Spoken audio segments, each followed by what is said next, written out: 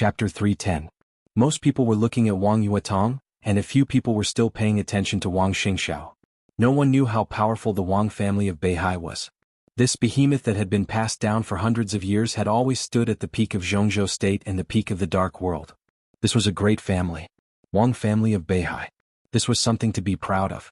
These 4 words represented dignity, honor, glory, and unfathomable. Wherever the people of the Wang family of Beihai went, they seemed to be the focus of attention. It was still the case. But the little princess, who could represent part of the glory of the Wang family of Beihai, lost her pride at this time. It was as if she had really let go of everything. Pride, face, and identity were all drifting away with the wind and rain. That was why her figure was so delicate, so petty. Being humble is also a kind of courage. His bravery moved people. Everyone watching this scene had a complicated look in their eyes. Wang Xingxiao suddenly felt very distressed. Perhaps he was a little embarrassed, but more than that, he felt heartache. After all, this lowly and careful figure was his biological sister. Wang Xingxiao puts down his glass. Under countless gazes, he instinctively took a step forward. Jiang Shangyu, who was sitting next to Li Tianlan but was observing the whole scene, had a flash of light in his eyes. "Have you thought it through?" Song Ci asked softly behind Wang Xingxiao. She was also looking at Wang Yuetong, and her eyes trembled as Wang Yuetong walked. "He shouldn't do this to my sister." Wang Xingxiao turned around and looked at Song Ci with a serious expression. That was the seriousness of not hesitating to fight. Then how should he treat Yuetong? Song Ci asked straightforwardly. The question was simple. But it stunned Wang Xingxiao. Li Tianlan was very sober. Therefore he cut off his past with Wang Yuetong in an extremely cruel and even cold-blooded way. Because this is the best way. It was also in the interest of the Wang family of Beihai. Wang Xingxiao could understand what he did. From his point of view, Li Tianlan's decisiveness was even more admirable than his indecisiveness.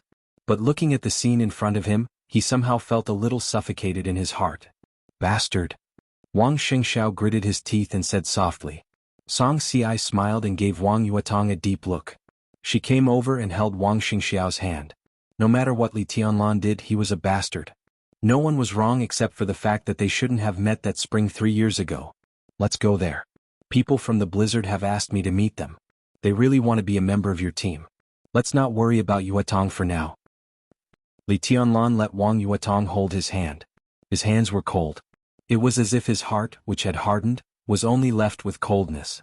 "Let's talk." Wang Yuetong spoke again. With short hair and a long dress, she looked clean and delicate. There was a trace of pleading in her watery eyes. Li Tianlan's face was cold. He pulled back his hand and shook his head. "I still have something to do." Wang Yuetong bit her lips and her face grew paler. She held Li Tianlan's hand tightly and lowered her head. She did not speak or let go, but kept pulling Li Tianlan's arm hard, as if she wanted to pull him to another position in silence. Li Tianlan was in a trance. Wang Yuetong's little trick, which was similar to cheating, showed the tenderness of a girl. The scene in front of him seemed to be familiar. Li Tianlan's body did not move. He was as steady as a rock. It was a silent contest. It was as cold as a knife. It cut a piece of affection into pieces and dripped with blood. "I'll go over there and have a look." Dongqing Rushi suddenly said, "I'll go back by myself later." Li Tianlan glanced at her and narrowed his eyes. Dongqing Rushi's eyes were rational and cold, with a clear hint of mockery in them. She was Dongqing Yueshan. Li Tianlan suddenly felt a little melancholy. He shook his head and said indifferently, "It's up to you." Dongqing Yueshan nodded and turned to look at Wang Yuetong. Wang Yuetong did not look at him but held Li Tianlan's hand hard. Her beautiful little face was flushed. At first, she felt extremely wronged and resentful, but she still persisted with the courage of not giving up even if her head was bleeding. Bravery was a kind of power. It deserved respect. Dongqing Yueshan sighed softly and turned to leave. Wang Yuetong quietly let go. She looked at Jiang Shangyu. "Go away," Wang Yuetong suddenly said. Jiang Shangyu was a little stunned. He did not want to go away. He had not told Li Tianlan a lot of things, but Jiang Shangyu shrugged, stood up with a wry smile and left the corner. He walked for a distance, then turned around and looked back. In the dark and cold corner, Wang Yuetong still stood there, holding Li Tianlan's hand. Her long skirt gently rose on the deck, looking pitiful. The corner of Jiang Shangyu's mouth twitched. His father, Jiang Shan, personally contacted the Wang family of Beihai in order to let him marry Wang Yuetong. Jiang Shangyu had no objection. But unfortunately Wang Yuetong still insisted when the Wang family of Beihai agreed or at least acquiesced. Jiang Shangyu had pursued her for more than a year. In his eyes Wang Yuetong seemed to always be indifferent, reserved, polite, but with indifference that kept people 1,000 miles away, beautiful and noble. But now, the woman he wanted to marry stood in front of Li Tianlan pitifully and let go of everything just to talk to him. Jiang Shangyu did not fall in love with Wang Yuetong. But he felt a little uncomfortable in his heart for no reason. He showed a very sincere smile, but kept asking himself a question in his heart. Why? If you have something to say, say it here. Li Tianlan looked at Wang Yuetong, who was still stubborn and silent, and took the initiative to speak. Wang Yuetong's body stiffened, and she gradually relaxed the strength in her hand. You. Wang Yuetong hesitated and whispered, Senior brother, don't you want me anymore? Li Tianlan looked at Wang Yuetong quietly. His tone was calm and without any emotion. I can't afford it. He looked at the hand held by Wang Yuetong, sighed softly and said calmly, Let go. Does it make sense to do this? Wang Yuetong did not cry. She just held Li Tianlan's hand tightly and kept shaking her head. Why? What? Li Tianlan had a lot of explanations. Perhaps, as Jiang Shangyu said, he could explain this kind of thing. But what was the point? Explanation and decision were two completely different things. Li Tianlan's face twisted. At this moment, every picture he had with Wang Yuetong flashed in his mind. He had thought the memory was vague, but now he found it so clear. But what was the point? He kept exerting force in his palm, trying to pull his hand back, and his tone became completely cold. There is no reason. I don't like you. It's as simple as that. Yuetong, don't forget your identity. You are the little princess of the Wang family of Beihai. You are so noble. What you do now will only make me feel that you are cheap, and it won't change anything. Wang Yuetong's delicate body suddenly shook. In an instant, her face was bloodless and her eyes were completely dim. She looked at Li Tianlan. Li Tianlan wanted to dodge, but he finally hardened his heart and looked at her. You think I'm cheap? Wang Yuetong's voice trembled a little. Yes. Li Tianlan said forcefully. Why are you so cruel? Wang Yuetong looked at Li Tianlan with empty eyes and murmured. Because you are cheap. Li Tianlan tried his best to keep his voice from trembling. Go. I think we'd better not see each other in the future. The separation under such circumstances. If they met again they could only be enemies. Enemies of life and death. Li Tianlan seemed to have a knife in his heart. The sharp knife kept cutting in the depths of his heart, cutting his feelings into pieces. It was so painful but so hearty. Enemies. That was the most correct relationship between him and Wang Yuetong. Hatred could bury all the pain. Li Tianlan suddenly wanted to laugh. He kept his mouth shut and looked at the river attacked by the heavy rain in the night, with crazy eyes. Wang Yuetong finally let go of his hand. At that moment, Li Tianlan clenched his fists tightly. It directly pierced his palm and blood dripped. Is this what you want? Wang Yuetong asked calmly. She was no longer crying or trembling. It seemed that in a very short time she had put away all her weakness. Yes. Li Tianlan said lightly. I waited for you for 3 years. Wang Yuetong laughed at herself. My father always wanted me to marry someone else. He introduced me to a lot of people, including young people in the Wang family of Beihai and people outside Beihai province. She looked at Li Tianlan, and the emotion in her eyes was so strong. It was almost paranoid love but also like completely crazy hatred. That kind of emotion flashed in her eyes. The boundary was extremely blurred. Do you know what I said when my father introduced me to a boyfriend for the first time? Wang Yuetong looked at Li Tianlan and asked. Li Tianlan just looked at the Huangpu River in the night, lost in thought, and said nothing. I said, I have eaten at your place, so I can't say that I love you to other men, and I can't say that I want to. I want to be shameless. Wang Yuetong said softly. She smiled beautifully and absent-mindedly. At that time I always thought that you were my man, so I would persist. No matter what happened I thought you would persist. Her voice gradually deepened, and the adoration in her eyes gradually deepened, turning into the most negative hatred. But I didn't expect that I would get such a result after 3 years of persistence. Li Tianlan, are you fair to me by being so cruel? At least you waited for the result. Li Tianlan's voice was cold. But this is not the result I want. Wang Yuetong said coldly, this is what you want. Li Tianlan smiled, a little self-deprecating, but he did not speak. This was not the result they wanted. But this was the best result. Li Tianlan had to bear the Li family's past. If he could not let go of the Li family's responsibility, he could not give Wang Yuetong the future she wanted. Wang Yuetong was the little princess of the Wang family of Beihai. Ever since she was young, she had lived a life of luxury and was doted on by everyone. She had no responsibilities, no pressure. She was high and mighty. She was reserved and proud. She already had too much, so she was qualified to dream about her future and her life. Her life was too sweet and perfect. But life was bitter. Li Qianlan's life was even more bitter. His future was blood and bones, conspiracies and betrayals, wars and compromises, glory and death, hatred and resentment. On the opposite side of his future, the Wang family of Beihai might be the most important role. The future had been determined. What was the point of being entangled today? Li Tianlan could not say that it was all for Wang Yuetong's good. He was too ashamed to say that he was just sure that tonight's result was the best.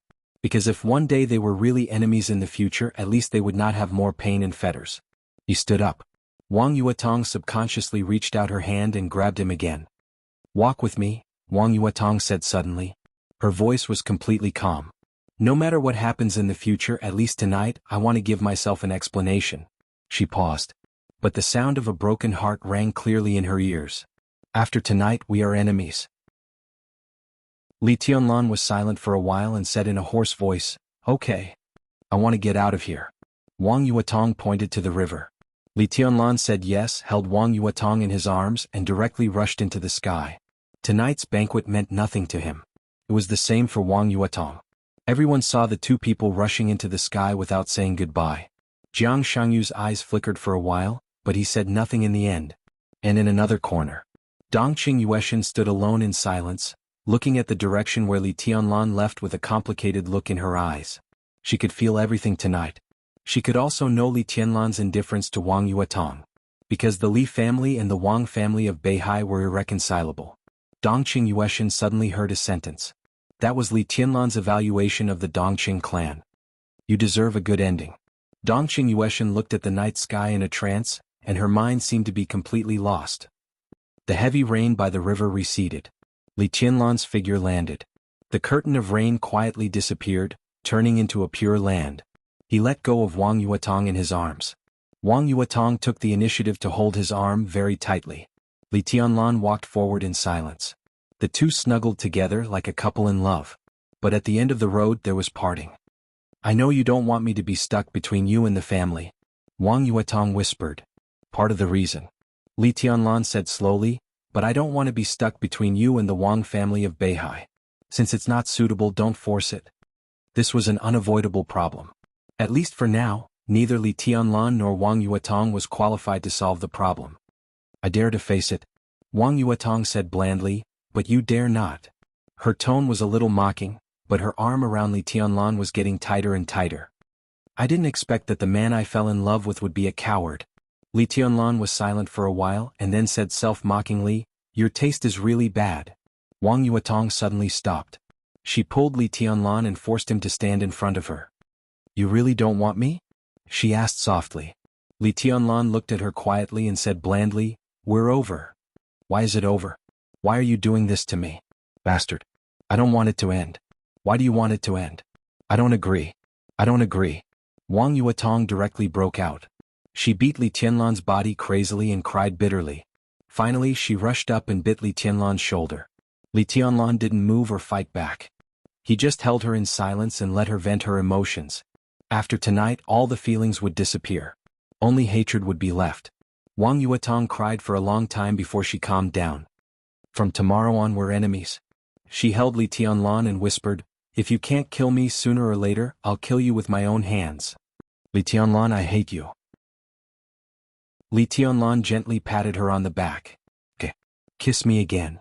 Wang Yuetong raised her head in Li Tianlan's arms. She closed her eyes and whispered, "From now on, we don't owe each other anything." Li Tianlan looked at her quietly. Wang Yuetong was very close to him but so far away. He suddenly lowered his head and kissed her. Wang Yuetong put her arms around Li Tianlan's neck. Her movements were very serious, very jerky and very wild. It was very fragrant and gentle, but with an almost desperate coldness. The heavy rain on the horizon gradually subsided. It was a long, long time. The two separated in silence. Wang Yuetong's body trembled slightly, and her cheeks were fiery red. She looked at Li Tianlan. The man she really fell in love with. Give up? Easier said than done. She still wanted to try again for the last time, even if it was a greater humiliation. So she clung to Li Tianlan tightly and said the most shameless words for the first time in her life. Her voice was very low and light, like the rainstorm that gradually stopped, fresh and misty. It's already very wet. In an instant, all the suppressed emotions of Li Tianlan completely collapsed. He suddenly growled and held Wang Yuetong in his arms. Li Tianlan's body leaned against a car. He tore open the locked door in a frenzy and got directly into the car. A leather shoe was thrown directly out of the car. There was an exclamation in the car whose door was destroyed. Wang Yuetong gently held Li Tianlan. She was crying. But her smile was like a blooming flower, beautiful and unparalleled. At this moment she finally confirmed her destiny. She got the man who owned her. It hurt. But she was very happy. Chapter 311. The rain stopped. The night gradually receded, and there was a glimmer of light on the horizon. The morning sun leaped from the east to the sky, and the bright light shone on every corner of the city. After the rain, Huading became cold because of the moisture, and then was replaced by noise. The most prosperous city in Zhongzhou state began to recover, and gradually became noisy and bustling. The sun shone through the dark film inside the car. Li Tianlan and Wang Yuetong, who had fought almost all night, were sleeping soundly in each other's arms. The sun shone into the car, making it hazy. The scene inside the car was charming and ambiguous, and the scenery was boundless. The sun spread inside the car. The dry and somewhat hot light shone on Li Tianlan's face through the film. He frowned, struggled for a while and finally opened his eyes. His eyes looked very sober, but deep in his eyes, they were all blank for a moment. The roof. The spacious and comfortable seat. The skylight was as bright as the starry sky. Everything in the car began to come into view. A warm and delicate body clung to him, as if afraid that he would disappear, and her hands were firmly around his waist. His consciousness seemed to be gradually waking up. Li Tianlan looked down at Wang Yuetong in his arms. The little princess of the Wang family of Beihai still had tears on her face, but her beautiful little face was indescribably rosy and delicate. The flowers were not withering. Even in her sleep, Li Tianlan could still feel her peace and happiness. Li Tianlan was a little tired and confused. He sat up carefully, picked up the somewhat wrinkled coat and covered Wang Yuetong. After a long while he sighed softly. He was not very comfortable. But after a confused and crazy night, the restless desire that had been piling up in his heart for 3 years gradually subsided, and the refreshment in his heart completely replaced the physical discomfort. Li Tianlan raised his head and looked out of the window. Outside the window, Huading was prosperous and bright. The sun was reflected on the Huangpu River, and the river was shining. The cruise ship was moving on the river, busy and quiet. Li Tianlan looked around. On the left side of the car were skyscrapers rising from the ground. Pedestrians hurried in and out of the buildings, which seemed to drive the rhythm of the whole city. In front of the revolving door of a silver building facing the car, a quiet girl was standing there with a folder in her arms as if waiting for someone. The girl was dressed in a formal white-collar outfit. She was quiet and well-behaved, very attractive. Li Tianlan thought the girl looked familiar, but he couldn't remember who she was or where he had seen her. He subconsciously moved his body. As a result, Wang Yuetong, who was still asleep, also moved. She leaned over like a kitten and wrapped her arms around one of his legs. The insides of their legs were still stained with some blood. It was the purest dark red. Li Tianlan finally came to his senses. He reached out and pinched Wang Yuetong's face. Wang Yuetong's skin was so delicate that he couldn't bear to part with it. So he pinched it again and whispered, "It's dawn. Get up." No. Wang Yuetong slapped Li Tianlan's palm away in a daze and pouted subconsciously. "If we don't get up, we'll be surrounded. We're on the street now." Li Tianlan laughed. Last night's indifference and cruelty seemed to be gone with the storm, and his voice was very gentle. At such a close distance, he could clearly feel Wang Yuetong's body temperature. The warm touch kept repeating a fact. The little princess in front of him had changed from a girl to a woman. And she was a woman who completely belonged to him. She belonged to him. Wang Yuetong's eyelashes trembled slightly, and her charming eyes opened reluctantly. In the quiet carriage, the two looked at each other in silence. Wang Yuetong's eyes became sober, then became aggrieved and finally turned into bitterness. "Senior brother," she called softly. "Get up first. I'll take you to eat something." Li Tianlan said softly. Wang Yuedong's face turned red. She moved her slender legs and suddenly snorted. Her ruddy face instantly turned pale. Li Tianlan subconsciously wanted to ask, but then he seemed to realize something and turned his head away awkwardly. It hurts. You pervert, are you trying to kill me? Wang Yuetong, who was pale, pursed her lips and hammered Li Tianlan. Li Tianlan was even more embarrassed. Last night's lively night was still vivid in his mind. Li Tianlan's madness surprised himself. He was like a beast tearing the prey under him unscrupulously. Wang Yuetong went from obedience to obedience and then to resistance, but Li Tianlan's rude attitude did not change at all. He subconsciously looked at Wang Yuetong. Wang Yuetong's snow-white skin already had small bruises. Li Tianlan was a little embarrassed. After a long silence, he forced out a sentence, "It won't be like this in the future." In the future? A smile gradually appeared on Wang Yuetong's pale face. Her delicate eyebrows and small nose wrinkled and she said fiercely, "There is no future. We are enemies in the future." She approached Li Tianlan with a snort and said lazily, "I'll kill you sooner or later. In the future you will be my woman," Li Tianlan said. His voice was calm and firm as if he was making a declaration after careful consideration. Wang Yuetong slightly raised her eyebrows, and suddenly there was a kind of indescribable charm and naivety in her.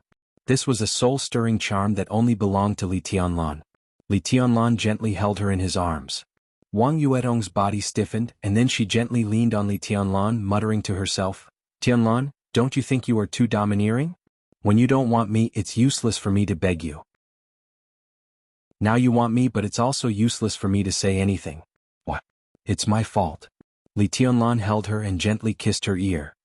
"Then you apologize to me." Wang Yuetong looked proud. "I'm sorry." Li Tianlan's attitude was extremely sincere. Wang Yuetong giggled and moved her body, immediately affecting the most tender part.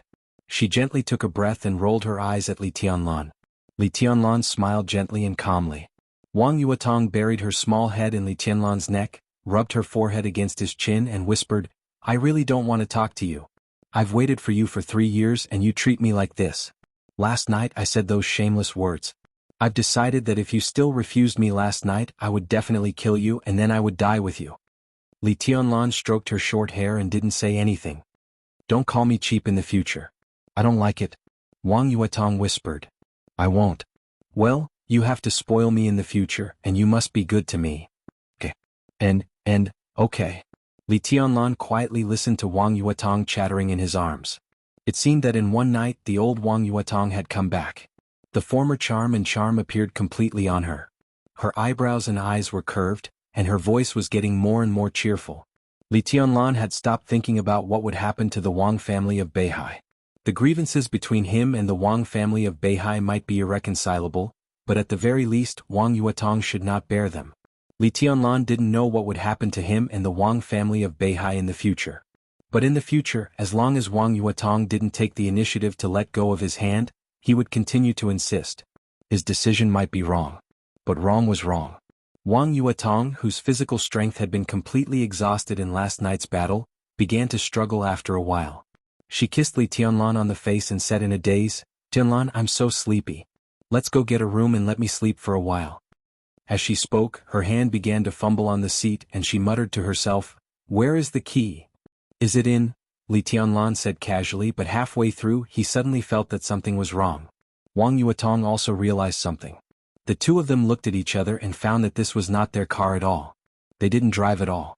"This is..." Wang Yuetong finally recovered from her trance, resentment and joy. She felt that the car she was in was extremely spacious and luxurious. She looked at the car carefully and even touched the seat under her. Her face suddenly changed. "Land Palace." Wang Yuetong's voice was full of disbelief. "What is it?" Li Tianlan said casually, "This car doesn't seem to be ours. I broke the door. Why don't we wait for the owner to come and buy one for him?" Wang Yuetong's voice was strange and complicated. She stared at the car blankly and said with a sad face, "Tianlan, we can't afford it." She was telling the truth. This Rolls-Royce, known as the Land Palace, was a custom-made model and the only one in the world. They couldn't afford to pay for the shell, not to mention the purely handmade interior. The Land Palace was known as the safest car in the world. Its body was not all aluminum, but made of an extremely rare alloy. The market price of this alloy was dozens of times higher than gold, and it was priceless. Li Tianlan couldn't afford to pay for the door, which weighed more than 100 kilograms, not to mention the whole car. As for Wang Yuetong, who had almost fallen out with her family in recent years, she had no extra pocket money. The most important thing was, Wang Yuetong recognized this unique Rolls-Royce in the world, and naturally knew who the owner was. She had been in this car before. Tianlan. Wang Yuetong poked Li Tianlan's leg with her small hand and whispered, "Let's run. Don't let the owner find us." Here, she looked directly out of the window as she spoke, trying to confirm where they were. But as soon as she looked out, she suddenly froze. Outside the window, the quiet girl who had been standing in front of the silver building had come over with a tall and thin middle-aged man. She was jumping up and down very lively. Li Tianlan was also looking at the girl. The more he looked, the more familiar he felt. "It's over," Wang Yuetong murmured to herself. The two, who looked like father and daughter, walked into the Rolls-Royce, known as the Land Palace, talking and laughing. The girl took out the key and opened the door. Bang! In the dull sound, the door, which was strong enough to resist the bombardment of missiles, was suddenly separated from the body and fell to the ground. The sound was dull. Li Tianlan reacted quickly and covered Wang Yuetong's body with his coat and Wang Yuetong's ragged skirt in an instant. Wang Yuetong was already stunned. At the same time, the father and daughter outside the car were also stunned. The girl looked at the car door that fell to the ground in disbelief and did not come to her senses for a long time. Li Tianlan braced himself and looked at the familiar girl. He took the initiative to say, "We are willing to compensate." The girl hesitated for a long time and finally saw Li Tianlan, who was almost naked, and Wang Yuetong, who was covered by clothes in the car. Her eyes suddenly widened. "Yuetong? Li Tianlan?"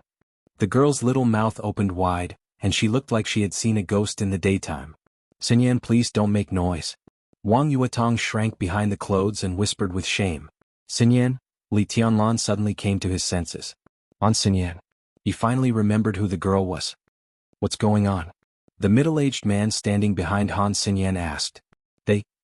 Han Xinyan stammered, "Dad, it's Yuetong and Li Tianlan inside." "Ah, they're my friends." "It's them, Li Tianlan," the middle-aged man murmured. "Li Tianlan from East Emperor Palace?" He took 2 steps forward.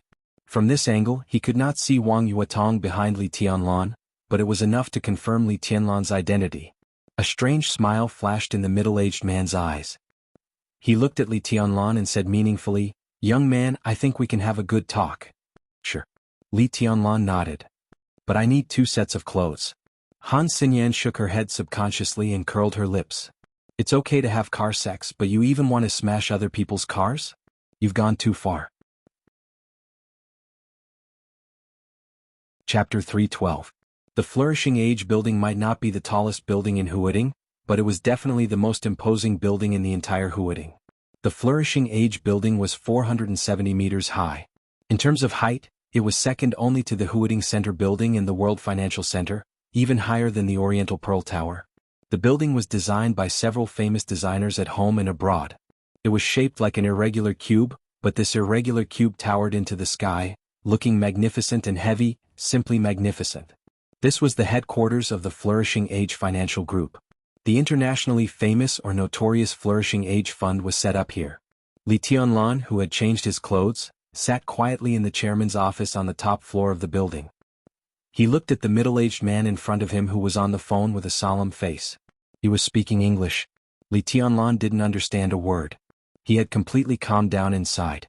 The embarrassment had gradually disappeared, leaving only emotion. He didn't know whether he should feel good luck or bad luck. He tortured himself and Wang Yuetong at the same time. When their passion was completely out of control, he just opened the door of a car and destroyed the Han family's car. That was not all. The most painful thing was that after the battle, they didn't rush to leave the scene, so they were simply blocked in the car. Li Tianlan was not familiar with Han Xinyan. They only met once and it was 3 years ago. But Han Xinyan seemed to have a good relationship with Wang Yuetong. The little princess of the Wang family of Beihai had gone to the opposite hotel to take a bath and rest with the help of Han Xinyan. Li Tianlan stayed and was taken to the top floor of the Flourishing Age building. Because Han Xinyan's father wanted to talk to him. Li Tianlan carefully observed the middle-aged man on the phone. He was tall and thin. Even though he was about to pass the middle age of his life, his face was still handsome. The most impressive thing about him was his aura. He was calm, strong, and sharp. That was a kind of unfathomable depth. The moment Li Tianlan saw him, he seemed to see countless conspiracies, cunning, blood, and darkness. This was Han Donglu. He was the largest financial giant in Zhongzhou State, the patriarch of the largest neutral wealthy family in Zhongzhou State, an internationally famous philanthropist, and the most hated speculator. A person who could control trillions of money and indirectly influence the flow of more than 10 trillion or even more wealth. It was a giant. Although Li Tianlan was surprised to find that Han Donglu didn't seem to know martial arts at all, it didn't stop him from becoming a big shot who stood at the top of Zhongzhou State and even the whole world. Even in Zhongzhou State, where there were many wealthy families, the rise of the Han family was a miracle among miracles. The Han family was not a rich and powerful family with a long history. Instead, it was a rising star that had risen in the past 20 years. This was the most frightening part.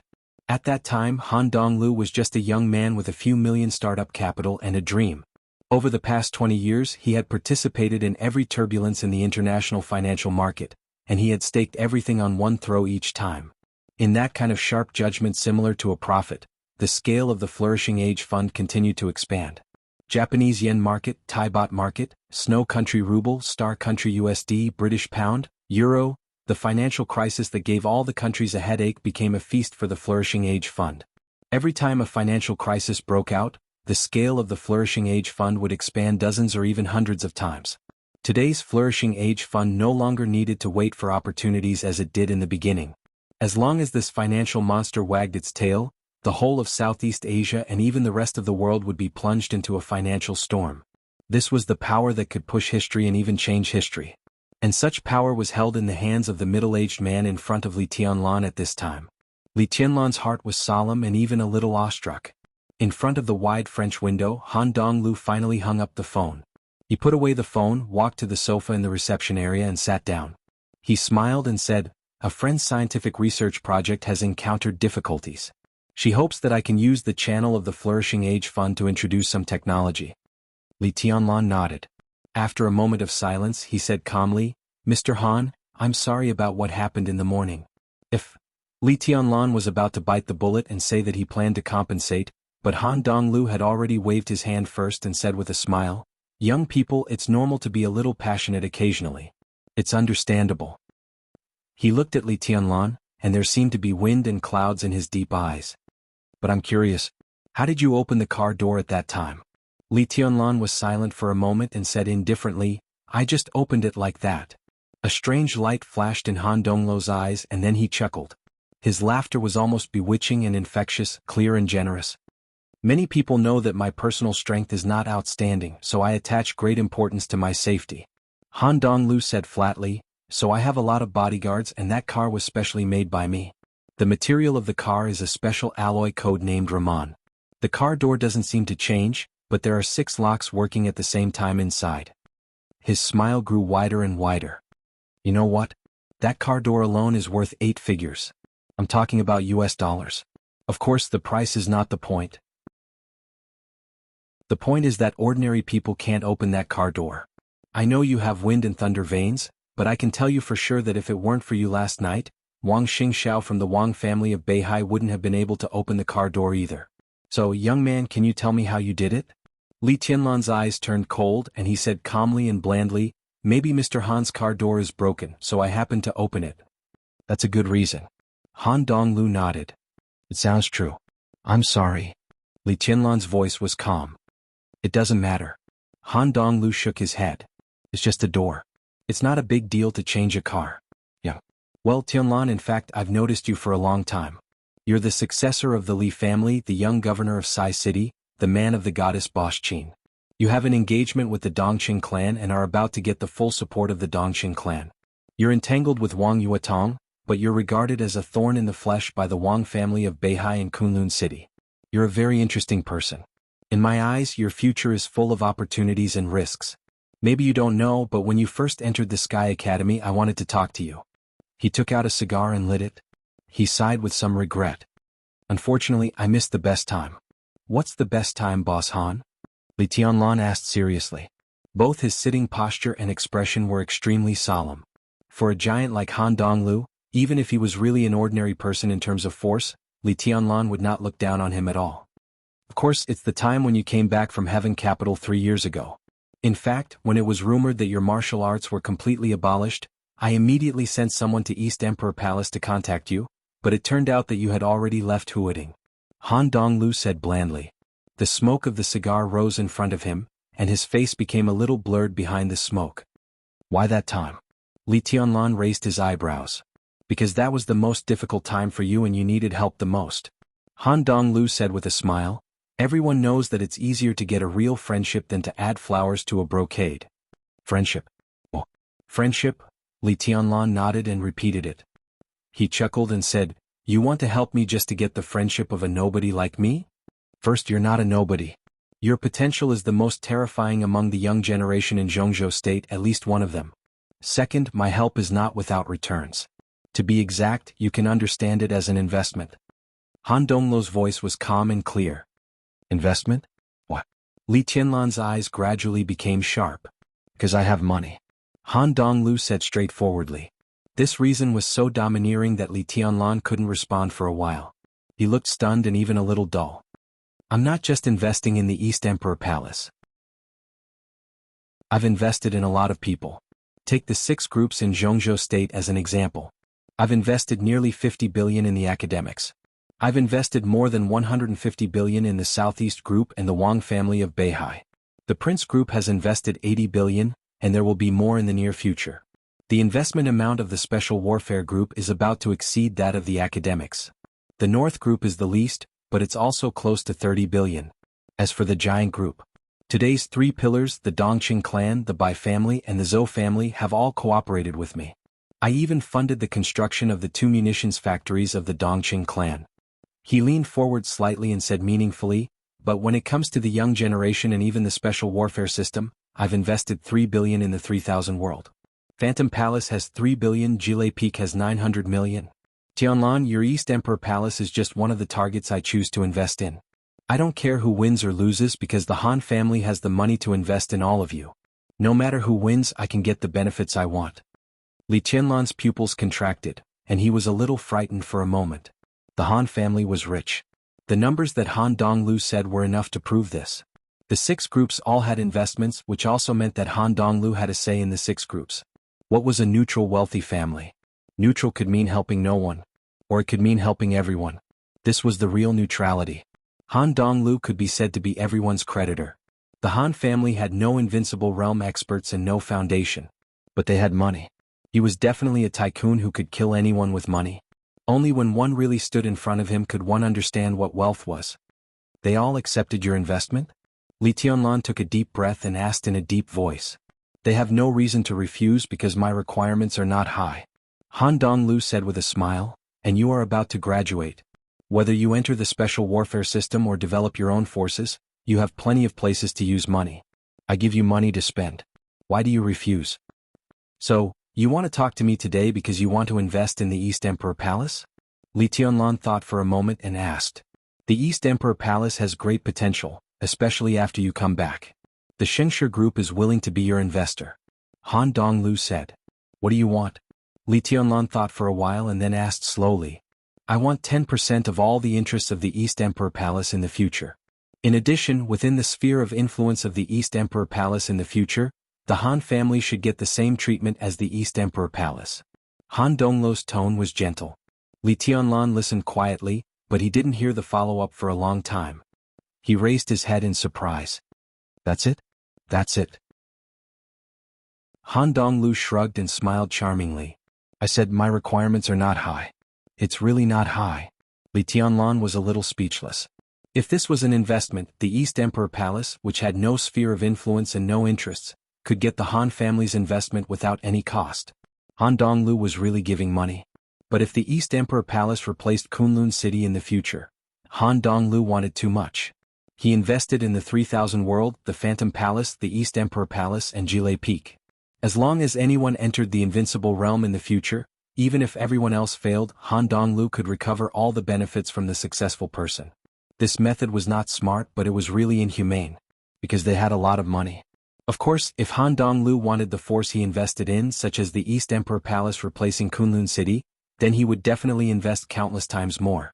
But in any case, in the end, Han Donglu would not lose money. However, Li Tianlan didn't care whether Han Donglu would lose money or not. At this moment he really began to think about the meaning of this investment for himself. Any force that wanted to rise would need funds, and they would also need these so-called investors. Even when the Wang family of Beihai first rose, there was also someone to help. No matter what the form was, in fact, it was equal to the identity of an investor. The superpowers in the dark world also had the support of countless consortiums behind them. Li Tianlan looked at Han Donglu and said in the same tone, "So, Boss Han, how much investment can the East Emperor Palace get from you now?" 5 billion. Han Donglu said with a smile, "If you want, I will prepare a contract and sign it in the name of you and everyone in the East Emperor Palace. 5 billion will be yours immediately." 5 billion, Li Tianlan smiled and said, "Just halfway to 3,000 World and Phantom Palace. I have to think about myself. You have great potential now, but the situation is also very dangerous. Although I don't care about failure, I don't want to lose money for nothing. If you can win the final maneuver, I dare to give you 15 billion. Han Donglu said lightly, "In addition, if you want me to increase my investment, there is another way." Han Donglu looked at him with a smile. "As long as you marry Wang Yuetong or Dongqing Rushi, I can be sure of your future. At that time, the amount of investment will naturally be easy to negotiate." Li Tianlan looked at Han Donglu, who had a calm smile on his face, and suddenly said with a smile, "What if I marry little Bai?" Han Donglu's palm trembled. "Not to mention 15 billion, I can give you 150 billion. Li Tianlan smiled and suddenly fell silent. "I can't marry them," Li Tianlan said lightly. He had no news of Qin Wei by now. Between him and Wang Yuetong, at least before he was strong enough to make others speechless, the Wang family of Beihai would never agree to let him marry Wang Yuetong. Wang Yuetong was his woman, but the Wang family of Beihai was still his enemy. "I can understand," Han Donglu said, "but Dongqing Rushi will be fine, right? According to the information I gathered, as long as you agree, Dongqing clan can even hold a wedding for you tomorrow." "I can't marry her." Li Tianlan smiled bitterly and rubbed his face. Han Donglu looked at Li Tianlan. His expression gradually softened as he smiled and said, "Is it because you don't want to owe me this favor?" His voice was gentle. Li Tianlan hesitated and nodded. "Me marrying Rushi is totally different from the Han family investing in the East Emperor Palace. I can't afford to owe them. They are indeed two different things." Han Donglu said, "But is it really as simple as you think? Perhaps you really don't want to owe this favor, but in Jianghu there are many things that you can't decide." "What do you mean?" Li Tianlan suddenly looked up at Han Donglu. Chapter 313. Central Plains Gales. A strong wind that was close to level 8 swept through the entire Luojing city. The strong airflow whistled through every corner of the city. It was a peaceful city. A turbulent mountain. All the trees on the mountain whistled at the same time under the influence of the strong wind. Large swaths of the forest rustled. Broken branches and fallen leaves were swept up into the gloomy sky by the wind. Looking at the forest from above, the sea of trees that occupied the entire field of view rose and fell in the wind, as if the whole mountain was about to be overturned. The lights were on in the villa at the top of the mountain. The soft light shone on the huge white jade tea table in the living room. The light was soft and exquisite. Dongqing Hongguang and Dongqing Wudi sat opposite each other. On the coffee table between the two of them was an invitation card with red words on a black background. It had a strong visual impact. The wind blew against the simple and complicated window frame, making a whistling sound. In the depressing and silent living room, Dongqing Hongguang and Dongqing Wudi quietly looked at the invitation on the tea table. They had been silent for a long time. It was an invitation jointly signed by the Sky Academy and the Deep Sea Academy. In the final maneuver of the two academies a month later, Marshal Dongqing Wudi, the current director of the Zhongzhou State Decision-Making Committee, the standing minister of the Army Headquarters, and the commander of the Border Control Corps, was specially invited to attend. In every final maneuver of the two academies, military giants like the Dongqing clan would receive invitations. But this time, the invitation letter on the tea table had a different weight than before. Dongqing Wudi narrowed his eyes and looked at the invitation, his eyes shining with a sharp cold light. The invitation letter arrived in the morning. It was not sent to the army headquarters in Yuzhou, but directly to the headquarters of the Dongqing clan. In less than 3 hours, Dongqing Wudi flew directly back to Zhongyuan from Yuzhou without even having lunch. Dongqing Wudi was still waiting. He was waiting for the information he needed. The final maneuver of the two academies was a major event in the entire Zhongzhou. Every time, countless big shots would come. During the last maneuver, a director of the decision-making committee, two military marshals, and Gu Qianchuan, the first elder of Kunlun City, were present in person. This batch of students, whether it was in terms of strength or status, far surpassed the previous batch. When the time came, the situation would be even more lively. The invitation letter was sent over. Regardless of whether he was going or not, he had to send a reply. Dongqing Wudi was waiting for replies from all sides. This was information, but it was not classified, so it was not difficult to obtain this information. Dongqing Wudi looked at the invitation in front of him in silence. The invitation was very thin. But how much weight it carried would depend on the replies from the various parties. The wind outside the window grew stronger. The strong airflow roared in the mountains, bringing with it a piercingly cold and ear-piercing sound wave. There was no rain in the Central Plains today. But the shrill wind made the Central Plains in early summer seem unusually cold. Dongqing Hongguang stood up and walked to the window, looking down at the undulating forest outside. Large swathes of leaves and branches rose and fell with the wind. As the gale passed through, it was a complete mess. The early summer of the Dongqing clan was vaguely bleak. The old man's tired sigh and his phone rang at the same time. Dongqing Hongguang turned around. Dongqing Wudi took out his mobile phone and answered the call. "Marshal, I found out." On the phone, Thunder God's voice sounded. In the Dongqing clan, Thunder God played the role of Dongqing Wudi's personal guard on the surface, similar to the chief guard. But in fact, he secretly controlled all the intelligence forces of the Dongqing clan and was one of the core figures. Dongqing Wudi hummed and said calmly, "How is it?" The wind outside the window grew more and more shrill. Dongqing Hongguang quietly looked at his son who answered the phone. In the sharp whistling sound, Thunder God's monotonous report was dull and clear. Dongqing Wudi's face gradually became dignified and gloomy. Thunder God spoke for a full 5 minutes. Dongqing Wudi listened silently all the time. Then he hummed and hung up the phone. Dongqing Hongguang came over and said in a tired voice, "How is it?" Dongqing Wudi frowned and thought for a while, then said in a deep voice, "There have been replies from all sides. Wang Tianzong and Gu Xingyun have confirmed that they will attend the maneuver of the two academies in person. In addition, representatives from major martial arts forces and major special warfare organizations will also attend." Dongqing Hongguang raised his eyebrows and asked, "Which council will attend this time?" "There has been no meeting to discuss this issue." Dongqing Wudi shook his head and said, "If there is no accident, it should be Qin Fangqing, or even the president will attend in person." Qin Fangqing, the prime minister of the cabinet of Zhongzhou State, the current flag figure of the Prince Group. If he attended the maneuver in person, together with Wang Tianzong and Gu Xingyun, the scene of the maneuver of the two academies could almost be compared with the scene of the first final maneuver when the two academies were just established. Most importantly, Wang Tianzong, Gu Xingyun and Qin Fangqing. The arrival of these three people meant that the Southeast Group, the Special Warfare Group, and the Prince Group were completely connected. Wasn't this a kind of determination? Will Tianlan be okay? Dongqing Hongguang was silent for a while and suddenly asked. Dongqing Wudi's hand holding the phone trembled, and he didn't speak for a long time. This was a question that didn't need to be answered at all. The final maneuver of the two academies seemed to be a competition between the younger generation, but with the return of Li Tianlan, Wang Xingxiao and Gu Hanshan joining the Phantom Palace and the 3000 World respectively, it had become the battlefield of confrontation and game among the major forces in Zhongzhou State. Behind Wang Xingxiao were the Southeast Group and the Wang family of Beihai. Behind Gu Hanshan were the Special Warfare Group in Kunlun City. Behind Li Tianlan were the Giant Group in Sai City. These were the three young heavenly sons in Zhongzhou State who could steadily enter the invincible realm.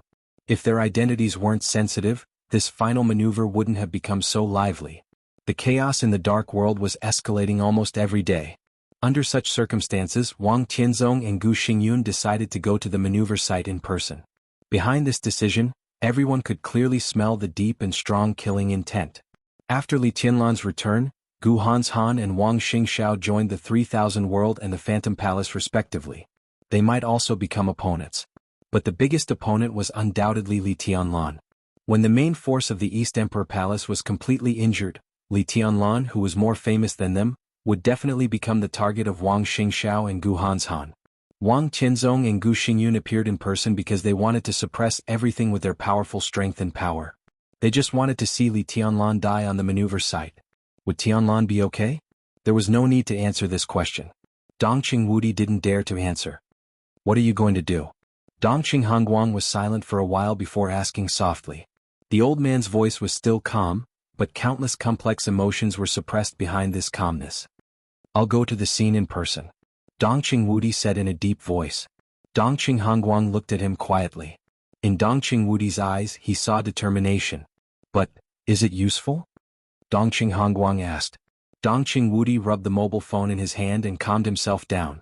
The two highnesses of Sai City will also be there. Is it useful? Dongqing Hongguang asked the same question. The first question was just a question. The second question, on the other hand, was suffocating, making it hard for them to breathe. This was also a question that didn't need to be answered. In the face of absolute force, what else was useful except more powerful force? Dad, I have confidence in Tianlan. Even if he can't win the final maneuver, it should not be difficult for him to protect himself. Dongqing Wudi said in a hoarse voice, and I really don't believe that Gu Xingyun and Wang Tianzong really dare to fight him in person. After all, Senior Li is still there. Senior Li? That's what I'm most worried about. Dongqing Hongguang whispered, the existence of Senior Li is the reason why Wang Tianzong and Gu Xingyun attach importance to Tianlan. Senior Li is in a bad state now, but he is extremely powerful.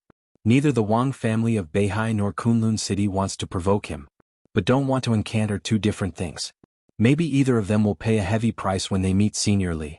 But if they really join forces and destroy the Li family, even if there are still losses, it is not an unacceptable loss. Will they really join forces? Dongqing Wudi's expression was extremely interesting. How is that possible? Nothing is impossible. Dongqing Hongguang said indifferently, they didn't join forces before because Senior Li doesn't have much time, and they don't really care about Tianlan. So even if they want to, they lack a reason.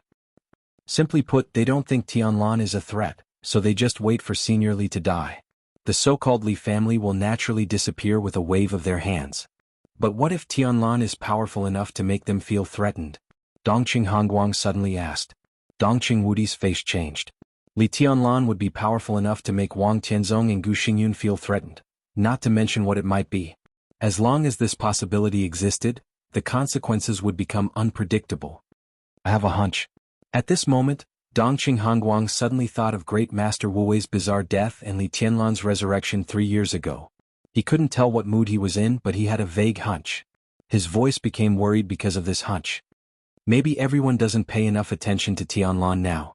In the final maneuver, this kid is likely to surprise everyone. I'm not worried that he's too weak. I'm worried that he's too strong. In my opinion, he'd better lose the maneuver to barely protect himself.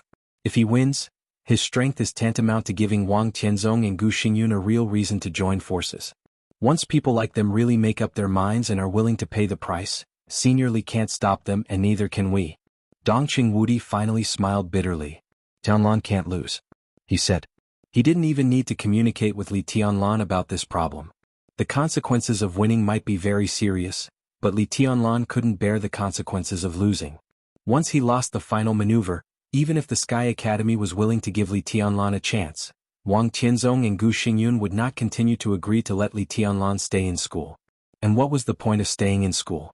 In the maneuver 3 years later, Li Tianlan still couldn't win. Once the outcome was like this, the East Emperor Palace might disband immediately. Li Tianlan would lose his foundation. Even if he was the young governor of Sai City and had the support of the Dongqing clan, his rise would become extremely difficult. The best ending might be to hide in the northeast like Sai City. So now Li Tianlan had to move forward. No matter what difficulties he faced, he must move forward. From the time he appeared in the Sky Academy, he had no way out. It's better to let him come to the military for development. Dongqing Hongguang said. It's useless. Dongqing Wudi shook his head. I know what he's planning. That kid is afraid of owing us too much, or he doesn't want to get us into trouble so he can't come to the military. Dongqing Hongguang nodded and said, so I'll ask you again. What are you going to do? Dongqing Wudi's heart trembled, and he subconsciously looked up at Dongqing Hongguang. Dongqing Hongguang's eyes were calm and deep. In his eyes, Dongqing Wudi also saw determination. But Dongqing Wudi was a little hesitant. The phone rang again. A strange number appeared on Dongqing Wudi's mobile phone. He raised his eyebrows, picked up the phone and said hello. Marshal Dongqing? On the phone, a low and melodious male voice sounded, steady and calm. I am. Dongqing Wudi responded and said lightly, Who are you? I'm military counselor. The male voice on the phone chuckled. Military counselor, Samsara Palace, military counselor. Dongqing Wudi was suddenly shocked and glanced at his father. He turned on the loudspeaker and forced himself to calm down. What's the matter? Not to mention military counselor, a super master of Samsara. After the final battle of Heaven Capital, Samsara Palace withdrew from Zhongzhou State. For 3 years the Dongqing clan didn't even have contact with Samsara Palace. Palace Master wants to borrow something from Marshal. Military counselor said in a gentle tone. Dongqing Hongguang and Dongqing Wudi looked at each other and asked, What is it? Palace Master wants a batch of Mingi, about 20. I wonder if Marshal can bear to part with it? Military counselor's voice became lower and gentler. Mingi. It turned out to be Mingi. Dongqing Hongguang suddenly stood up. He stared at the phone as if he had seen a ghost. You have people in the Dongqing clan. Dongqing Wudi gritted his teeth, but he had already begun to filter the list of some core figures of the Dongqing clan's secret arsenal in his mind. Mingi was the latest research result of the Dongqing clan. It was not a firearm but a liquid biological bomb. Its main effect was extremely corrosive and neurotoxic. It could be regarded as a biochemical weapon.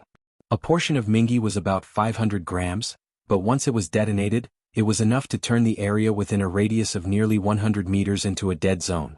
Even experts at the peak of the thunder-shocking realm could not stand for long in the explosive area of Mingi. The most important thing was that it had only been 2 months since Mingi came out, and it was still in the debugging stage. Few people in the Dongqing clan knew about it. Even Dongqing Wujin, who was currently developing a new generation of armor alloys, did not know the existence of Mingi. Mingi, a liquid bomb full of destruction and aesthetics of destruction, was the top technology developed by several weapons experts whom the Dongqing clan had painstakingly dug out for several years. How could Samsara Palace know the research results of the Dongqing clan so quickly? The list of several people who knew the existence of the Mingi bomb flashed through Dongqing Wudi's mind.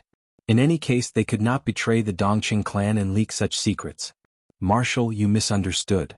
Military counselor said with a smile, We just learned about it by accident, so we took the liberty to borrow some. Marshal, don't worry. Samsara Palace can be enemies with anyone, but we will always be friends with the Dongqing clan. Dongqing Wudi took a deep breath and forced himself to calm down. He stared at the phone for a long time and then slowly said, Why should I lend you Mingi? There are about 20 portions of Mingi in the Dongqing clan's inventory now. For Li Tianlan's future. Military counselor said in a very soft voice. The reason was simple, but it was sufficient for Dongqing Wudi to refuse. His face changed. After a long time he sneered and said, Does Tianlan have a future? Of course. Military counselor's tone was firm. There is no doubt about that. Really? What if Gu Xingyun and Wang Tianzong want to take action in person at the scene of the final maneuver? When the time comes, will your palace lord lend a hand? Dongqing Wudi sneered. Military counselor was silent for a while. After a long time he said calmly, Marshal, don't worry. Tianlan will be fine. Even if Wang Tianzong and Gu Xingyun want to take action, they have to have a chance. I can't tell you more. I can only say that Mingi is very important to our plan and the future of Tianlan. If you are willing to give up Mingi, I will send someone to the Dongqing clan to get it in 3 days. Military counselor finished quietly and hung up the phone without waiting for Dongqing Wudi's reply. As soon as the phone was hung up, it rang again and the connection was very urgent. Dongqing Wudi didn't even have time to communicate with Dongqing Hongguang. He looked at the number angrily and immediately answered it. Marshal. Marshal. On the phone, a stuttering voice sounded because of excitement. What's the matter? Dongqing Wudi was a little surprised. Secretary. Secretary Bai is here. There was a deep breath on the phone. They have gone up the mountain. You should answer it. Is it Qingqian? A touch of loneliness flashed in Dongqing Wudi's eyes. Yes, it's 2 secretaries Bai. Both are here. Dongqing Wudi didn't react for a moment. He was just about to ask where the 2 secretaries Bai came from when Dongqing Hongguang's face suddenly changed. 2 secretaries Bai? Bai Zhanfeng? Yes. The voice on the phone was clear and straightforward. It's Governor Bai. Dongqing Hongguang and his son changed their expressions at the same time.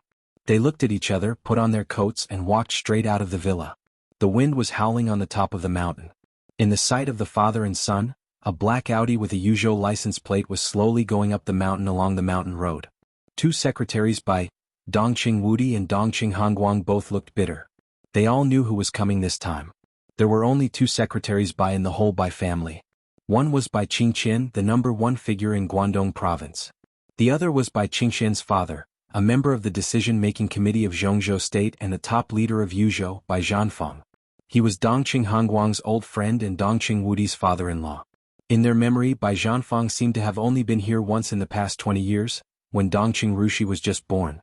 Later, with the complete break between Bai Qingqian and the Dongqing clan, the relationship between the Bai family and the Dongqing clan became less and less. Now, except for advancing and retreating together in politics, they had almost cut off contact in private. Now the patriarch of the Bai family came to Zhongyuan in person. Although it was silent, Dongqing Wudi could clearly feel that the other party came with bad intentions. The Audi went up unhurriedly in the cold mountain wind. It finally stopped in front of Dongqing Hongguang and Dongqing Wudi. Dongqing Wudi wanted to open the door himself. But Dongqing Hongguang, who looked a little unnatural, took a step forward and opened the door of the Audi himself.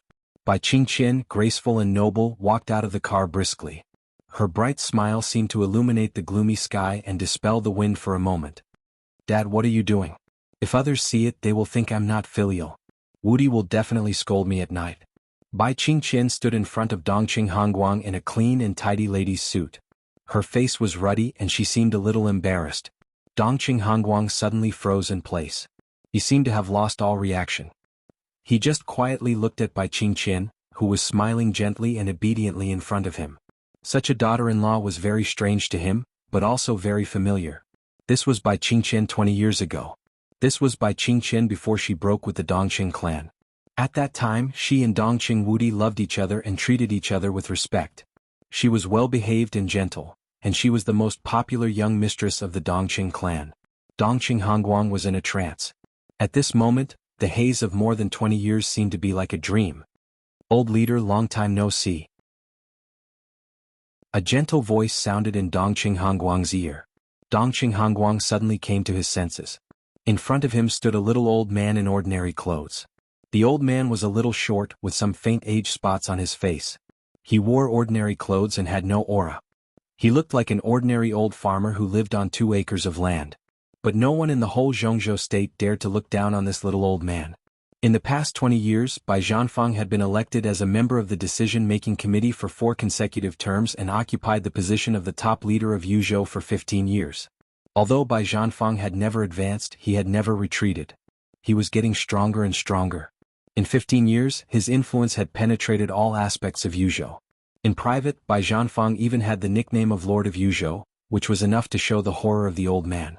Dongqing Hongguang smiled bitterly, held Bai Zhanfeng's hand tightly and said with emotion, "Zhanfeng, how long has it been since we last met? Why do you suddenly want to come to Zhongyuan this time?" "Qingqian was concerned about your birthday, so she specially returned to Yuzhou and dragged me here. She wanted to choose a birthday present for you. In order to choose a birthday gift for you, she went around in Yuzhou for 3 days before she found one that satisfied her. This year is your birthday, so I have to come to congratulate you in person," Bai Zhanfeng said with a smile. "All right." Bai Qingqian took 2 steps forward and gently took Dongqing Wudi's arm in surprise. She said with a smile, "We're family. Don't stand outside and be polite. It's windy. Let's go inside and talk." She looked at Dongqing Wudi, who was still a little dull, and said with a soft smile, "Is there any food at home? I'll cook something delicious for you and Dad tonight. I'll be at home these days and I'll go back to Guangzhou in a few days." Dongqing Wudi quietly looked at his wife, who seemed to be in the past. Bai Qingqian's performance was gentle and natural, but there was only calmness deep in her eyes. Dongqing Wudi's heart kept sinking again and again. "Qingqian, you?" He opened his mouth. Bai Qingqian suddenly shook her head and said softly, "Don't say more. You know why I'm here and I know what you're going to say. In that case, don't say it, lest you ruin everyone's mood." She took Dongqing Wudi into the villa. Her body was soft and warm. But Dongqing Wudi suddenly felt that the air around him was piercingly cold, and the coldness went deep into his bone marrow little by little, almost making him unable to breathe. "I'm a useless woman, but I always want to do something. Although I don't know the final result, as long as I do what I should do, it's enough. Bai Qingqian said softly, am I right? Dongqing Wudi was speechless for a while. At this moment he completely understood Bai Qingqian's intention. Now she was extremely gentle. But this was her most intense and decisive reaction in more than 20 years. There was still a month to go before the final maneuver of the two academies. When Li Tianlan's future was uncertain and his life and death were uncertain, she came to the Dongqing clan in the most gentle and filial manner. Such a gesture might be a new beginning, might also be the most thorough end. Dongqing Wudi looked at Bai Qingqian. Bai Qingqian's posture was elegant. Dongqing Wudi saw madness. She was weak but strong enough to burn everything. At this moment he completely understood. Something happened to Li Tianlan a month later. Bai Qingqian would not ask why at all.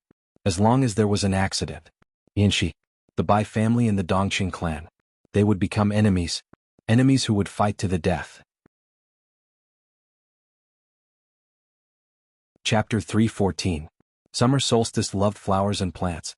As the hostess of the Wang family of Beihai, Summer Solstice rarely appeared in public. Commercial finance? She didn't understand. Political diplomacy? No. The general trend of the dark world? No participation. Some secret scientific research projects of the Wang family of Beihai? She didn't even bother to look at them.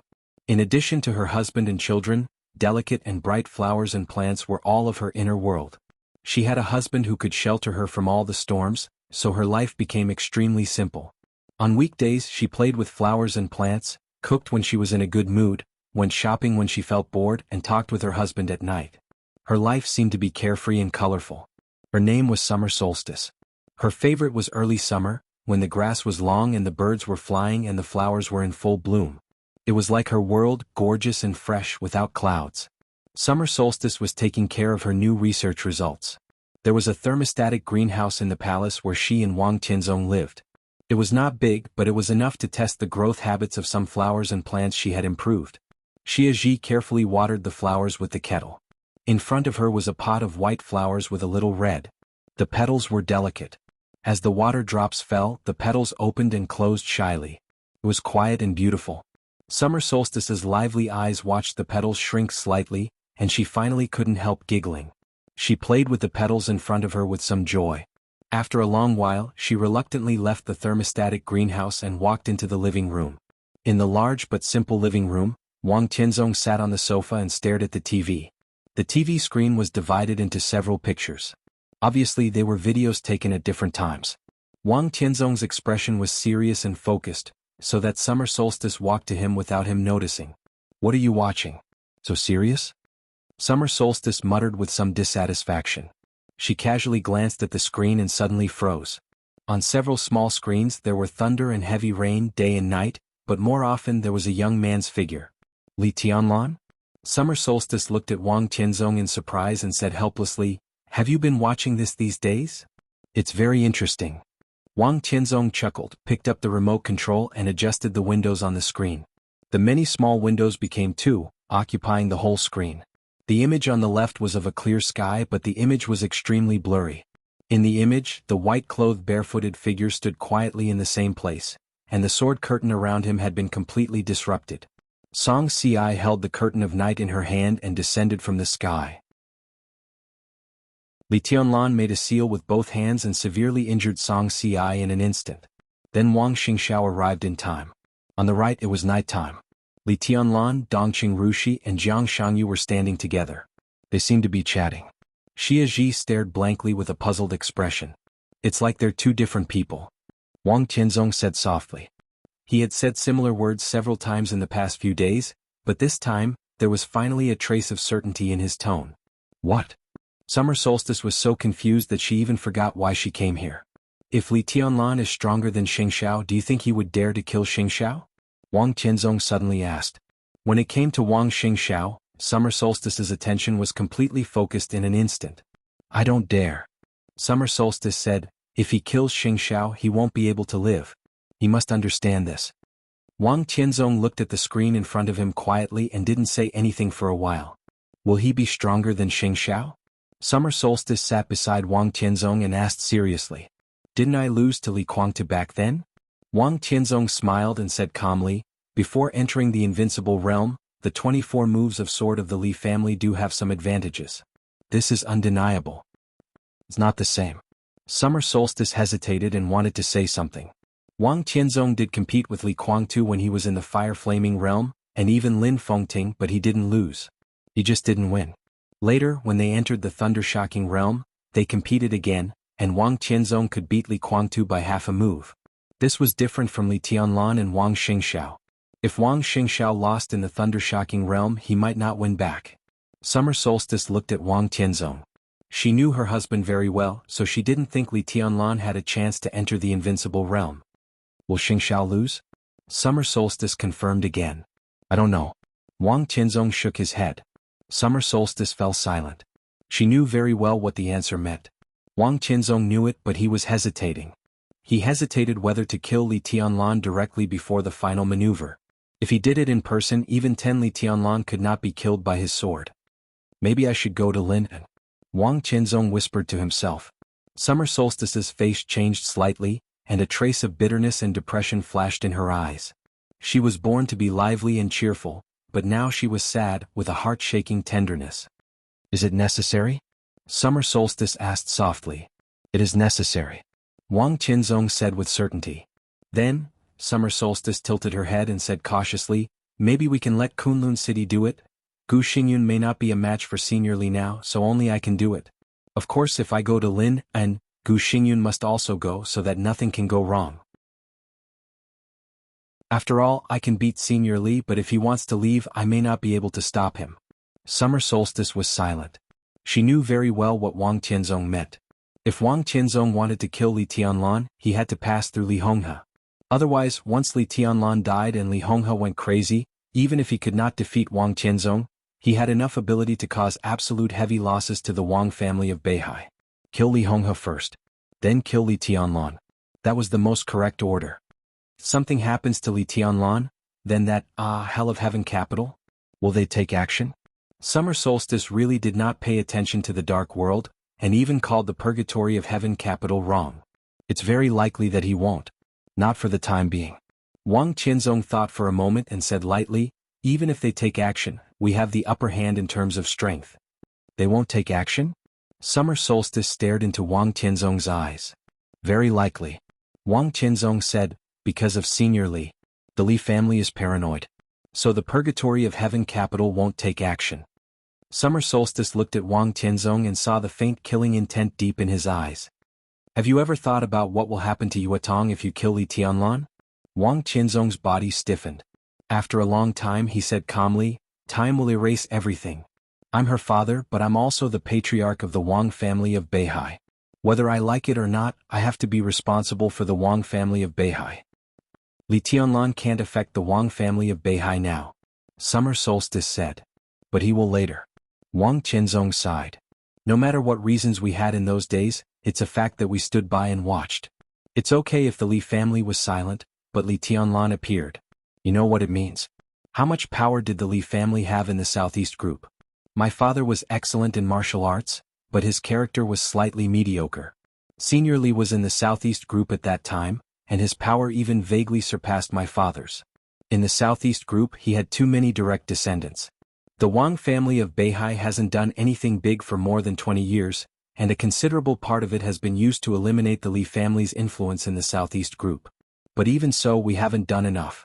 As soon as Li Tianlan appeared, there were voices in the Southeast group that the Li family's former glory was restored. Ning Ziyuan is one of them, and even his voice is not the loudest. Restore the Li family's glory? What will the Wang family of Beihai do?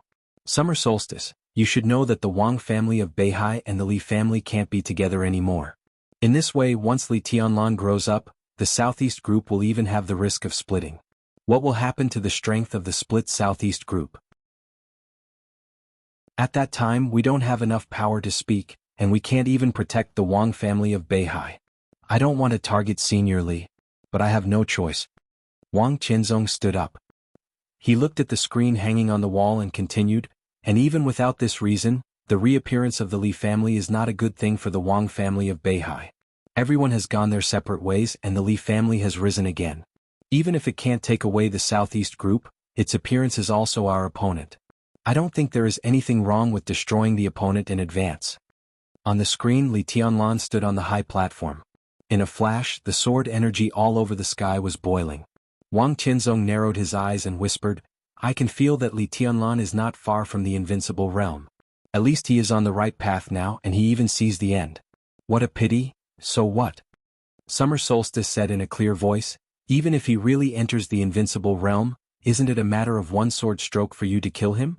The Li family and the Wang family of Beihai did part ways, but countless people still remember the relationship of hundreds of years. Li Tianlan refused to join us, but he didn't show obvious hostility to us. Why are you in a hurry to take action? Can't you wait a little longer? Wang Qianzong hesitated. He looked at his wife and shook his head slowly. I can't wait. His eyes quietly became dignified. You may not know, but I have asked the laboratory to refine a whole set of immortality potion. A whole set? Summer Solstice screamed, what happened? It's just a backup. Wang Qianzong shook his head. Nothing has happened yet, but I have a feeling that something big is really going to happen in the dark world. Something big beyond imagination. I killed Li Tianlan in advance, which is equivalent to eliminating a variable in advance. Summer Solstice's face changed. It was hard for her to imagine what kind of thing would make Wang Tianzong feel uncertain and even refine a set of immortality potion as a backup. I shouldn't have told you this. Wang Tianzong came over and touched Summer Solstice's hair. He said softly, but I'm going to take action against Senior Li. If I don't tell you, I'm afraid you'll blame me. Summer Solstice looked sad and shook her head. She whispered, what else can I say? I'm sorry. Wang Tianzong hesitated and held Summer Solstice in his arms. I'm sorry to make things difficult for you. Summer Solstice gently leaned against Wang Tianzong's arms and whispered, Senior Li is our matchmaker. Without him, I might have married someone else. I'm very grateful to Senior Li, Wang Tianzong whispered. His voice was unusually gentle. It's the luckiest thing for me to marry you. Huh? Summer Solstice raised her head from Wang Tianzong's arms and said with a faint smile, don't coax me with sweet words. How are you lucky to marry me? Wang Tianzong frowned and thought for a while. He honestly smiled and said, you're very beautiful. There were also beauties in their generation. Situ Cangyue, the governor of Sai City, Yun Qingxi, the phantom sword master of Mount Shu, and Bai Qingqian, the current top leader of Guangdong province. They were all rare beauties. But in Wang Tianzong's eyes, Summer Solstice was the most beautiful and had never changed. Just because I'm beautiful? Summer Solstice's little eyebrows gradually raised as if she was about to explode. Also because you cook very well. Wang Tianzong continued. What else? Summer Solstice narrowed her beautiful eyes. Well, when I'm not here you can look after the house. I'm very relieved. Wang Tianzong continued. You actually treat me as a doorkeeper. Summer Solstice raised her hand. Before she finished her words, Wang Tianzong had already picked her up. There are many other reasons, but I can't tell you all of them. I'm afraid you'll be proud. Fuck you. Summer Solstice blushed and got down from Wang Tianzong's arms. She tried hard not to think about Senior Li and whispered, by the way, I came here to ask you to see my new work. Let's go and have a look. It's very beautiful. Wang Tianzong looked at his watch. He hesitated and said with a smile, you go first. Qinglei just came back. I asked him to have tea. Qinglei. Wang Qinglei. The former governor of Wuxia province, now one of the youngest members of the decision-making committee in Zhongzhou state, the top leader of Wuxia province. Wang Qinglei had been in the decision-making committee for only 2 years, but he had worked in Wuxia for more than 10 years, so his foundation was extremely stable. Some small circles even had the title of King of the Southeast. He was one of the most important figures in the Wang family of Beihai and the Southeast Group. He was also the leader of a large branch within the Wang family of Beihai. Summer Solstice's beautiful eyes changed. Wang Qinglei was Wang Tianzong's distant cousin. Although his home was also in Mount Dibing, he worked in Wuxia all year round and did not have much contact on weekdays. Now Wang Qinglei returned to Mount Dibing in person, and it was not a holiday, which could only mean one thing. Has the matter of Commander Ning been settled? Summer Solstice whispered. It's time to settle it. Wang Tianzong said calmly, if we don't take action there will be more and more voices within the group. We can't let Ziyuan continue to make trouble. First, he mobilized Ning Ziyuan to warn some voices within the group that supported the Li family. Then it was time to take action against Li Honghe. Summer Solstice sighed softly. I'll give Li Tianlan one last chance. Wang Tianzong whispered. What chance? Summer Solstice asked subconsciously. I have an appointment with Qin Wei by tomorrow. It's right here. The news is estimated to have been delivered. Let's see if she dares to come. Wang Tianzong's tone was indifferent. When Wang Qinglei walked into the hall, Wang Tianzong had turned off the TV. There were 2 cups of tea on the tea table. They seemed to have just been brewed and were still steaming. Sister-in-law is not at home? Wang Qinglei looked at the tea on the tea table and smiled naturally. He was of medium build, but he had a square face that was full of power. The most impressive thing about him was his thick eyebrows. They were like swords, and when they were slightly raised they gave off an extremely strong sense of oppression. She's playing with her treasures. Wang Tianzong looked at his cousin, who had been a little estranged from him in recent years. He chuckled and said, she said she has some new achievements. Don't worry about her. He pointed to the teacup and said, try it. The tea leaves just picked in Qiushui City. If you like it, take some back. Wang Qinglei waved his hand and said with a smile, I have freshly picked top-grade Longjing in my office. I've been used to drinking it for so many years. Wang Tianzong nodded and did not force him. Have you talked with Ziyuan? Wang Qinglei's face suddenly became serious and he nodded. Yes. The result was not ideal, was it? Wang Tianzong said with a smile. Wang Qinglei looked at Wang Tianzong with some surprise. Before the establishment of the Border Control Corps, Ning Ziyuan was a combat staff officer in the Western Theater of Operations with the rank of Major. When there was a conflict between Zhongzhou State and Heng State, Senior Li saved his life at the border of Heng State, and then transferred him from the Western Theater of Operations to the Eastern Theater of Operations. He was promoted all the way. Wang Tianzong whispered. Wang Qinglei smiled bitterly and said helplessly, it was not a good talk. Ziyuan meant that the Li family did not do anything wrong to Zhongzhou State or the Southeast Group. The treason case was also full of doubts. He thought that since the Li family had reappeared, the group should give support and help the Li family restore their status in Zhongzhou State.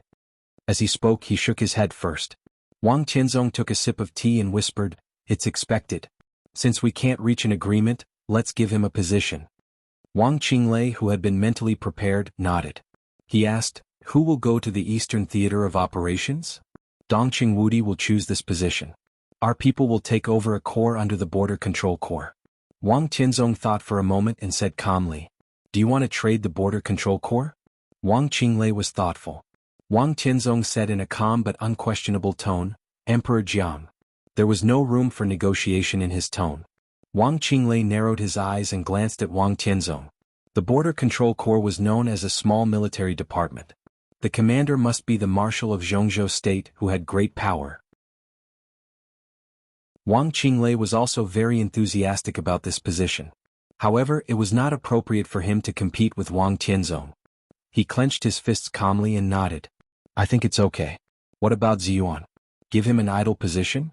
Or retire early? Wang Tianzong seemed to have a headache. He hesitated and said, this is not good.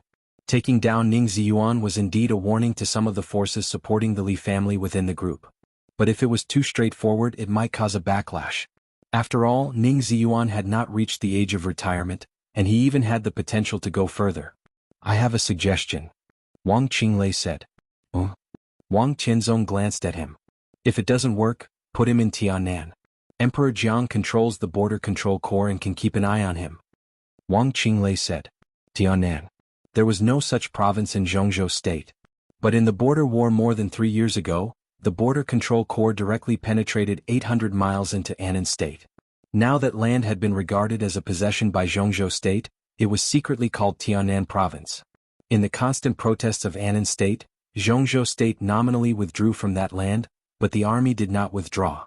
All the soldiers took off their uniforms and became the rebels of Annan State.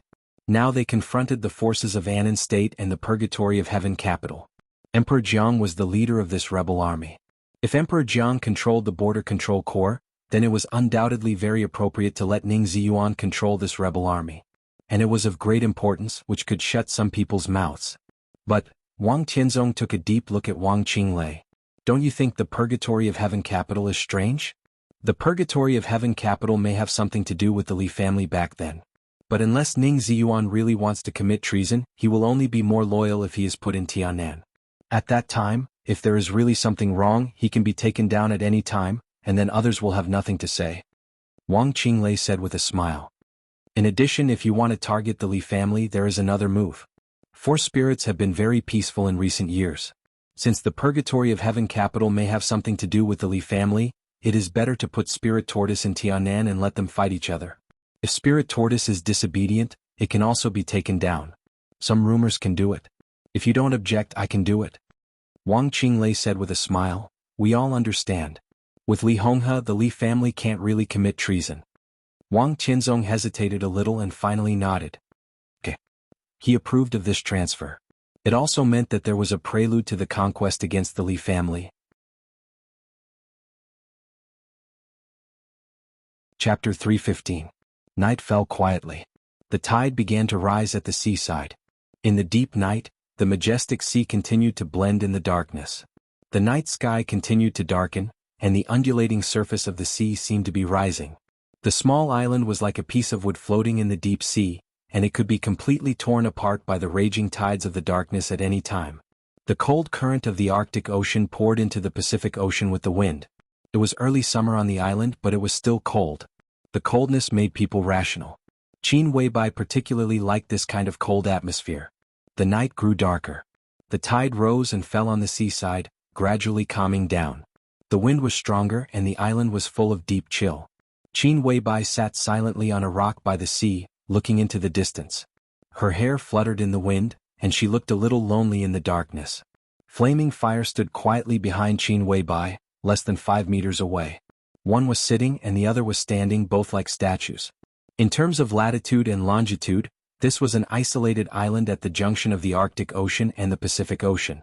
It was located in the deep sea with a small area and little development value, so it was not even marked on the map. This place was far away from all routes and uninhabited, so no matter how one looked at it, it looked like a useless isolated island. This island, which had not been named by any country and did not belong to any country, had another name in the dark world. Samsara Palace. The headquarters of Samsara Palace was here. This was a pure land that had never been exposed to the eyes of the dark world. Many people knew that the headquarters of Samsara Palace was on the sea, but until today, no one could determine the specific location of the headquarters of Samsara Palace. A black spot appeared on the dark sea. The black spot became clear from blur, getting closer and closer to the headquarters of Samsara Palace. Qin Weibai, who had been silent for a long time, suddenly said, "Brighten it." Behind Qin Weibai, flaming fire picked up the walkie-talkie and repeated Qin Weibai's instructions. In the next second, the pitch-black island was suddenly lit up. The soft light flashed in all directions of the island, and the light spread to every corner of the island. Qin Weibai's figure was shrouded in the light. She sat on a rock by the sea with her black hair dancing, with a kind of almost transparent beauty and dreamy.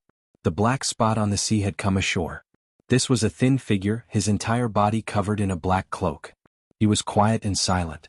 But as he came ashore, the hidden sword energy had filled the entire sea in an instant. He carried a box in his hand and carried an ancient sword, looking mysterious and low-key. "Did you bring it?" Qin Weibai looked at the box in his hand. "It's all here." Saint, who had been silent in the dark world for 3 years, bowed slightly and said calmly, 22 portions of the sticks. It was military counselor who had asked the Dongqing clan. Military counselor asked the Dongqing clan. But it was Saint who fetched the goods from Sai City and sent them to the headquarters of Samsara Palace. Qin Weibai looked at the box in Saint's hand. She was silent for a moment before saying, "Open it." Saint carefully placed the box in front of Qin Weibai and opened it. Rows of the box. Saint level of the box. To be and of. Saint of he of he. Of there. In there, in. Of red liquid. Of. In. Some fiery red magma-like liquid was flowing in the container, appearing to be boiling, and the top layer was even bubbling. It was the latest research of the Dongqing clan. Judging from the war in the Dark World, the liquid bomb was even more widely used than the solid bomb. The power of C was not in its small and ridiculous explosion. It was in its extremely corrosive and neurotoxic effect after the explosion. That was the most important thing. The thunder-shocking realm was the top combat capability in the Dark World. Any modern weapon that could threaten the life of a thunder-shocking realm expert was the crystallization of technology. Was a treasure. Qin Weibai stood up and said calmly, "Follow me." Saint closed the box and walked behind Qin Weibai. The light illuminated the whole island. On the island, there were many antique palaces arranged in a picturesque way. Against the background of flowers and trees, it looked vast. Qin Weibai waved her hand. The lights that had just been turned on went out one by one. Darkness covered the island again. There was no moon tonight. Qin Weibai's tall and slim figure walked in the starry night. She looked lonely. Saint followed Qin Weibai in silence. The look in his eyes became somewhat complicated. The 12 super masters of samsara. He and military counselor were definitely the most special too. Saint knew too many of Qin Weibai's secrets. He knew what she wanted to do, why she fell in love with Li Tianlan and all her plans. Maybe it was because he knew these things. So he was not sure about the boss's mood at this moment.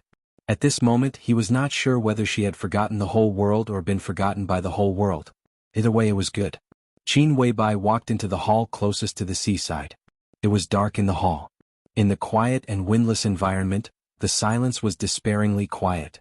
Qin Weibai reached out and touched the wall. The wall caved in slightly, revealing a sophisticated screen. Enter the password. Enter the fingerprint. Scan the pupil. Verify the sound. Confirm the temperature. Everything was correct. Crack. In the dark hall the ground shook slightly. The floor opened to both sides. Soft light shone from the ground, and a bright and deep road appeared in front of Qin Weibai. The passage was so long that people could not see the end. Saint looked at the passage in front of him. His eyes seemed to be looking at a dead end. What do you say? Qin Weibai turned to look at Saint. The light from the ground illuminated a small part of her face. The lines of her face were sharp and delicate. It was perfect beyond people's imagination. At this time, it had a kind of majesty that people could not look at directly. Do you regret it? Saint suddenly asked. Why would I regret it? Qin Weibai asked. Maybe. Don't you feel sad? Because I don't regret it. Qin Weibai shook her head and said calmly, go back. We may not meet again in the future. Saint looked at Flaming Fire. Flaming Fire was looking at Qin Weibai. Her cold face was full of fanatical worship and admiration at this time. This kind of emotion was so intense that it even surpassed life and death. You can't control me. Saint looked at Qin Weibai. When I joined the Samsara Palace, I said that no one can order me. So. Qin Weibai's eyes were cold. My strength has been restored. Saint said, even stronger than 3 years ago. It's useless. Qin Weibai smiled. It's useless for you to get involved.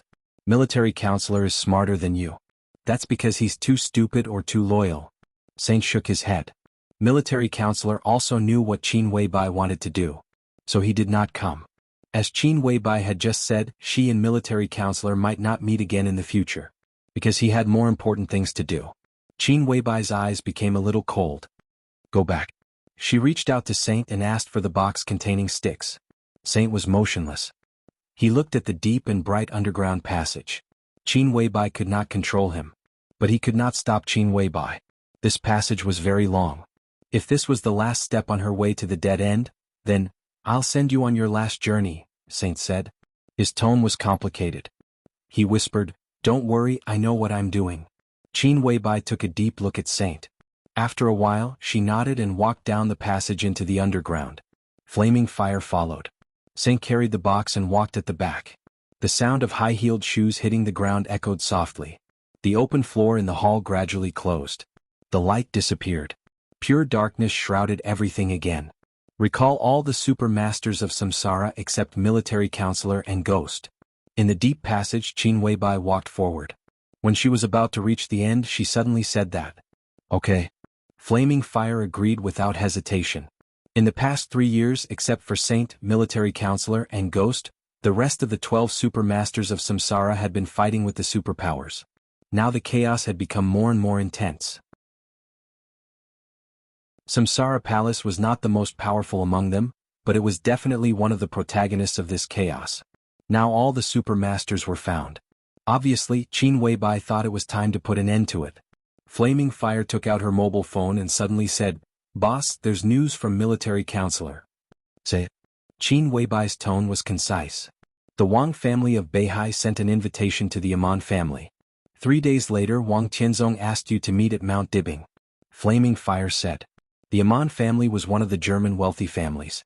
In the dark world, The Aman family had been recognized as one of the peripheral forces of Samsara Palace. The Wang family of Beihai sent the invitation to the Aman family to ensure that Qin Weibai would receive the news as soon as possible. I don't have time. Qin Weibai replied without hesitation. Flaming Fire was stunned and tentatively said, Then should I refuse the Wang family of Beihai? Qin Weibai stopped in her tracks. No, 1 week. I'll go to Mount Dibbing a week later. Qin Weibai said. Flaming Fire nodded and said yes.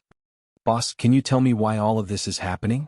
Saint, who had been silent, suddenly asked. His voice was a little hoarse in the corridor and echoed. I'm tired. Qin Weibai was silent for a while and then whispered, I want to rest. Just because of deity's words? Saint's tone was a little cold, and there was a vague sordid intent around him. Deity is also a human being. He can only represent himself. You didn't go to Lin? Qin Weibai asked. Then she came to her senses and nodded. Oh, it was military counselor who went there. Saint's face changed. Linton. That was where Li Honghe was. There's no time. Qin Weibai whispered, That damned old man is dying. Is that why you put yourself in a desperate situation? Saint asked in a low voice. I have no regrets. Qin Weibai said and walked directly out of the passage. At the end of the passage was a huge hall. There were countless unknown instruments placed in the hall. At this moment, all of the instruments were operating at the same time. As far as the eye could see, all kinds of signal lights were flashing non-stop. On the huge screen at the top of the hall, a series of cryptic data was flashing and rolling, dazzling the eyes. There were several glass covers in the center of the hall. The glass covers were connected with countless wires. Some subtle electric currents stimulated the glass covers and reflected various colors. A short old man was walking back and forth in the hall with a fanatical face. He kept muttering to himself like a mad researcher. The research had reached the last step. So at this time only the old man was left in the hall. Qin Weibai walked to the center of the hall and counted the number of glass covers. There were 9 in total. Under each glass cover, there was a body lying quietly, either male or female. Their eyes were closed as if they were sleeping. Qin Weibai remembered that nearly 50 people were sent here. Now there were only 9 people left. It was a terrible and suffocating loss rate. Qin Weibai frowned and asked, How much longer? The old man, who had been muttering to himself, suddenly came to his senses. When he saw Qin Weibai, his eyes lit up. Soon. In 1 day at most, they can go into battle. Look at my little babies. They are my proudest works. They are the elites whose combat capability can completely surpass that of the Kusanagi force. They will shock the dark world. Indeed. Qin Weibai nodded. They will shock the dark world. But that's not enough, Dr. Watanabe. I need more powerful warriors. Dubian Xiangyuan, the soul of the Kusanagi force in East Island. 3 years ago, after being captured by Li Tianlan in Ninghu, Dubian Xiangyuan was secretly sent to the headquarters of Samsara Palace. Samsara Palace had equipment and talents. Dubian Xiangyuan had original skills and experience. The most important thing was that Qin Weibai's way of thinking was the reason why Dubian Xiangyuan was willing to work for Samsara. Dubian Xiangyuan thought that Qin Weibai's way of thinking was a real genius. She obviously didn't understand many things and could only give a vague direction and results. But after a lot of calculations and experiments, Dubian Xiangyuan could often confirm the correctness of this way of thinking, so the way of thinking became the most advanced technology. For a scientific madman like Dubian Xiangyuan, this was the most important thing. In 3 years, although he only created 9 super warriors in terms of combat capability, these 9 people were stronger than the original Kusanagi force. Stronger? Dubian Xiangyuan was a little stunned, then shook his head. No, I can't do it. If they are stronger, it will damage the vitality of my little babies. Don't worry about their vitality. Qin Weibai looked at the human body under the glass cover. Her eyes were calm and indifferent. Inside the glass cover in front of her was a man with blonde hair and a small scar on his face. This was Ghost, one of the 12 super masters of Samsara Palace. He was also a person who voluntarily accepted the transformation this time. Ghost's arms were covered with huge windows, and they were badly mutilated. But at this time, under the light in the glass cover, the metal luster in his flesh and blood could be seen. That was the color of the alloy. Their bodies are too weak. Qin Weibai said calmly, I want you to implant more and stronger alloys in their bodies. All the special alloys of Samsara can be open to you. Don't worry about the cost. No. Dubian Xiangyuan screamed, and his old face became a little distorted for a moment. You are destroying them. You are destroying my babies. They are the most perfect, understand. If we implant more alloys D*M in it, it might double their defense, but their lifespan will be shortened, maybe only a year. I'm not discussing with you, doctor. Qin Weibai said coldly, this is an order. What I want is not dispensable waste but real elites. Don't you think 1 year's life cycle is too long? She took the box from Saint's hand and opened it. She said calmly, this is Mingi bomb liquid containing corrosive toxins and neurotoxins. She looked at Dubian Xiangyuan's incredulous eyes and continued, in addition, the things in the number 1 lockbox can be used. That thing in Mingi bomb, I hope you can implant them into their bodies together with the alloys. This time, not only Dubian Xiangyuan's expression changed, but also Flaming Fire's expression changed slightly. She knew what was in the number 1 lockbox. It was the poison of extreme heat and the poison of extreme cold. In the final battle of Heaven Capital 3 years ago, Samsara Palace helped the purgatory of Heaven Capital. The poison of extreme heat and the poison of extreme cold were one of the main rewards Samsara Palace got. The 2 poisons were only a little bit, but they were extremely terrible. If the poison of Mingi bomb was added, all of them were implanted into the bodies of the modified soldiers.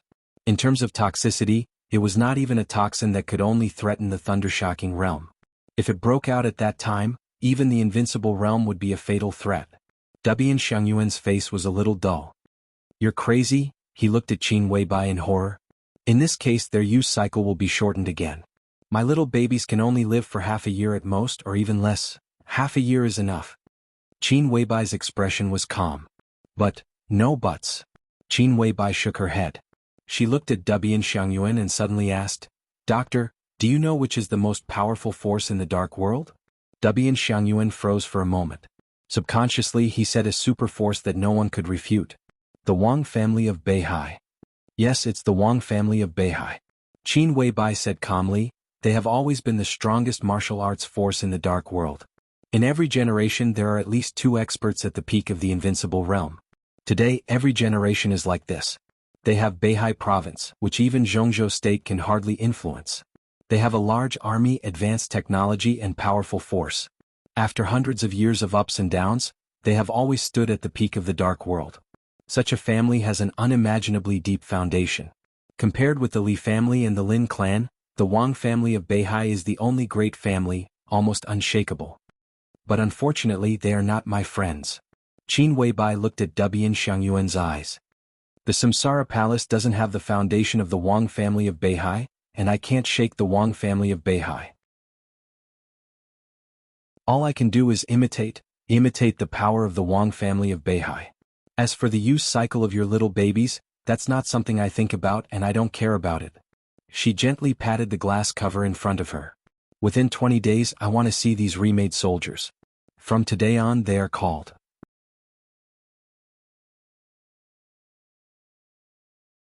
Chapter 316. Lin Fengting returned to Switzerland. The Lin clan kept their promises. For hundreds of years the Lin clan rarely promised anything seriously. But once they made a promise they would never fail to fulfill it. Lin Fengting promised to lend the sword to Qin Weibai, so this sword strike could not be fake. A sword strike with all his strength.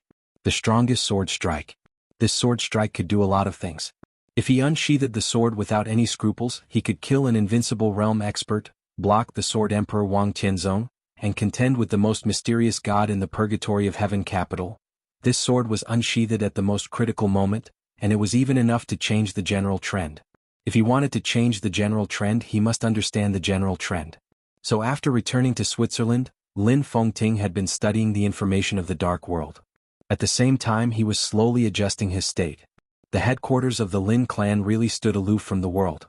They didn't even have the most basic intelligence organization. But the branches of the Lin clan were all over the world, and there were many wealthy families that could participate in the game of the dark world. Although the headquarters of the Lin clan rarely contacted the branches, they were not really inseparable.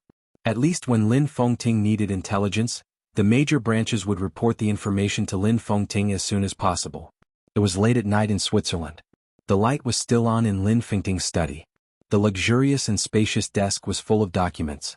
Folders, videotapes, text materials and video materials were all placed in front of Lin Fengting.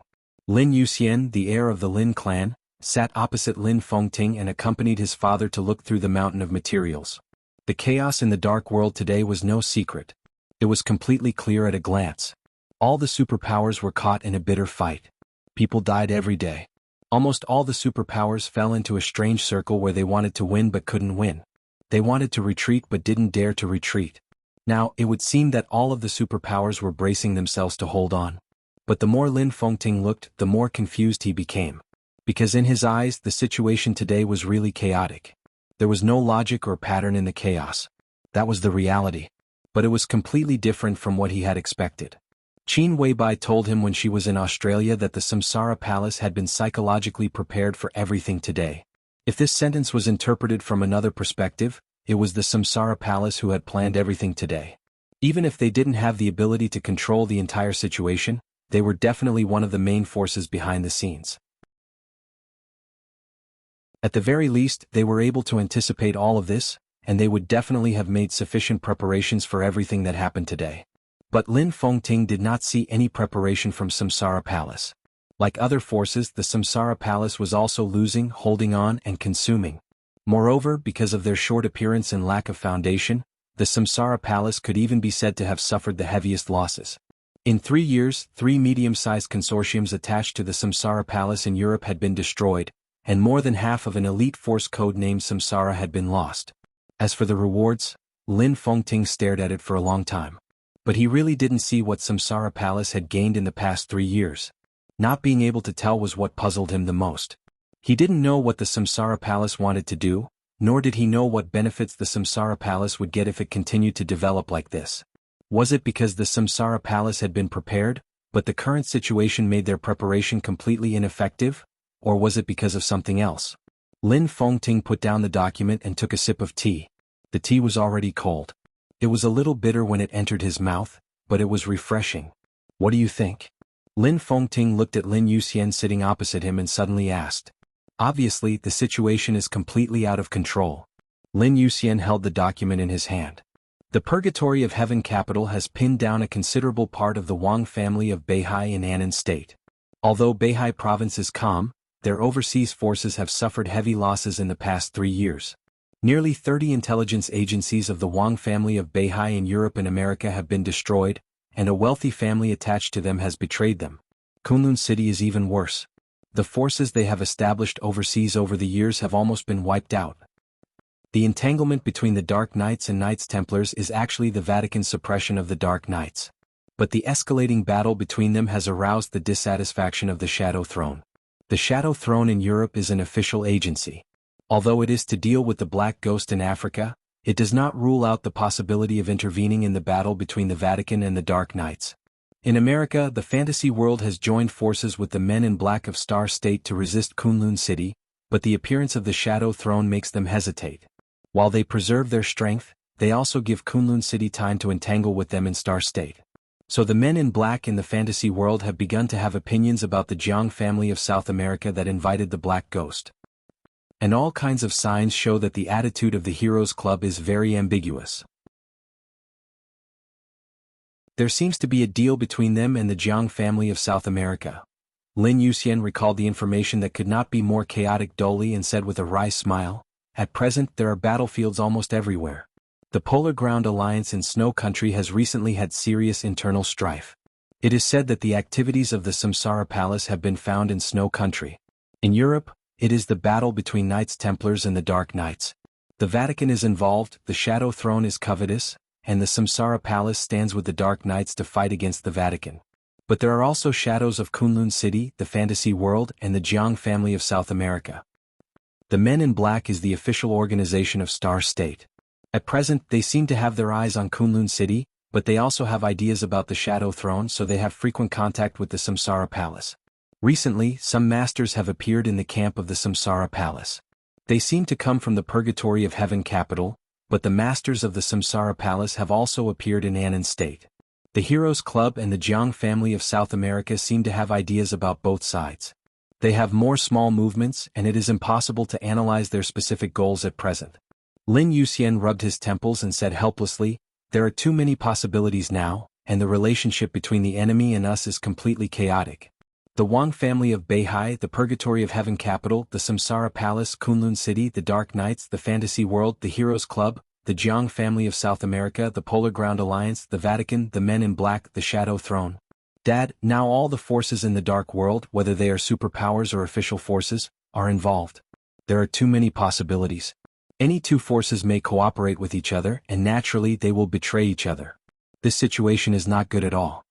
Too many possibilities meant that the situation was completely out of balance, and no superpower had a reason to compromise. In your opinion, is there any beneficiary in such a chaotic situation? Lin Fengting asked. No. Lin Yuxian said without hesitation. Everyone has suffered heavy losses. The Dark World has lost a lot of blood.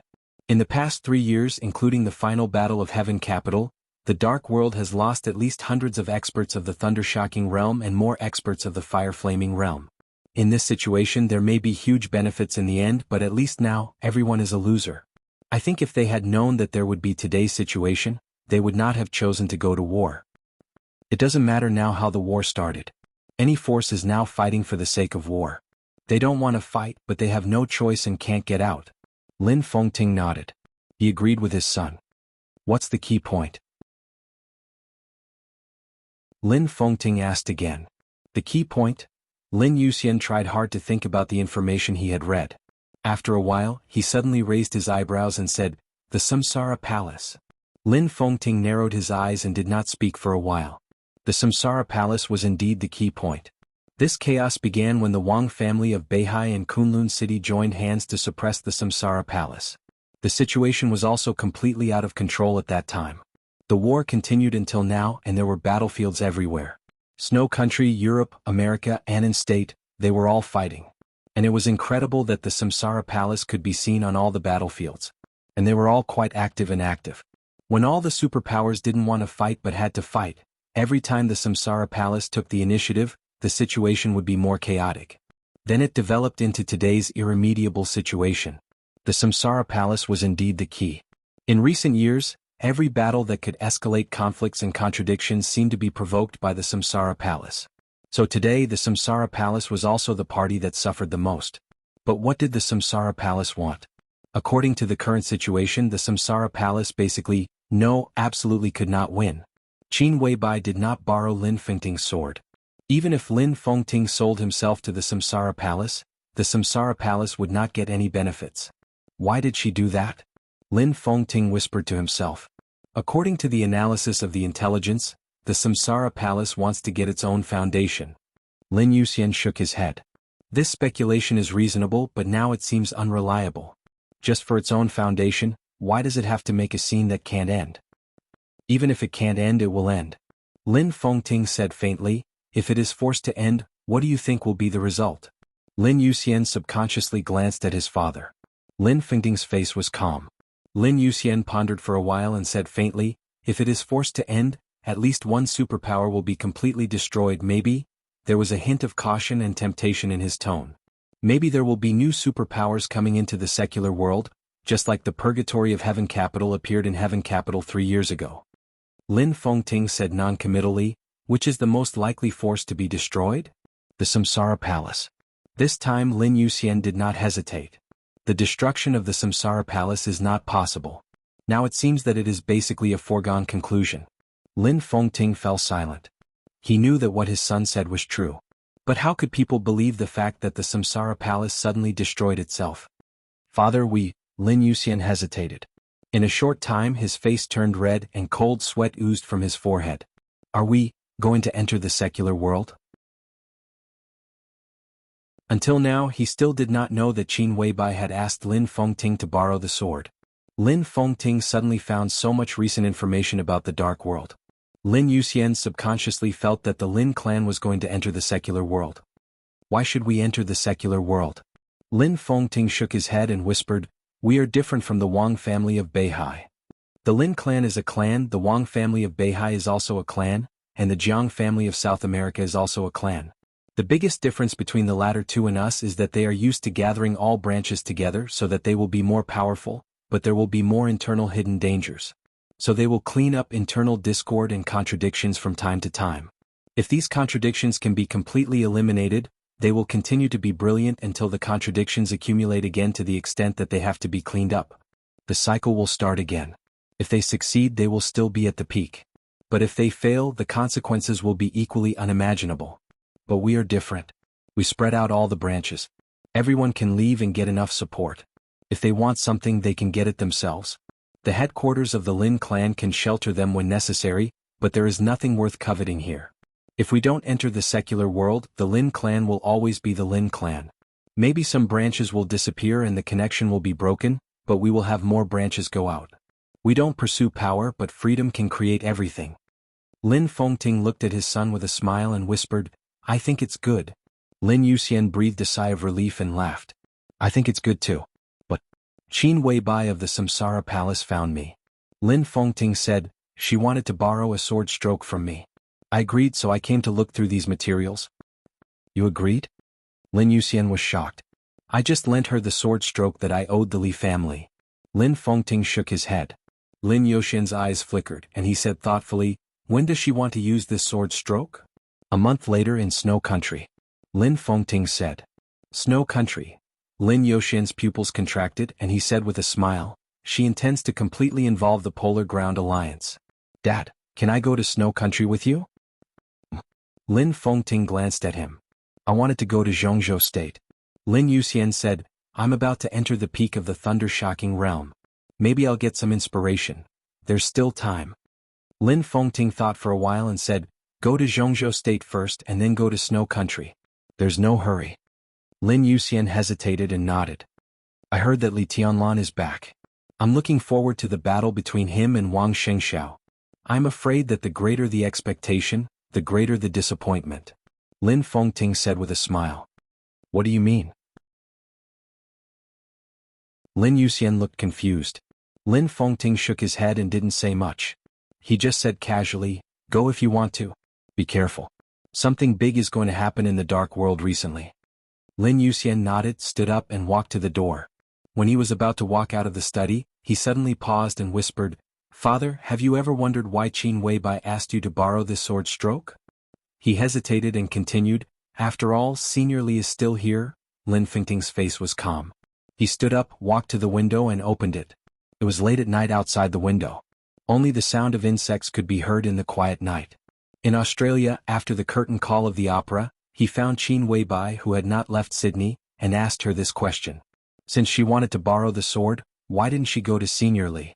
The other party seemed to have more reasons to take action. But Qin Weibai's answer was extremely indifferent. That was the indifference of having no trust in the Li family. The Wang family of Beihai is overbearing, and the Li family of Zhongzhou State is paranoid. Only the Lin clan has affection. Thrill. If there is a force in the world that I can completely trust, it can only be the Lin clan. This was Qin Weibai's original words. The Wang family of Beihai was indeed overbearing. But the Li family, how paranoid had it been over the years? Lin Fengting looked at the sparse starry sky outside the window, thinking. Lin Yuxian quietly retreated. A bright arc of light lit up the night sky as far as the eye could see. The arc of light flew and was brilliant in the night sky. With a momentary brilliance, it fell into the dim stars. The meteor fell. It began to drizzle in the sky. The rain was hazy. A clear yet blurry figure abruptly appeared below Lin Fengting's building. It was abrupt and natural. It seemed to be blown by the night wind or falling by the rain. He appeared there without warning, but it was extremely harmonious. In the drizzle late at night, it was an ordinary but not ordinary middle-aged man. His appearance was ordinary. What was not ordinary was his dressing. He was dressed in plain clothes and shoes, and yet, in the middle of the night, the middle-aged man was wearing a pair of sunglasses. He was bald, and on his bald head were 9 neat and tidy ring scars. He could be said to be a monk, but he held a white horsetail whisk in his hand, a monk with a Taoist horsetail whisk in his hand. Or a Taoist priest with ring scars. Cloth clothes, horsetail whisk, ring scars and sunglasses. These nondescript clothes were combined with him, but there was a kind of indescribable nature. He stood in the night and raised his head. His gaze seemed to pass through the falling rain and fall on the highest place. A trace of shock finally flashed in Lin Fengting's eyes.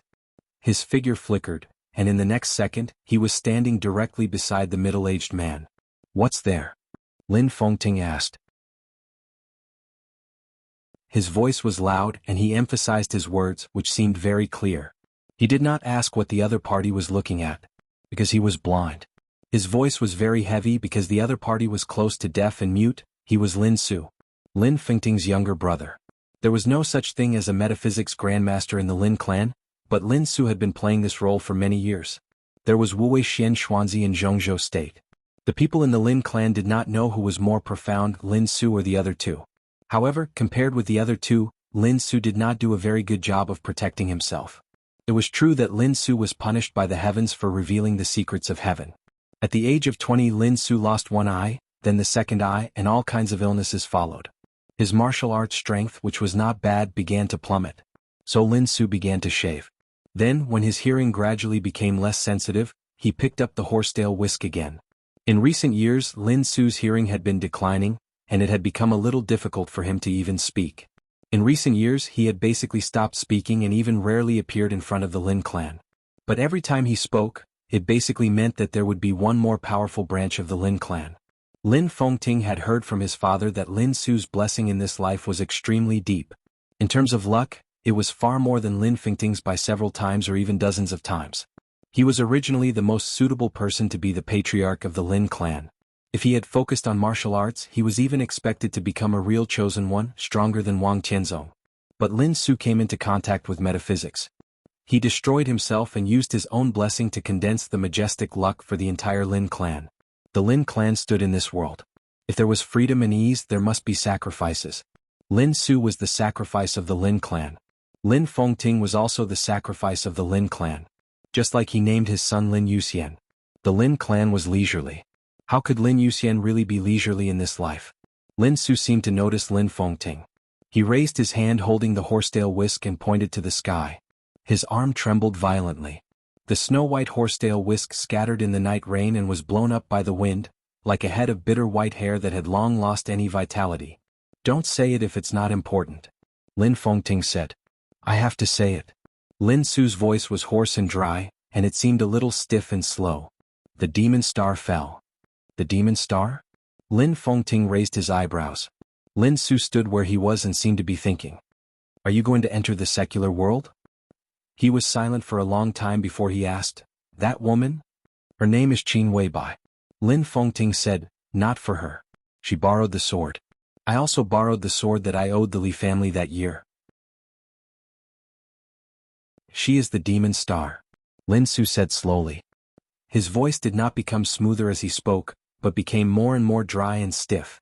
He was a master of metaphysics, but he was not omniscient and omnipotent. At this moment he knew Qin Weibai's name and Lin Fengting's sword. Only then could he know more things. This sword will be used in Snow Country. Lin Fengting said, you don't approve? But one strike is not enough.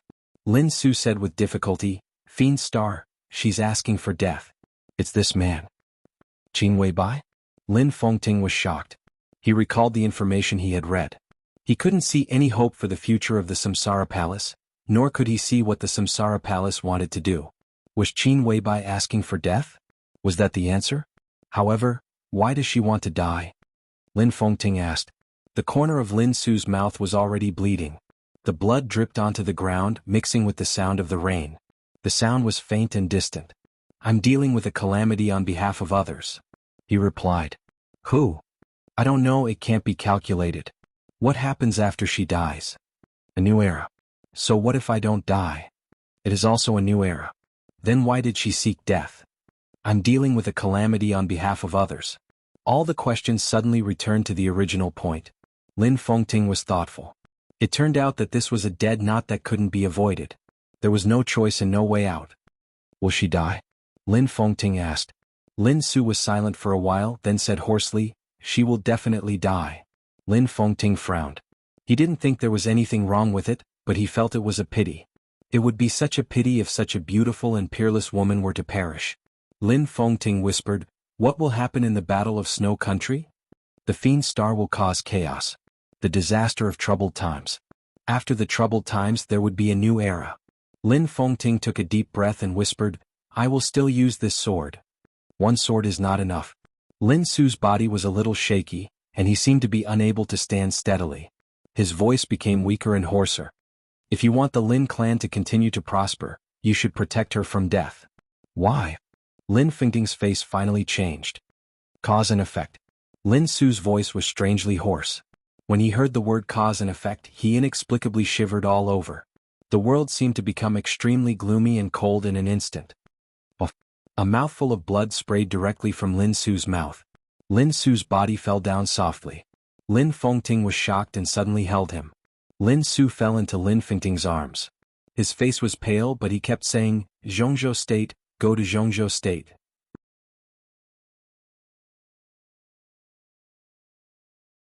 Chapter 317. Wang Qinzong was waiting for Qin Weibai. In the face of important matters, the most ambitious man in the Wang family of Beihai in the past 100 years had always been very easy to talk to. Qin Weibai postponed the meeting time. Then he would wait. There was still a lot of time. Wang Qinzong was not in a hurry. From early morning to dusk, a week was about to pass. Qin Weibai did not come. Wang Qinzong was still waiting. The relationship between the Samsara Palace and the Wang family of Beihai was not peaceful. Especially in recent years, there were constant frictions between the two sides. Many of the Wang family of Beihai's overseas intelligence agencies were destroyed by the Samsara Palace. But Wang Qinzong did not think that Qin Weibai would not have the courage to come to Mount Dibing. She was indeed a cold and sharp woman. In Wang Qinzong's eyes, Qin Weibai was like an absolutely smart or even wise lunatic. She would not flinch. Especially when Li Tianlan had appeared in Zhongzhou State, she would not flinch. Wang Qinzong still could not figure out the cause and effect between Qin Weibai and Li Tianlan. But in the final battle of Heaven Capital 3 years ago, he saw Li Tianlan's sword move. The sword light that lit up in the sky full of stars that night had not faded in the dark world. The frightening sword light tore the night, enough to replace too many unknowns and doubts. With that sword move, Qin Weibai would also come. Wang Qinzong had no doubt about that. Time passed in the rotation of the clock. Dusk passed. Dusk fell. The sky was dark. The waves on the back of the mountain kept hitting the mountain with too much history day and night. The night wind on Mount Dibing dissipated. Except for the sound of tides, the night in the whole mountain seemed to have frozen, like the eve of a rainstorm. A black Mercedes-Benz slowly drove on the mountain road leading to Mount Dibing. The blazing white light illuminated the road ahead. The guards belonging to the Wang family of Beihai at the foot of the mountain stopped the Mercedes-Benz immediately. After confirming the identity of the other party, they immediately reported and then waved their hands to let it go. The Mercedes-Benz ran straight up the mountain road and reached the top under the watchful eyes of countless people. No one stopped it. The Mercedes-Benz shuttled through the vast palaces on the top of Mount Dibing and finally stopped in front of a hall. This was the last palace on Mount Dibing, but it was very large, even larger than the palace where Wang Qinzong lived. The Mercedes stalled. Flaming Fire, who looked a little tired, quickly got out of the car, walked to the back seat and opened the door respectfully.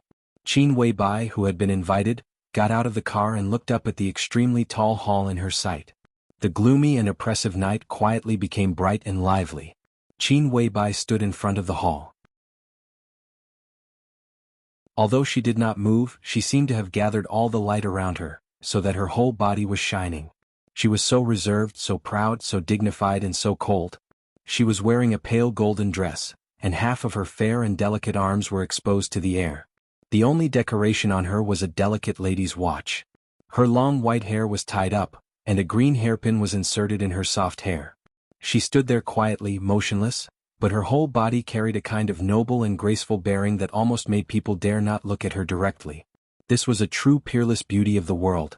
She seemed to want to release her beauty in the shortest amount of time, without any scruples, no longer concealing it. Thus her beauty flourished even more than before. It was as if her perfection had been ignited, blazing and dazzling. The door to the hall opened automatically. Wang Qinzong's calm voice came from the inside, calm and peaceful. "Boss Qin, please come in." The light in the hall spilled out as the door was opened, illuminating the ancient plaque in front of the hall. The two dim words on the plaque looked more and more solemn. Those were the two simplest words. World. The most famous world palace on Mount Dibing. On the top of Mount Dibing, the height of this palace was second only to the stage of formidable person.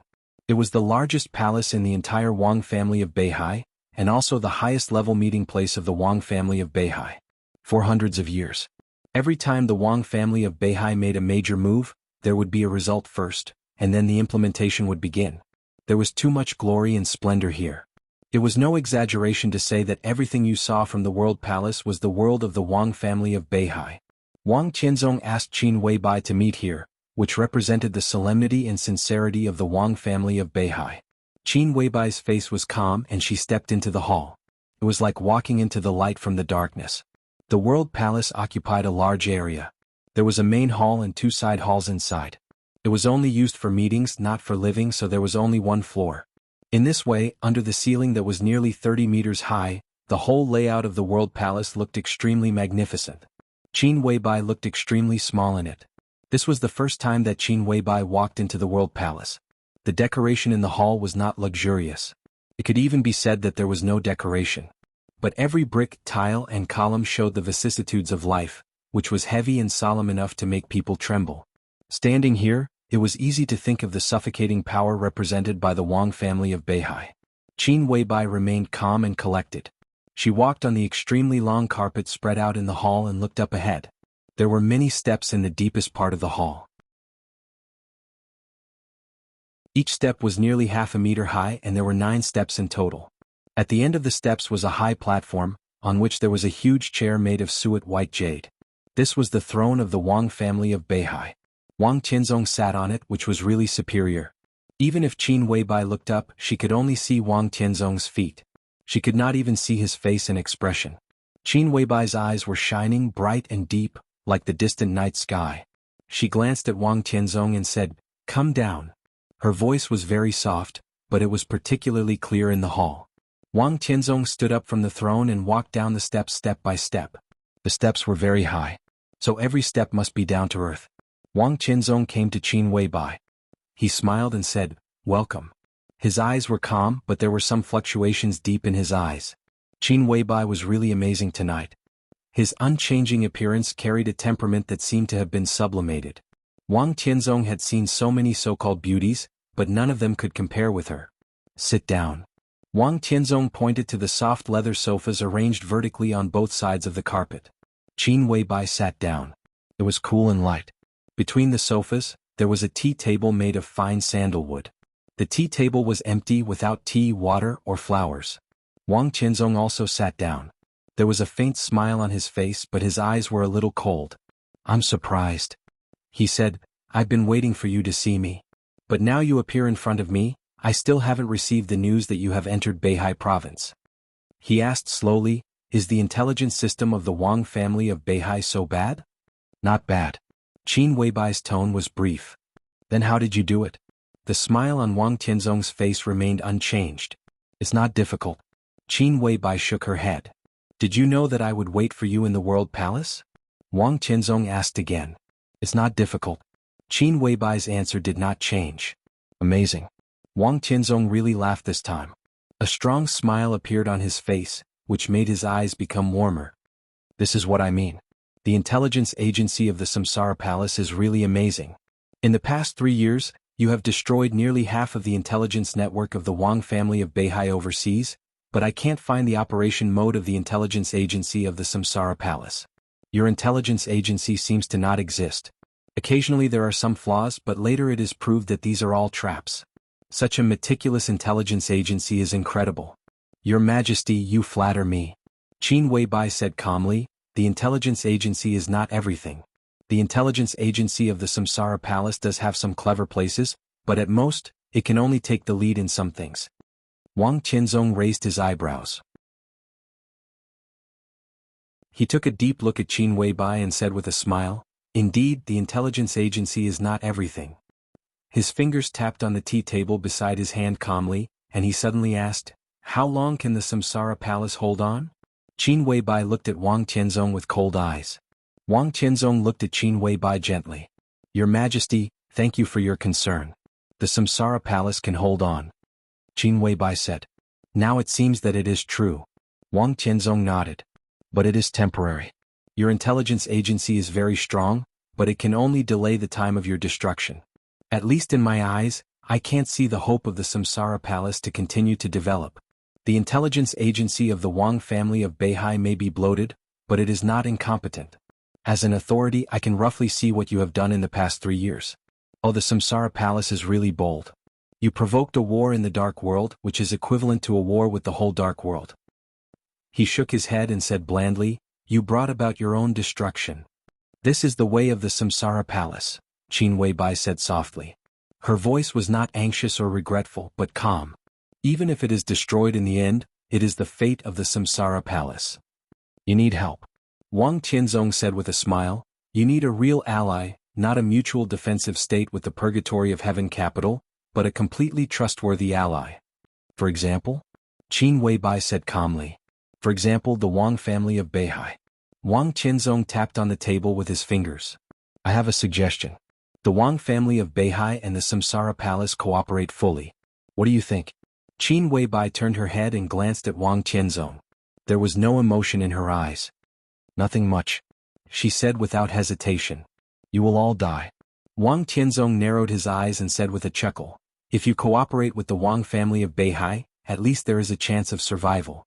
As long as you are willing, I can come forward and let the Samsara Palace enter Zhongzhou State. I can settle the final battle of Heaven Capital. I will personally help you solve the current trouble. At that time, the Samsara Palace will be based on Zhongzhou State, and its future will be limitless. This was definitely an extremely tempting condition. Wang Tianzong did not think that Qin Weibai had any reason to refuse. Qin Weibai did not refuse, but she did not agree either. She raised the corner of her rosy and delicate mouth with a sneer and continued, and then? The Samsara Palace enters Zhongzhou State and we are allies. Then is the Samsara obliged to help you wipe out the purgatory of Heaven Capital? Help you wipe out the Samsara Palace? Or even Sai City? Oh, maybe you will promise the Samsara Palace the position of the war god of Zhongzhou State. Helping you is helping ourselves. Your Majesty, am I right? Wipe out the purgatory of Heaven Capital, eradicate Kunlun City, Sai City. There was no need to say what would happen after that. The silence of the Wang family of Beihai many years ago led to the decline of the Li family. It also clearly expressed their will not to share Zhongzhou State with any force. The Wang family of Beihai doesn't need you to do this. Wang Tianzong said blandly, of course if you are willing to do it, we will not object. Then what do you want the Samsara Palace to do? Qin Weibai's tone seemed to be a little surprised. Marriage. Wang Tianzong said, let Li Tianlan marry Yuetong and join the Wang family of Beihai. I can turn a blind eye to your existence and the existence of the girl from the Dongqing clan. You can influence Li Tianlan. As long as he joins the Wang family of Beihai, the Samsara Palace will be an eternal ally of the Wang family of Beihai. Qin Weibai looked at Wang Tianzong quietly. After a long while she suddenly laughed. Along with her smile, the ancient and solemn hall was like 100 flowers blooming, dazzling and dazzling. You are afraid. Qin Weibai looked at Wang Tianzong and said with certainty. Wang Tianzong's pupils contracted and he said in a deep voice, this is the best result for all of us. I won't treat him badly. Wang Tianzong said, Yuetong marrying him is the clearest signal. Boss Qin, do you know the Lin clan? Yes. Qin Weibai's tone was indifferent.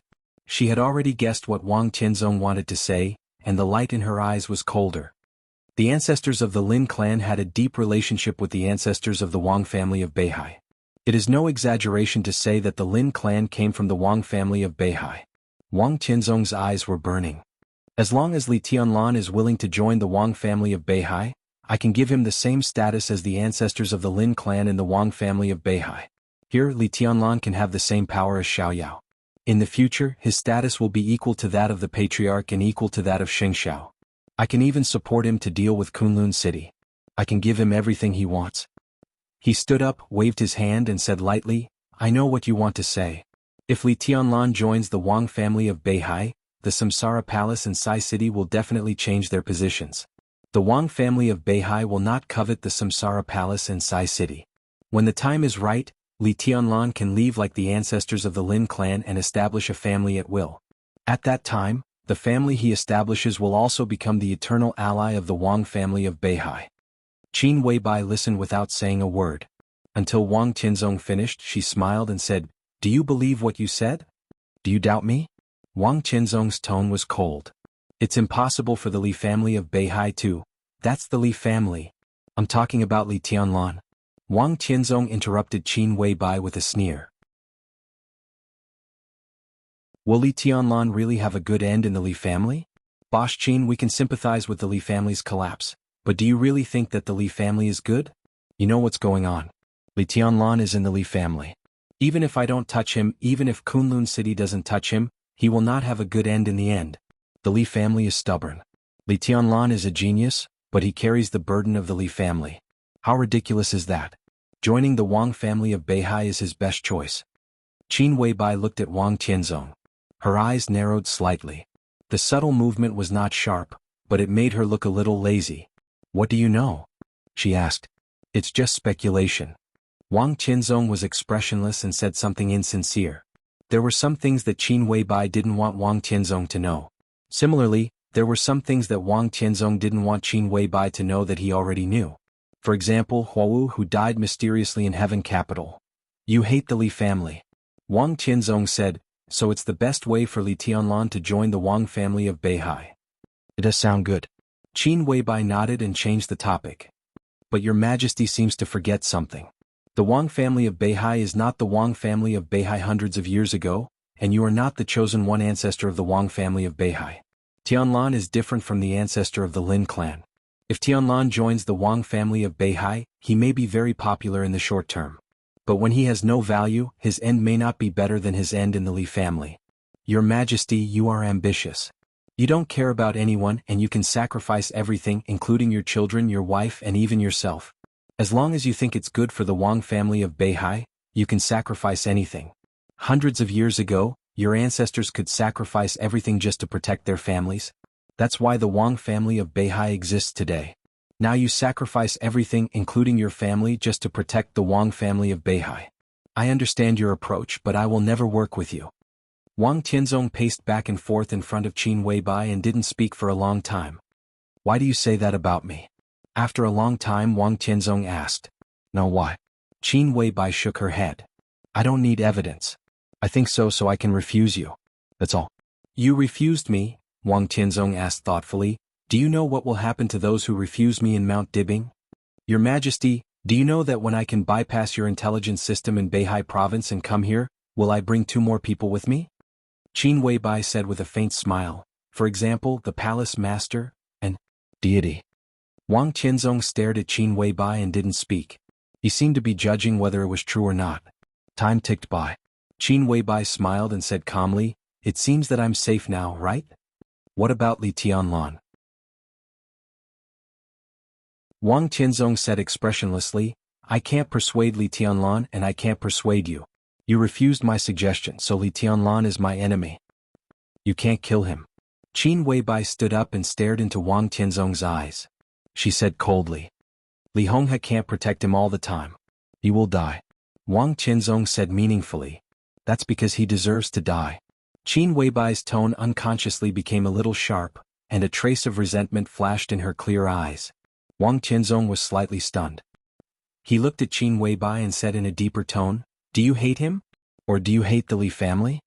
Qin Weibai took a deep breath. Her snow-white hands clenched and loosened subconsciously. Do you want to know the reason? She asked. Do you believe in destiny? Yes and no. Wang Tianzong said, destiny is fate or luck. It's not unchangeable. The Li family also has its own metaphysics.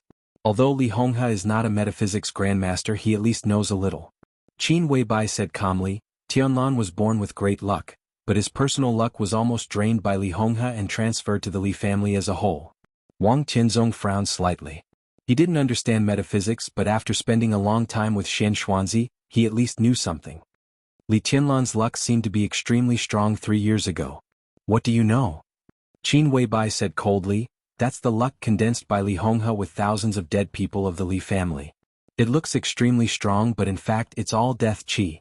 If there is no accident, Tianlan's life will be extremely smooth and unstoppable.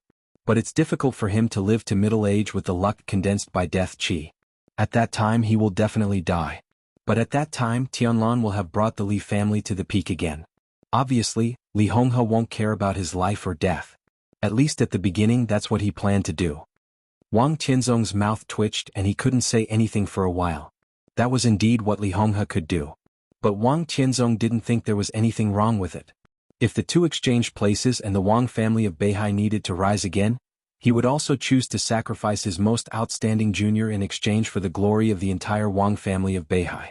That was indeed the last resort. But Qin Weibai was Li Tianlan's woman. How could she accept the so-called helplessness? She hated Li Honghe and the Li family. That was the most normal emotion. And it was a strong hatred that couldn't be dissolved. Wang Tianzong thought silently. Suddenly he thought of something and said subconsciously, "No." He stared at Qin Weibai, narrowed his eyes and whispered, "Li Tianlan now has the dragon vein. If all his luck was supported by the aura of death, then how could he bear the dragon vein that was full of life force?" Qin Weibai was indifferent. Her eyes were reluctant and desolate. Death Qi was a tribulation. 3 years ago, as Great Master Wu Wei's adopted daughter, she was ready for everything when she asked to see Great Master Wu Wei in Linhen. Great Master Wu Wei let Li Tianlan's life destiny return to chaos. The so-called Death Qi and the so-called tribulation were all born by Qin Weibai. That was why she brought the Samsara Palace to destruction. Li Tianlan had made a great breakthrough and had the dragon vein. She was going to face the tribulation for Li Tianlan. Qin Weibai took a deep breath and turned to leave the hall. She had no intention of negotiating. Because no matter what Wang Tianzong said, she couldn't agree. "You also hate the Wang family of Beihai?" Wang Tianzong said calmly behind her. "Why?" Qin Weibai stopped in her tracks. She turned to look at Wang Tianzong with a strange look in her eyes. "Dongqing Huangtu was in Kunlun," she smiled and said. "He was stabbed to death by a woman, but there was another woman who participated in the siege." Wang Tianzong's eyes twitched. He looked at Qin Weibai seriously and didn't speak. "Samsara really can't hold on for long." Qin Weibai said, "But before Samsara disappears, we still have enough ability to give all of you a real surprise." "You're courting death." Wang Tianzong said slowly. "Why bother? What do you want?" "A new era." Qin Weibai turned and moved forward. Her voice echoed in the World Palace, and it was as loud as a phoenix. "A new era that doesn't need any great family. In any era, the Wang family of Beihai will be the greatest family." Wang Tianzong narrowed his eyes. "So?" Qin Weibai's clear and soft voice kept echoing in the World Palace.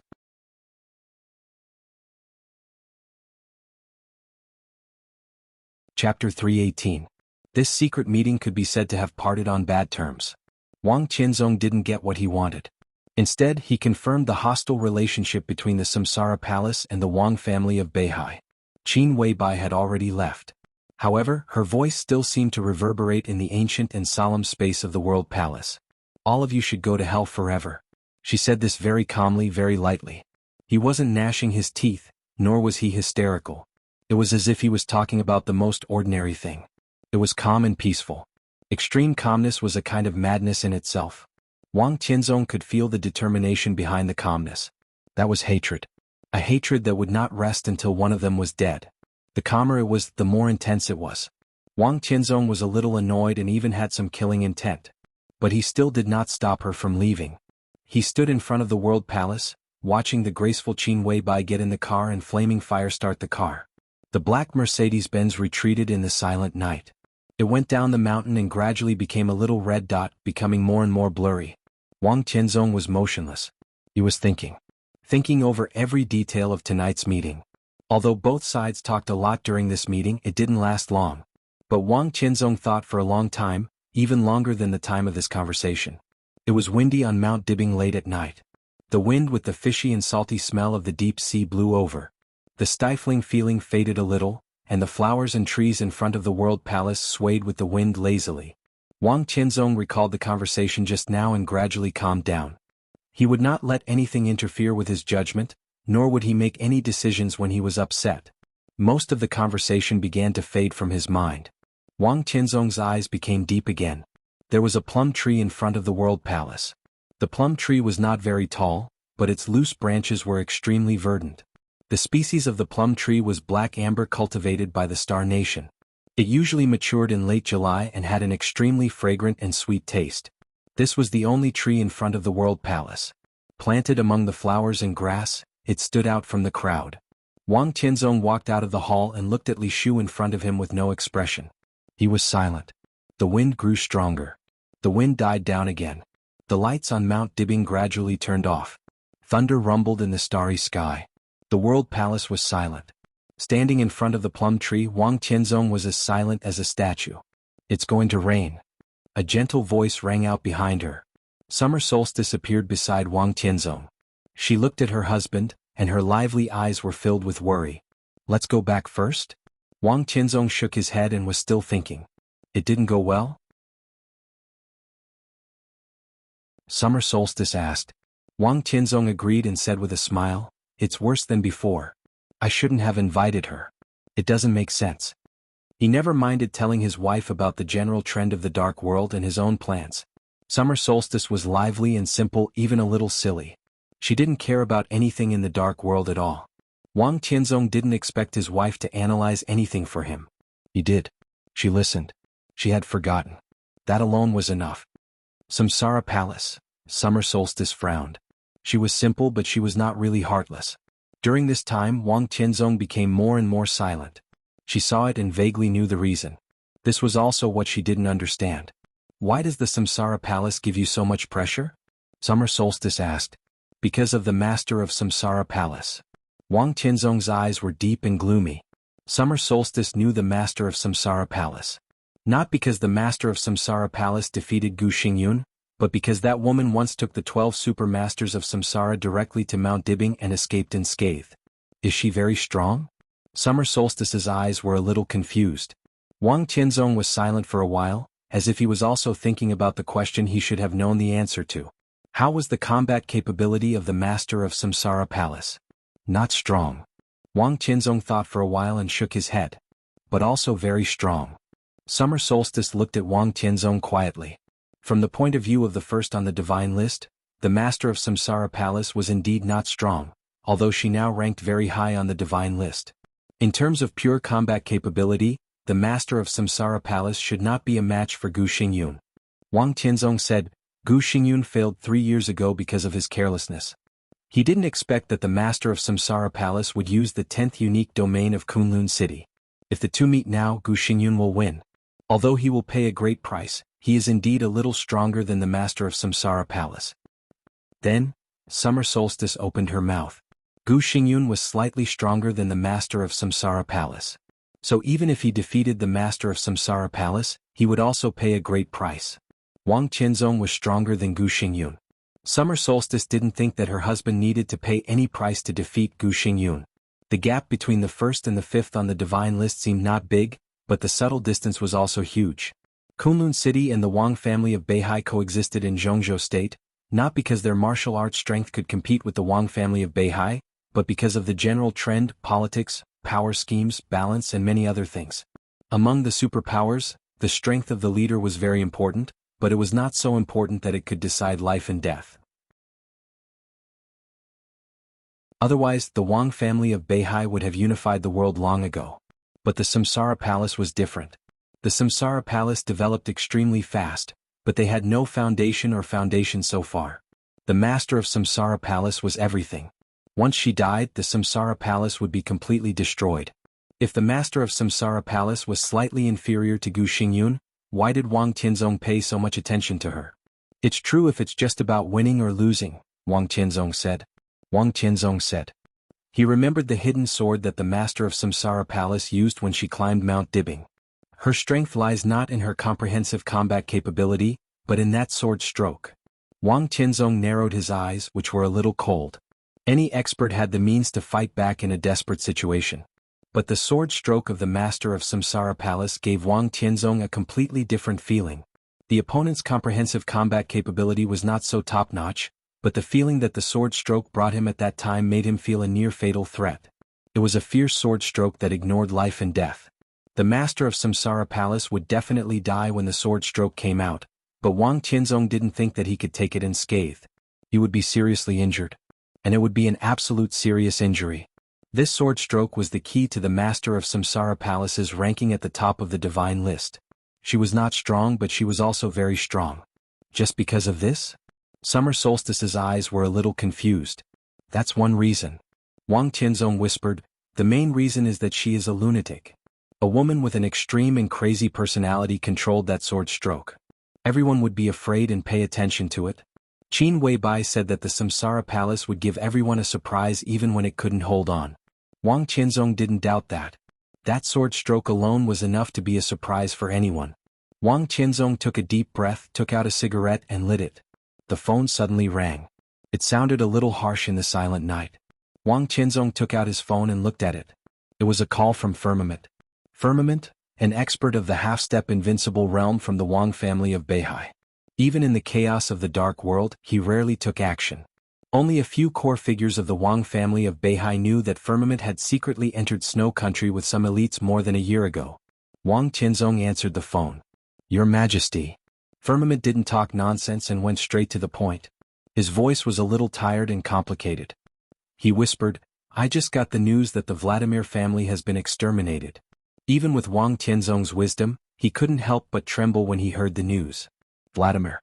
In the language of the Snow Country, it meant to possess the world. The Vladimir family did not own the world, but to some extent, it could be said that they owned the Snow Country. As one of the 6 oligarchs of Snow Empire, every important figure of the Vladimir family held an important position in Snow Empire.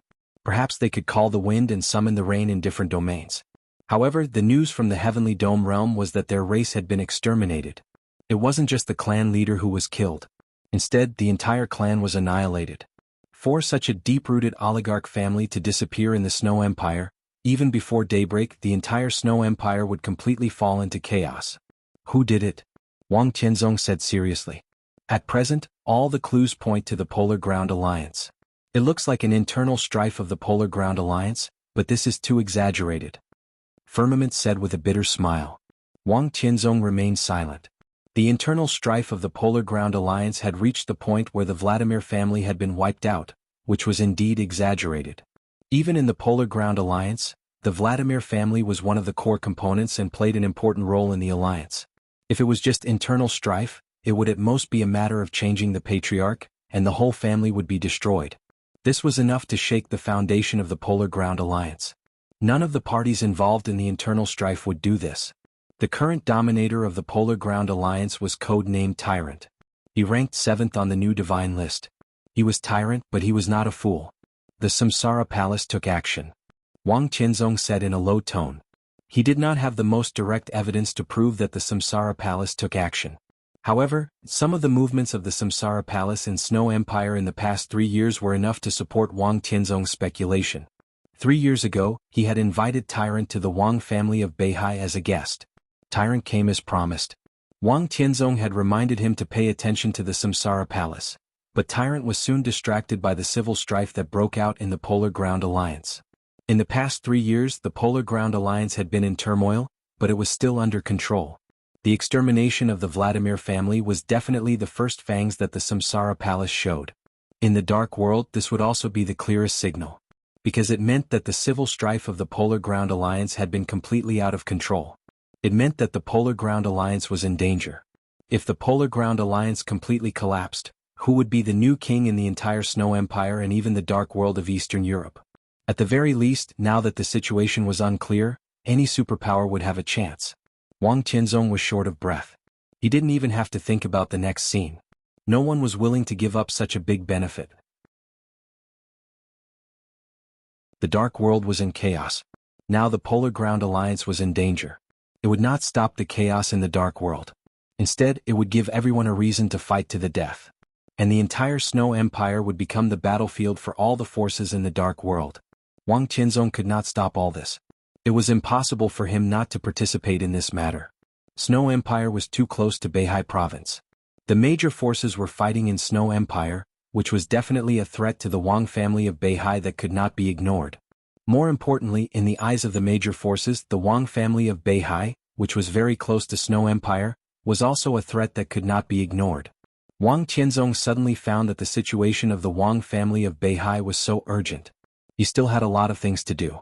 Li Honghe did not die. Li Tianlan did not die. The cooperation with Kunlun City had not officially begun. Now Snow Empire, the largest country in the world, had become a battlefield again. If this was the goal of the Samsara Palace, then all this would not be a coincidence. Wang Qianzong took a deep drag on the cigarette. In the chaos, his eyes were calmer than usual. They were cold and rational without any emotion. I got it. He held his mobile phone. Wait and see. Don't stand out. I'll send someone there. When I solve the matter of Zhongzhou State, I'll go there myself. Okay. Firmament's voice was excited. In the time of one sentence, Wang Tianzong's eyes had become calm and determined. Wang Tianzong hung up the phone and looked at the plum tree in front of him.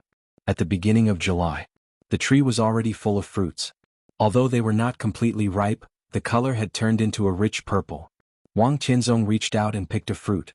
He wiped it casually and put it in his mouth. The unripe fruit was a little sour. However, Wang Tianzong ate very seriously and swallowed all the bitterness into his stomach little by little. It's sour. After saying that, he threw away the core of the fruit. His movement was very light. But the trajectory of the core was straight as a line and instantly penetrated the whole fruit tree. There was no sword intent in front of the world palace. However, the lush fruit tree suddenly exploded in an instant.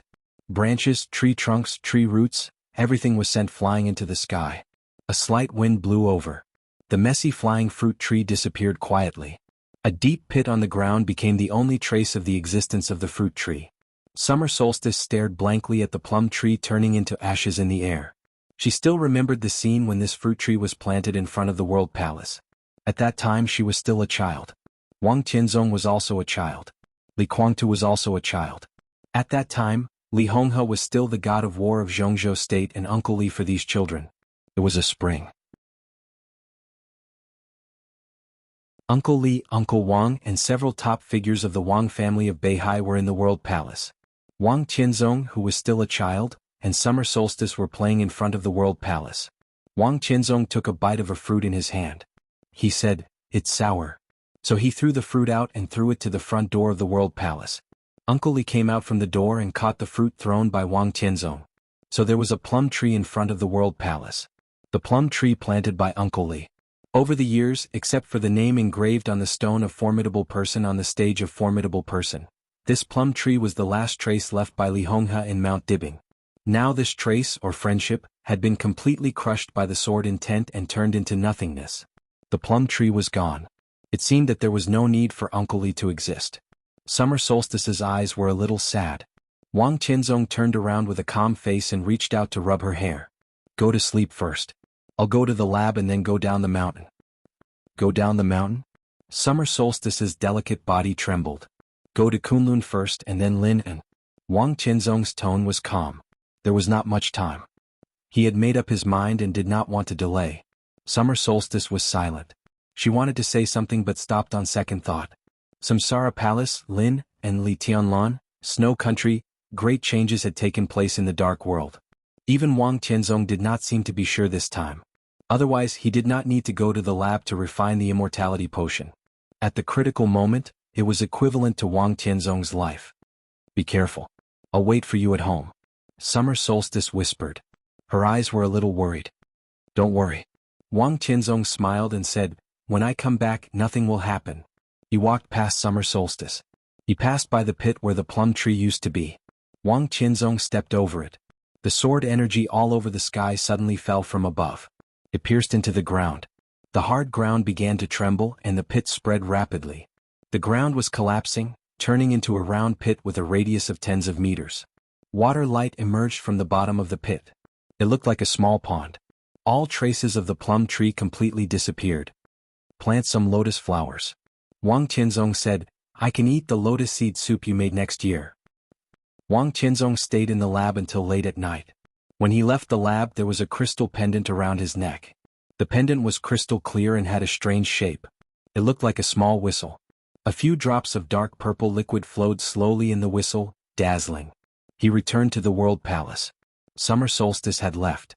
The water light in the small pond that he stepped out became more and more obvious. Wang Tianzong glanced at it casually and walked into the world palace again. The gate slowly closed behind him. It was dark in the hall. Wang Tianzong did not turn on the light. He just walked step by step into the depths of the hall in the dark. He climbed the steps and returned to the white jade throne, which symbolized the supreme power of the Wang family of Beihai. Wang Tianzong's expression was cautious.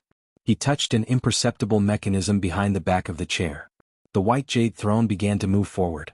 There was no sound. A hidden passage was exposed under the throne. Wang Tianzong walked in with a calm face. The throne closed up once more, and the moment it did so, a soft cracking sound could be heard.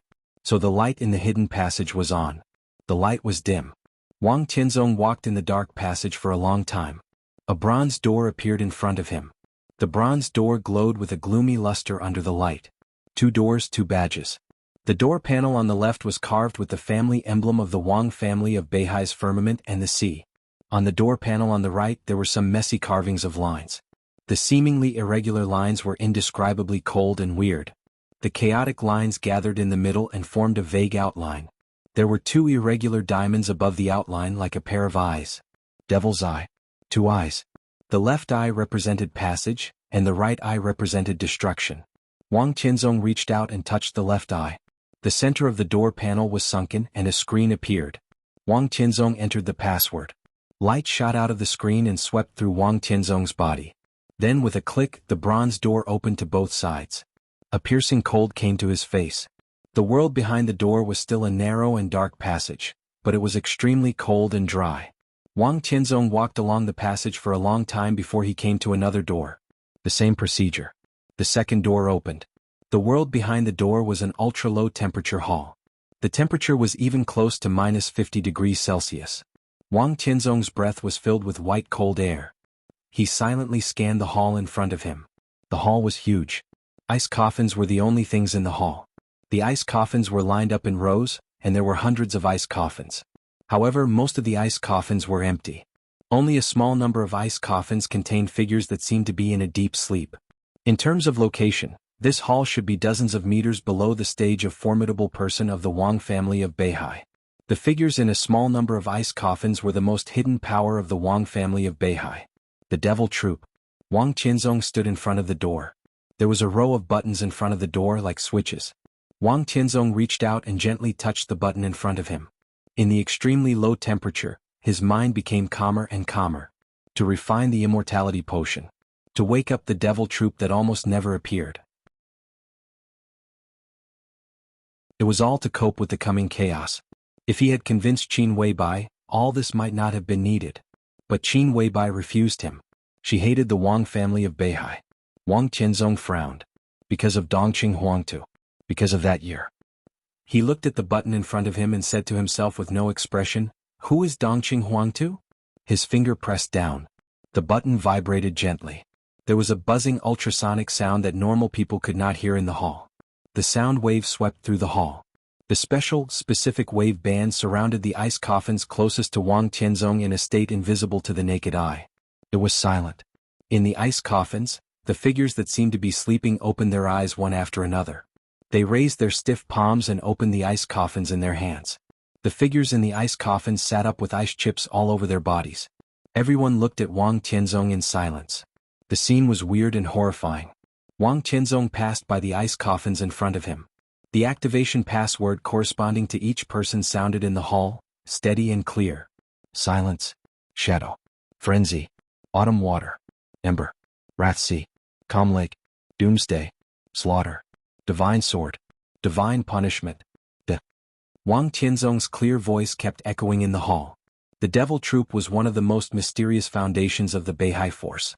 Every soldier had to go back to sleep here after being transformed. Their strength was unparalleled. But the overly powerful force put their bodies on the verge of collapse. So most of the time they slept at the lowest temperature. They were different from the Terracotta Army of Zhongzhou State and the Kusanagi Force of East Island. Their combat effectiveness was extremely powerful, but they could not be exposed to the outside world for a long time because they could not control their power. So the Terracotta Army and the Kusanagi Force became super transformed soldiers that could be awakened at any time with a password and could be reused at any time. The Devil Troop became the foundation of the Wang family of Beihai and the cruelest and most luxurious, consumable. Wang Qianzong looked at the figure sitting up in the ice coffin and said the last password with a calm look. Extinction. 12 passwords. The bodies of the 12 soldiers shook at the same time. It was still silent. But everyone's eyes were focused on Wang Qianzong. The password is correct. A somewhat mechanical voice sounded. It seemed that they had slept for so long that they were still a little slow for a while. What's the matter? Please go to Snow Country. Wang Qianzong's tone was calm. A sudden clap of thunder resounded over the North Sea province. The thunder covered the entire Mount Dibing, and the huge sound wave poured into the ground. The storm that had been brewing for a long time poured down and fluttered wildly. Huge waves rose under the stage of formidable person and hit Mount Dibbing. In the Devil Hall, dozens of meters underground, there was only the sound of the violent tide except for the dull thunder. The tide was endless. The stiff and slow voice sounded again. We set off now. They were the most luxurious consumables of the Wang family of Beihai. From the moment they were awakened, they already had an unchangeable fate. The 12 people walked out of the ice coffin in turn and walked to the exit of the hall. Wang Tianzong stood behind them and bowed deeply. In the huge tide, his voice spread in the hall, calm and respectful.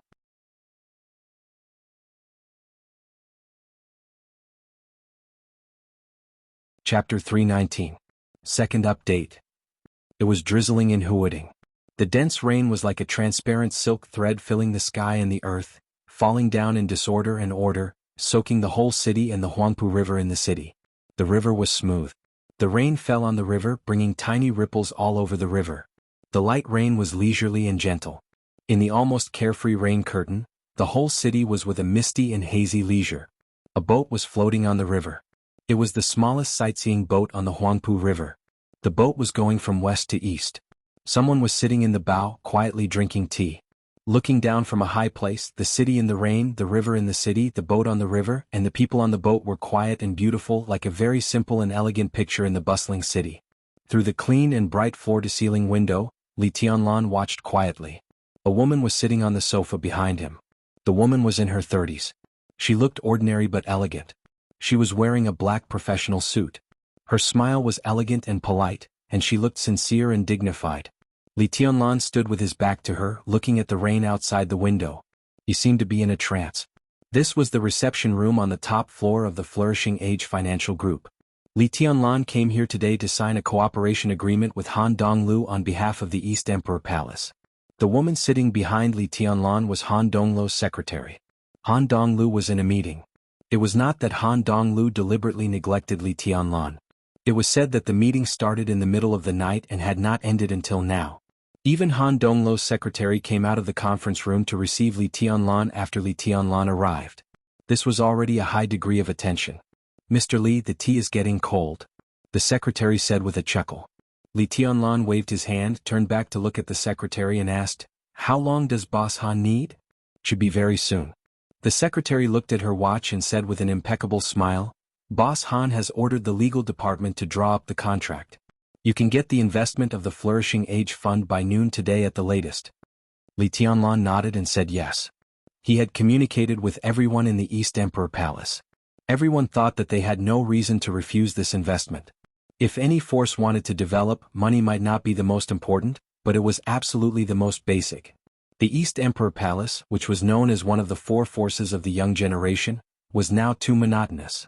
It had no more than 10 personnel, no various departments, no personal network and intelligence system of its own, and no economic source to support the continued development of the East Emperor Palace.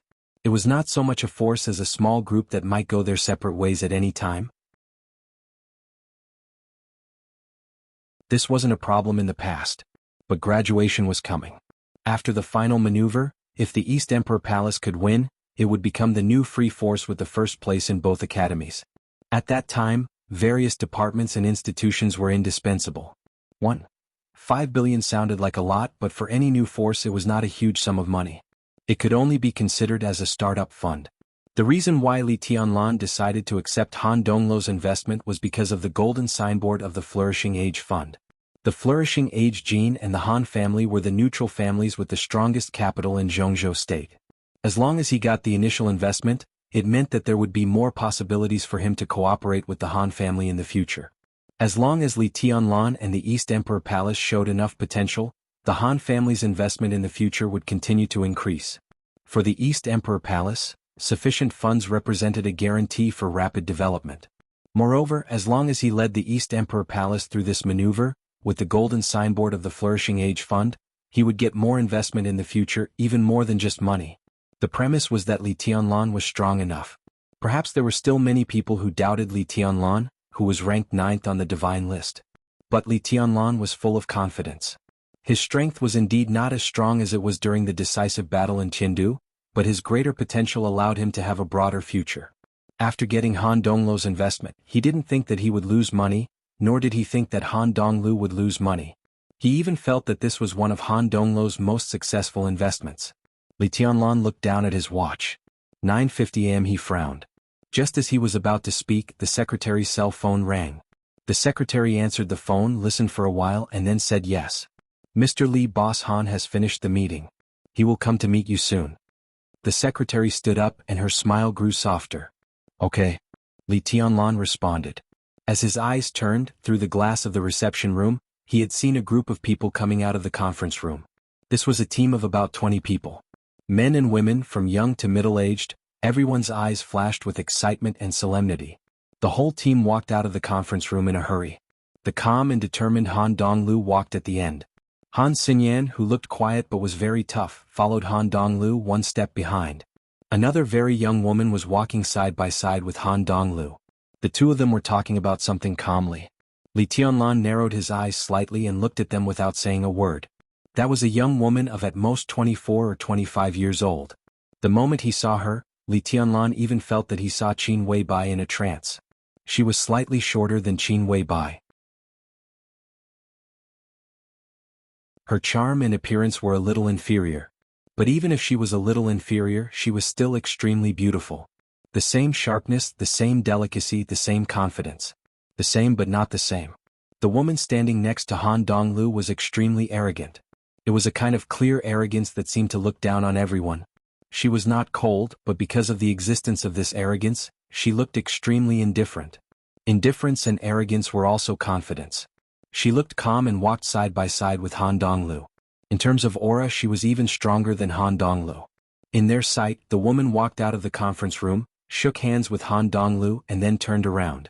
The team that walked out of the conference room first followed the woman and surrounded her to the elevator. A group of women walked past the guest room.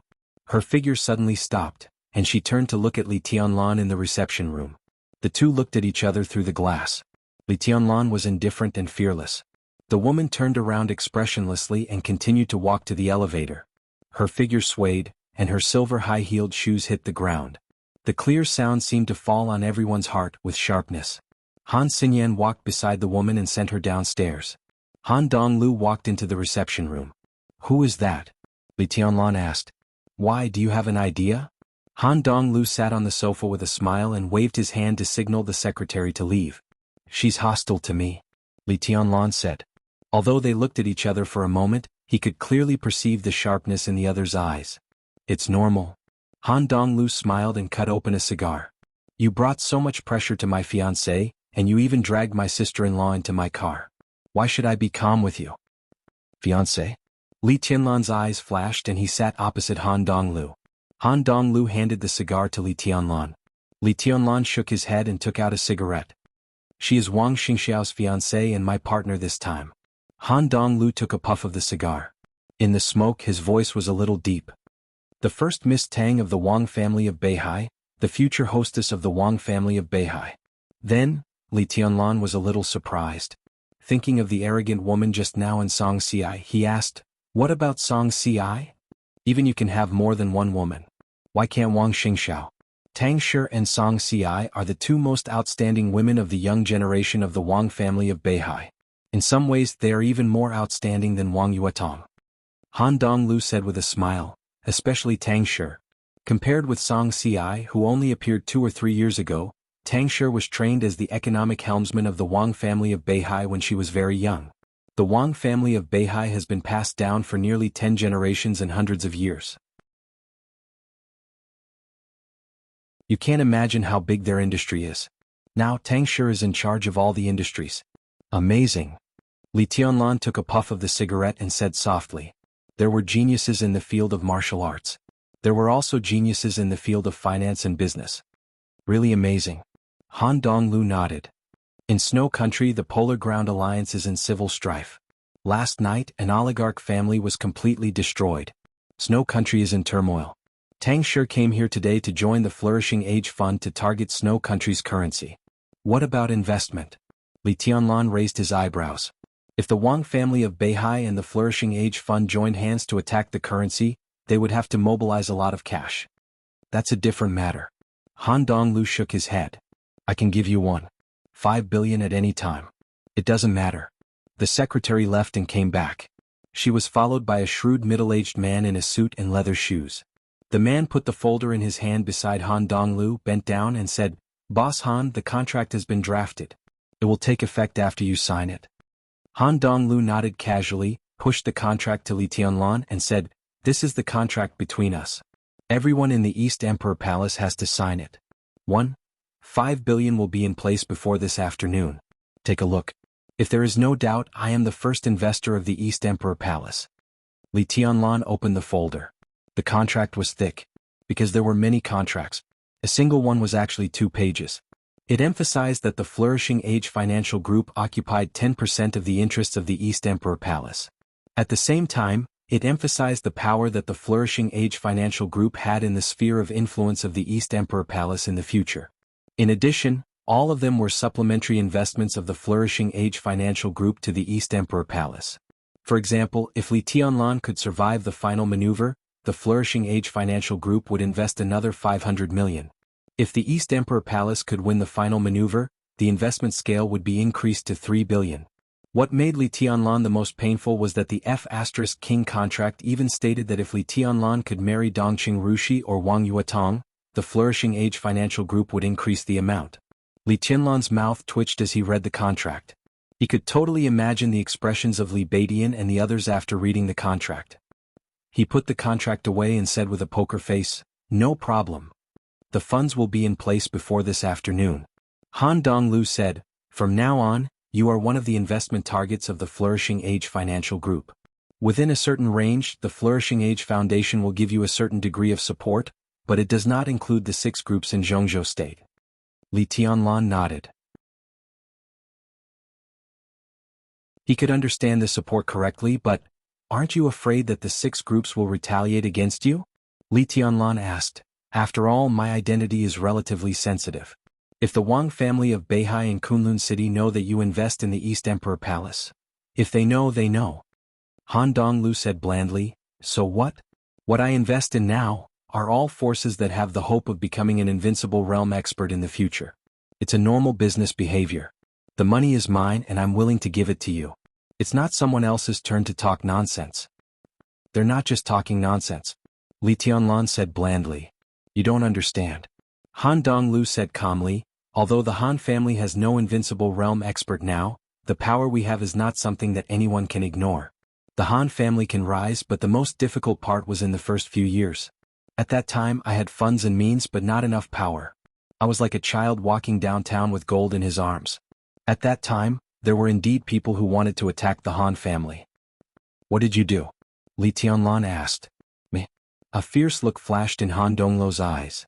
"I directly set off a financial storm inside Zhongzhou State, from Hong Kong to Huading. That was the battle for the Han family to gain a foothold in Zhongzhou State. The Wang family of Beihai, the giant group, and ourselves all suffered heavy losses. But since then there have been fewer people who dare to attack us. After that, the Han family opened the way with money and invested in the 6 groups. After so many years, I have friends in the 6 groups. When I need it, I can make my voice heard in the 6 groups at the same time. This is my power. I throw my money out. This power never exists, but it is everywhere, just like the 7th group." Li Tianlan said blandly, "A neutral group? There's no such saying." Han Donglu shook his head with a smile. "But the Han family really doesn't have to succumb to anyone's will, unless we are willing." Li Tianlan nodded. Absolute wealth could make one fearless indeed. The Han family did not have an invincible realm expert, but they had money. If Han Donglu really went crazy and threw hundreds of billions of yuan to buy a person's life, not to mention ordinary killers, most invincible realm experts would be willing to work for Han Donglu for the sake of this huge amount of wealth and take that person's head back. So, Li Tianlan patted the folder on the table. "Happy cooperation," he said. "Happy cooperation." Han Donglu reached out and shook hands with Li Tianlan. Li Tianlan took the folder and walked to the window. The rain outside the window was getting heavier. Standing at a height of 100 floors and looking down, Li Tianlan could still see everything on the river clearly. The ripples on the river continued to spread, layer upon layer. The small boat on the river was floating quietly. It was still raining. The people on the boat were still drinking tea. Li Tianlan narrowed his eyes. His heart gradually calmed down. After signing this contract, the East Emperor Palace would have a real start after the maneuver was over. The Li family would also have a real start. Although the investment is a little less, Li Tianlan said, but I still want to thank you, Boss Han. Han Donglu smiled and said calmly, it's already a lot. I don't want to lose money in vain. After the maneuver is over, I may continue to invest more. You will.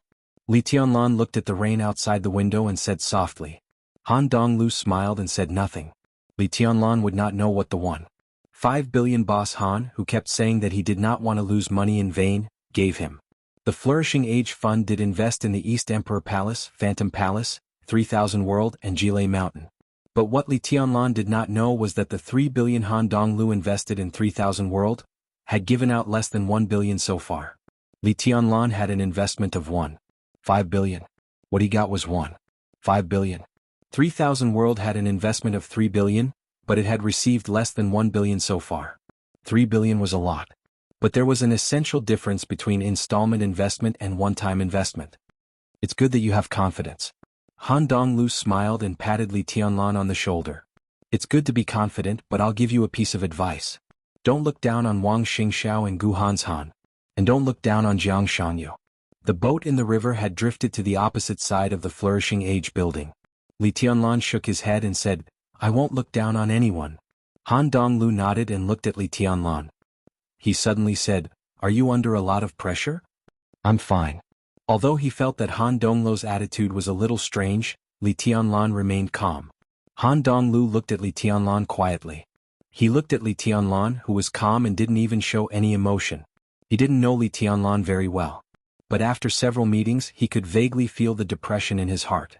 As the inheritor of the Li family, there was only one way in his life. Now he had passed the starting point. In front of him was the Wang family of Beihai, the heir of Kunlun City. After that, there might be the entire Wang family of Beihai, the entire Kunlun City, the Jiang family of South America, and more enemies. Such a life. Have you ever been happy? Han Donglu suddenly asked a meaningless question. Li Tianlan was silent for a long time. I have been happy, he said. Han Donglu smiled and pointed out of the window. He said meaningfully, when one day you can stand here justifiably, you will be really happy. He turned and walked to the door of the reception area. Li Tianlan stood there and looked out of the window. It was close to the highest point of Huading.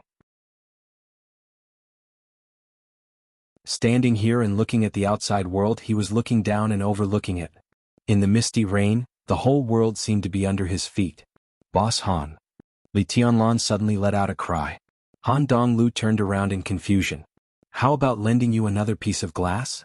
Li Tianlan reached out and gently swiped in front of the floor-to-ceiling window. Without a sound, the entire glass shattered. The sword intent rose quietly and returned to nothingness with the glass fragments. Because there was no shelter in the sky hundreds of meters above, the cold wind and rain poured into the reception area instantly. Li Tianlan just stared at the boat in the river. He took a step forward and jumped directly from the building of Huading, which was even higher than the Oriental Pearl Tower. Han Xinyan, who had just walked into the conference room, exclaimed subconsciously. Li Tianlan's body rose into the air. It was not falling. It was shooting. The sky was gloomy and the wind and rain were dark. Li Tianlan's body was like a sharp sword, tearing the whistling wind. He jumped down from the sky hundreds of meters above and went straight to the Huangpu River below. In the wind and rain, his white figure was like a flash of flowing light, with suppressed madness to the extreme. There was a boat on the Huangpu River. The tea drinker at the bow of the boat raised his head and looked at the sky. A white shadow appeared in the sky, bringing with it a downpour of wind and rain as it stepped onto the bow of the ship. Bang! Amidst the dull sound, the entire boat suddenly shook violently. At the same time, the figure drinking tea at the bow also shook. The boat swayed, but there were no waves at the bottom. The ripples continued to spread. All the waves seemed to be suppressed by the figure drinking tea at the bow. His face turned pale, and a bitter smile appeared at the corner of his mouth. This appearance is really cool. He looked at Li Tianlan, who was falling from the sky, and said lightly. Li Tianlan stood at the bow of the boat and said lightly, How did you know I would be in the Shengshi building? Do you believe that I guessed it? Jiang Shangyu, who was drinking tea alone on the boat, looked at Li Tianlan with a smile. A trace of blood came out of the corner of his mouth. Boom. In an instant, with the boat as the center, the water within 100 meters of the Huangpu River suddenly boiled. A white wave rushed up to the sky almost violently as if to overturn the whole river. Only the boat was still floating quietly. Jiang Shangyu on the boat picked up the teapot. The rain falling on the river gradually poured into the teapot. He flicked his fingers and lit the fire. The rain and the tea gradually became boiling hot. Jiang Shangyu boiled the river. Drink tea. Jiang Shangyu, who came and went like a ghost, poured a cup of tea for Li Tianlan and said with a smile, "We should have talked a long time ago. This place is just right."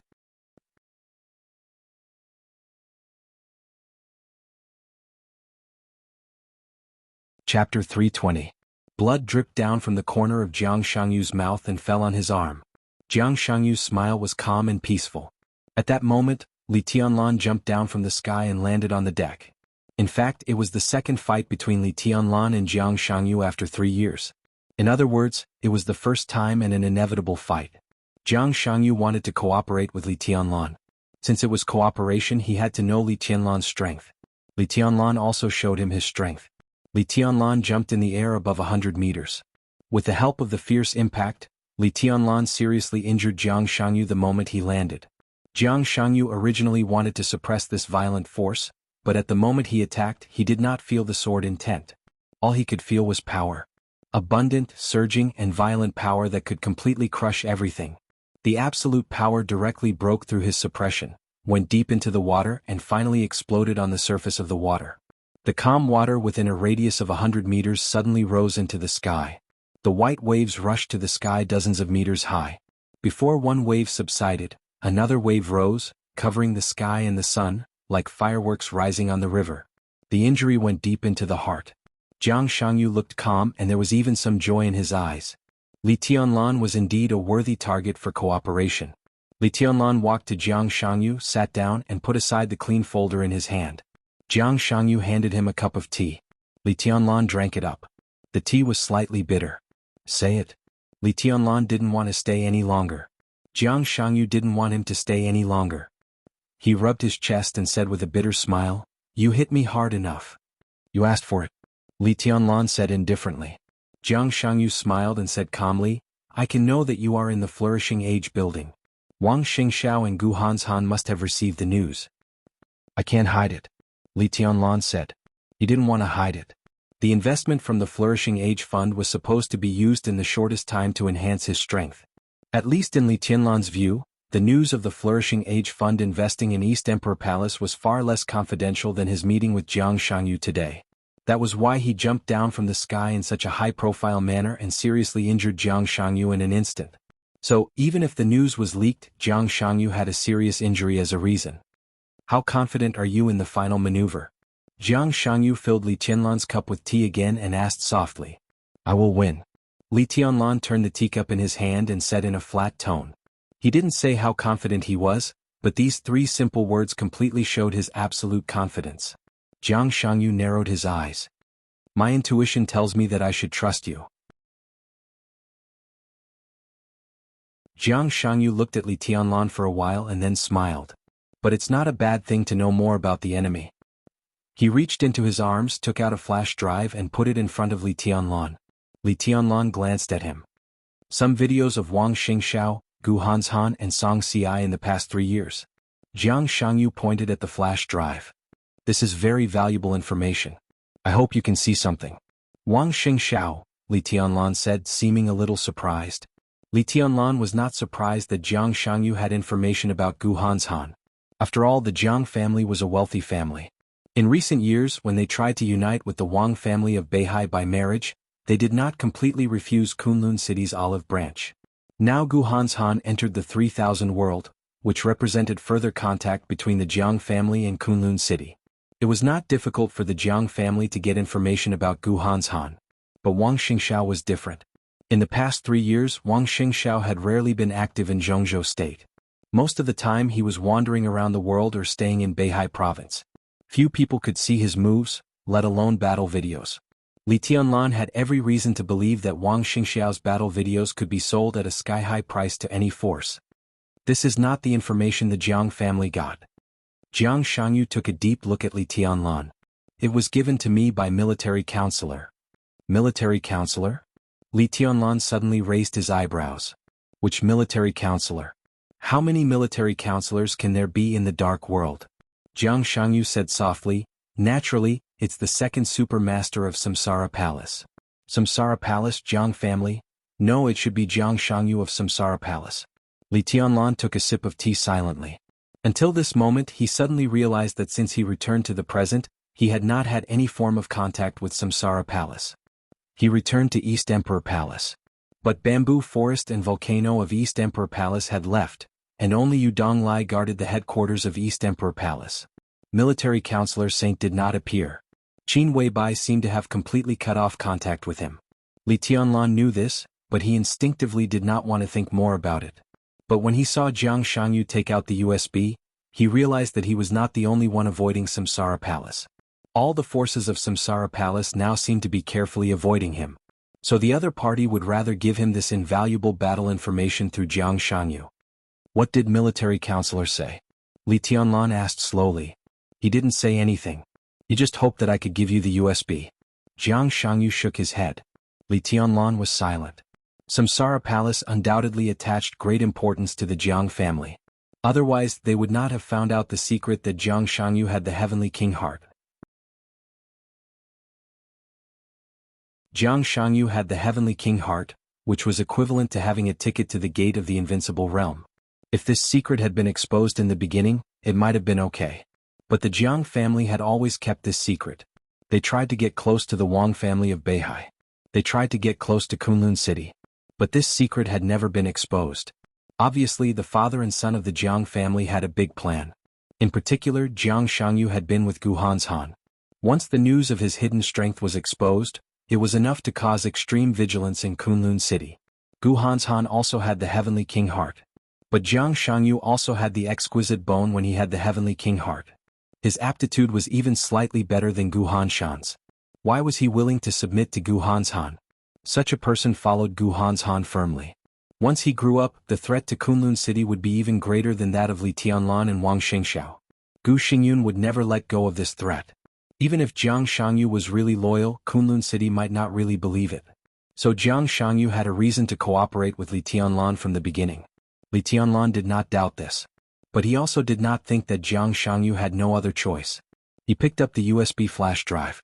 Why don't you give this to the Wang family of Beihai? Li Tianlan looked into Jiang Shangyu's eyes.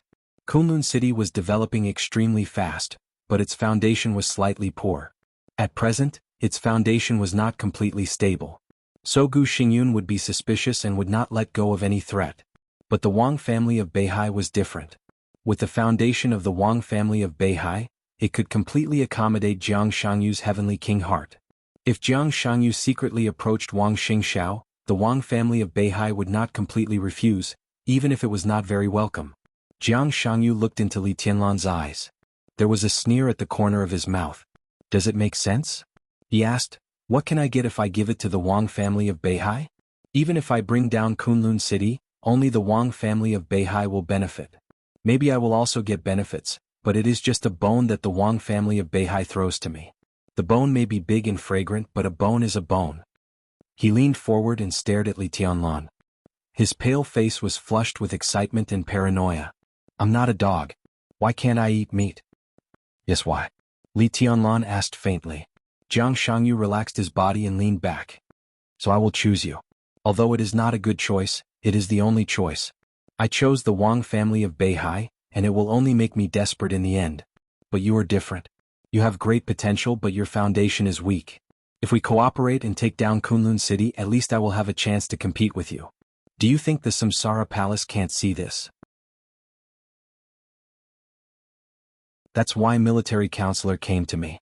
Because the Samsara Palace knows that I can only cooperate with you now.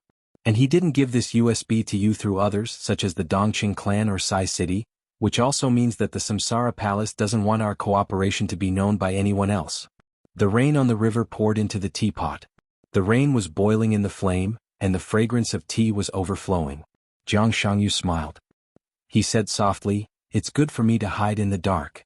Li Tianlan lit a cigarette and took a deep breath. Tell me about the cooperation. He said. I can provide you with some internal information about Kunlun City.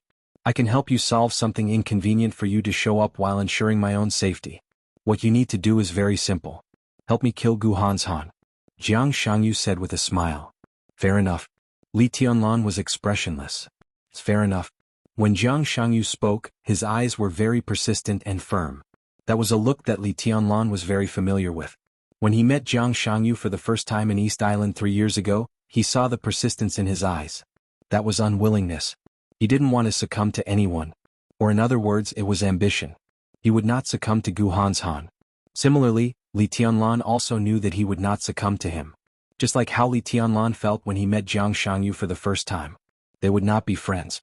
But as long as Kunlun City still existed and Gu Han was still alive, their cooperation could be completely trusted. Common interests were more reliable than any friendship. That's it. Li Tianlan nodded and was ready to leave. It was really not suitable for the two of them to stay together for too long, even if he seriously injured Jiang Shangyu. By the way, I want to remind you of one thing. Jiang Shangyu said lightly, be careful. Don't be too optimistic about your prospects. Even if you can win the final maneuver, it doesn't mean anything.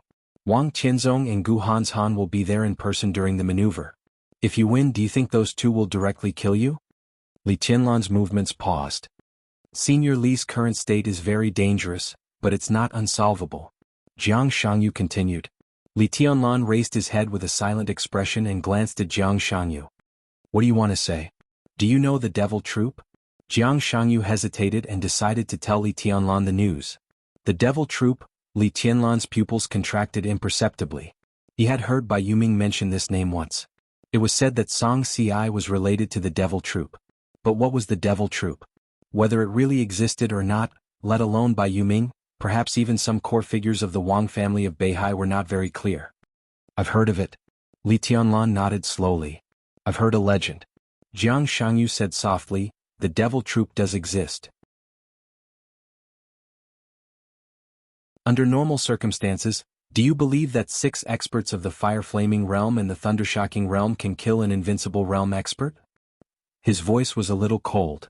This is the devil troop of the Wang family of Beihai. Li Tianlan didn't overreact. He just frowned slightly. 6 experts of the fire-flaming realm. 6 experts of the thunder-shocking realm. An invincible realm expert could be besieged to death, but under normal circumstances, it was impossible for this lineup to kill an invincible realm expert. If this legend is true, they are definitely not ordinary experts of the fire-flaming realm and the thunder-shocking realm. Li Tianlan said, first of all, their combat effectiveness will be far beyond their realm. Second, their defensive power has at least reached the level where they can withstand the attack of an invincible realm expert. At least they can withstand one attack of an invincible realm expert. Then there is a strong vitality and recovery ability. This is not enough. Jiang Shangyu's face was a little gloomy. This can only let them get close to an invincible realm expert at most. It's really not enough. Li Tianlan nodded. So the key to the main problem is the attack power of the devil troop. The attack power they burst out in an instant is absolutely beyond imagination. No matter how strong they are only in the fire-flaming realm and the thunder-shocking realm, unless all of them have the wind and thunder veins. Jiang Shangyu shook his head and seemed to disagree. Without the wind and thunder veins, it's not impossible for them to withstand more powerful power, but the price is a little high. Li Tianlan said, if their power all breaks through the limit of what they can bear, 12 people can still kill an invincible realm expert. Jiang Shangyu was suddenly shocked. If their power all breaks through the limit of what they can bear, that means they can only fight one battle at most. If they go all out, they can only hit one blow. Li Tianlan said, but that blow is far beyond the power of the thunder-shocking realm and the fire-flaming realm, and such a blow will destroy their own bodies first. To kill the enemy, first kill yourself. Li Tianlan's tone became more and more flat. So, they are probably consumables. This should be the nature of the devil troop. But the Wang family of Beihai can't have a lot of such consumables.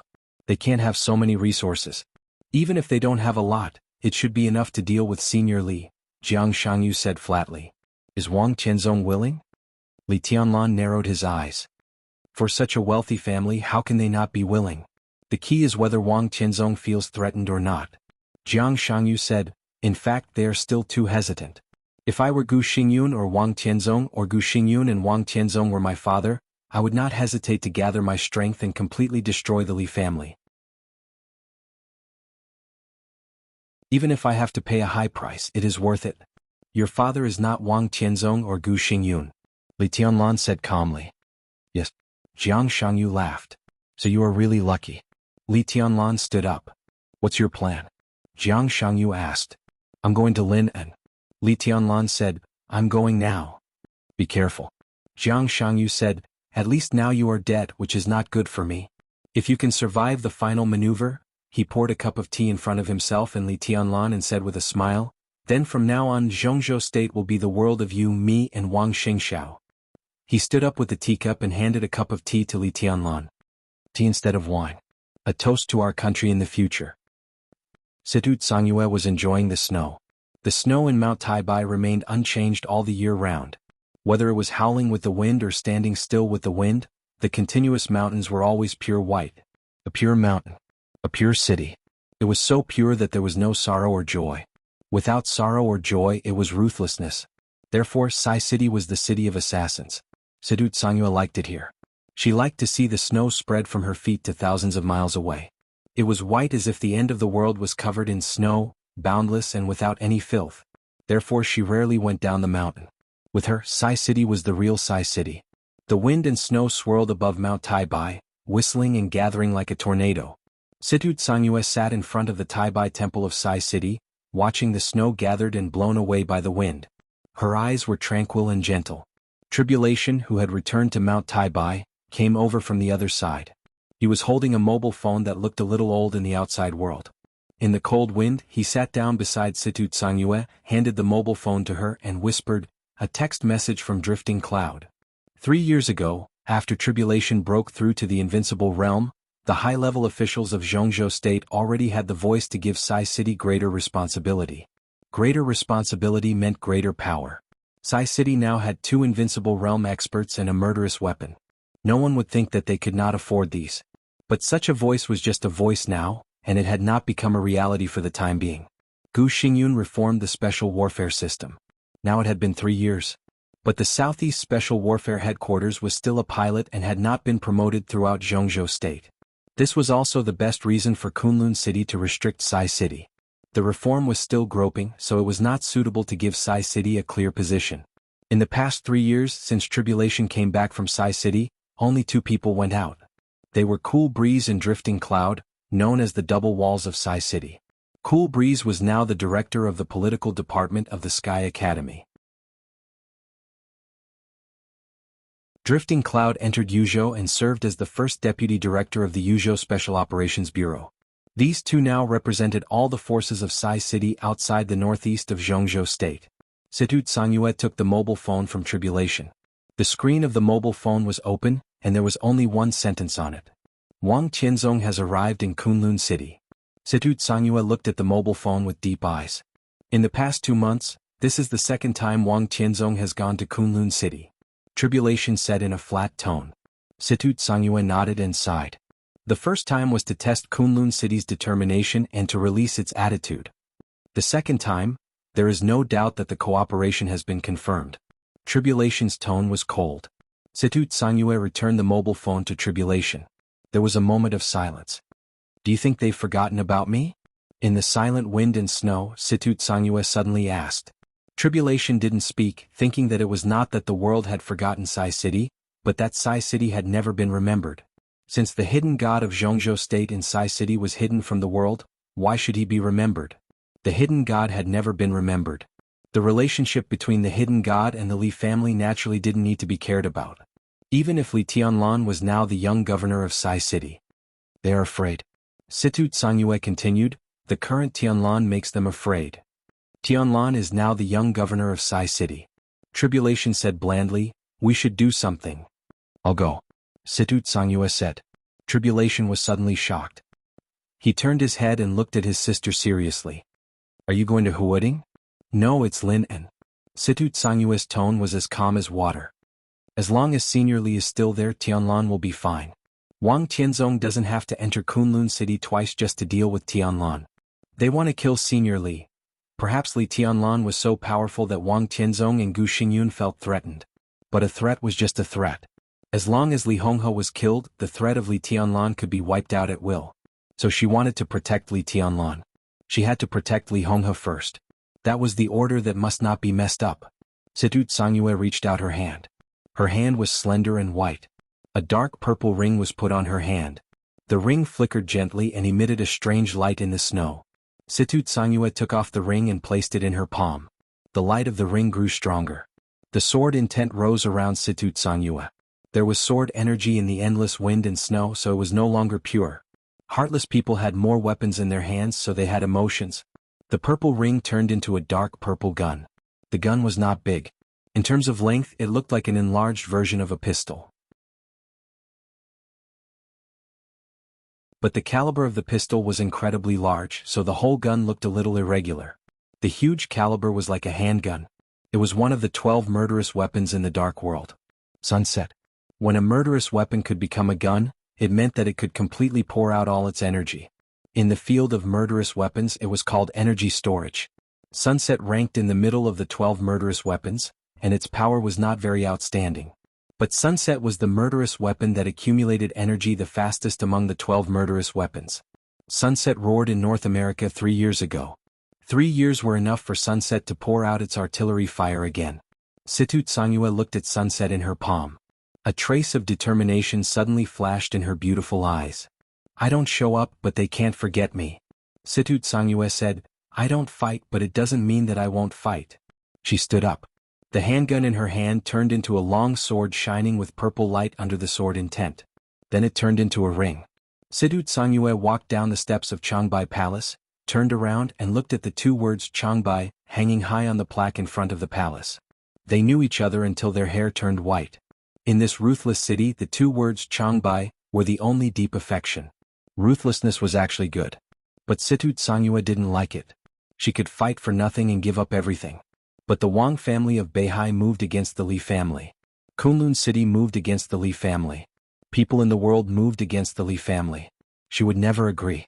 Situ Tsangyue glanced at Tribulation and suddenly asked, How long will it take for Qin Weibai? Tribulation thought for a moment, shook his head and said, I haven't contacted her for a while. At least a month. I can give her a month. Situ Tsangyue said, I'll go to Lin now. She turned around and went down the mountain. In the wind and snow, her figure went all the way forward, becoming smaller and smaller. Lonely mountain, lonely snow. Her figure disappeared between the mountain and snow.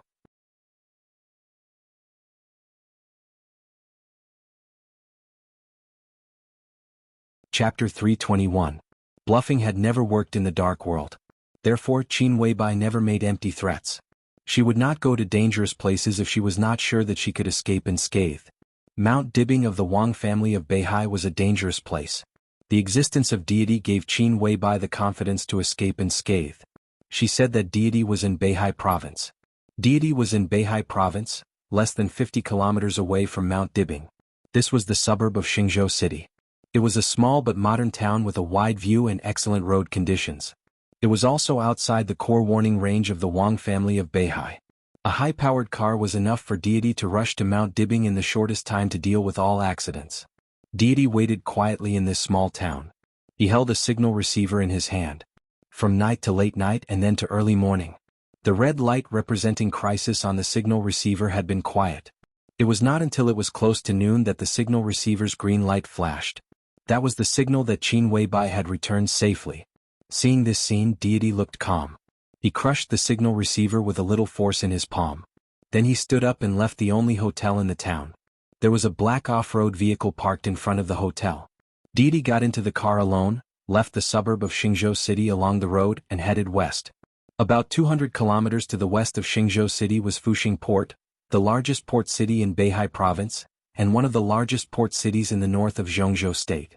In the dark world, Fuxing Port was the only blind spot of the Wang family of Beihai in Beihai province. All kinds of people took root and sprouted here. Some superpowers and lone killers often used this place as one of their transit stations. Although the Wang family of Beihai had invested a lot of power here, it was still difficult for them to control everything in this city with great mobility.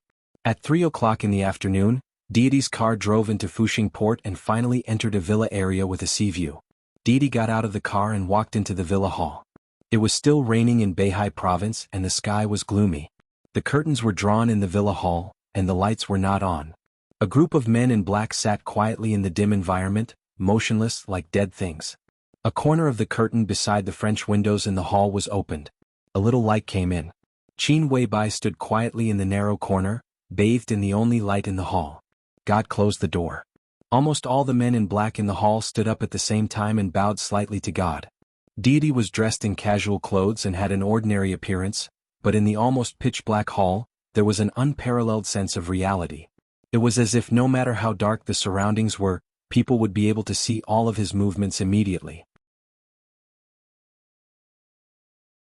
Qin Weibai turned around and said in a clear and melodious tone, "Thank you for your protection, Your Highness." Deity shook his head, looked at Qin Weibai and asked, "Has Wang Tianzong left Mount Dibing? We can be sure that he has arrived at Kunlun City." Qin Weibai said calmly. Deity was silent. The group of black-clothed men in the hall were silent as well. The atmosphere suddenly became somewhat oppressive. Qin Weibai turned around again and looked at the gloomy and scattered rain outside the window. The rain continued to fall, and the entire North Sea province was damp and gloomy. In the darkness, Deity's voice finally sounded, "Wang Tianzong is no longer on Mount Dibing." He looked at the man in black in front of him. There were a total of 10 black-clothed men lined up neatly in the hall. The 10 black-clothed men bowed at the same time and said in a calm and hoarse voice, "We are willing to die for Your Highness." The muscles on Deity's face twitched slightly. He looked at Qin Weibai with cold eyes. Qin Weibai did not look back and said calmly, "Saint is already in Mount Dibing. Military Counselor will meet him in 2 hours. General and Duke will also enter Mount Dibing before dark to cooperate with you." Saint, Military Counselor, General and Duke. Among the 12 supermasters of Samsara, they were the top 4 supermasters. Especially Saint and Military Counselor, they were the top combat capability under the Invincible Realm. When the two of them stood together, they were basically equivalent to an ordinary Invincible Realm expert. Deity still did not speak. He just looked at the 10 black-clothed men standing in front of him silently. 10 people. In the sequence of the Purgatory of Heaven capital, this was also a rare backbone force. Any one of them had at least a realm above the stabilization phase of the Thundershocking realm. And the most important thing was that they were all battle-hardened and had a tacit understanding with each other.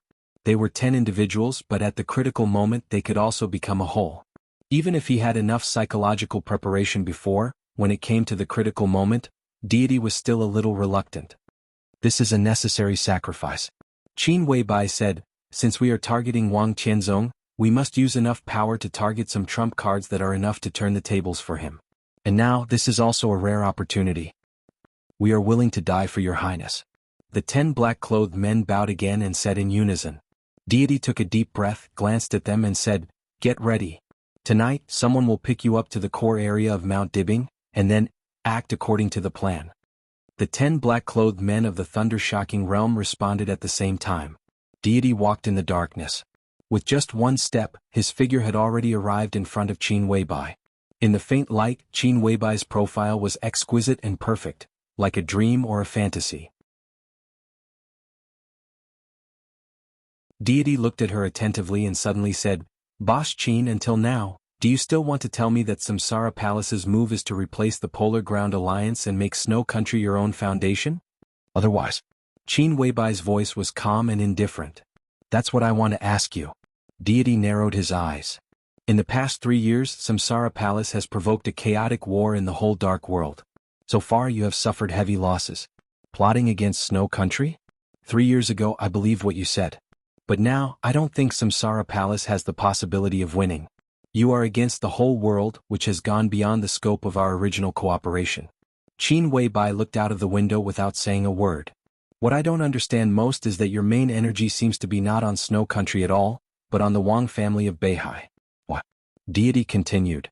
2 experts at the peak of the Invincible Realm deserve respect even if one of them is in a special state. Qin Weibai said, "Whether in Snow Country or in any other situation, the hidden expert of the Wang family of Beihai has the strength to turn the tables. Now, while Wang Tianzong is not here, we weaken the combat capability of the other expert at the peak of the Invincible Realm. What's incomprehensible about that?" "What about you?" Deity said in a playful tone, "Samsara Palace is now digging its own grave. Even if this time it weakens the Wang family of Beihai, how are you going to clean up the mess in Snow Country?" "Everything is expected," Qin Weibai said softly.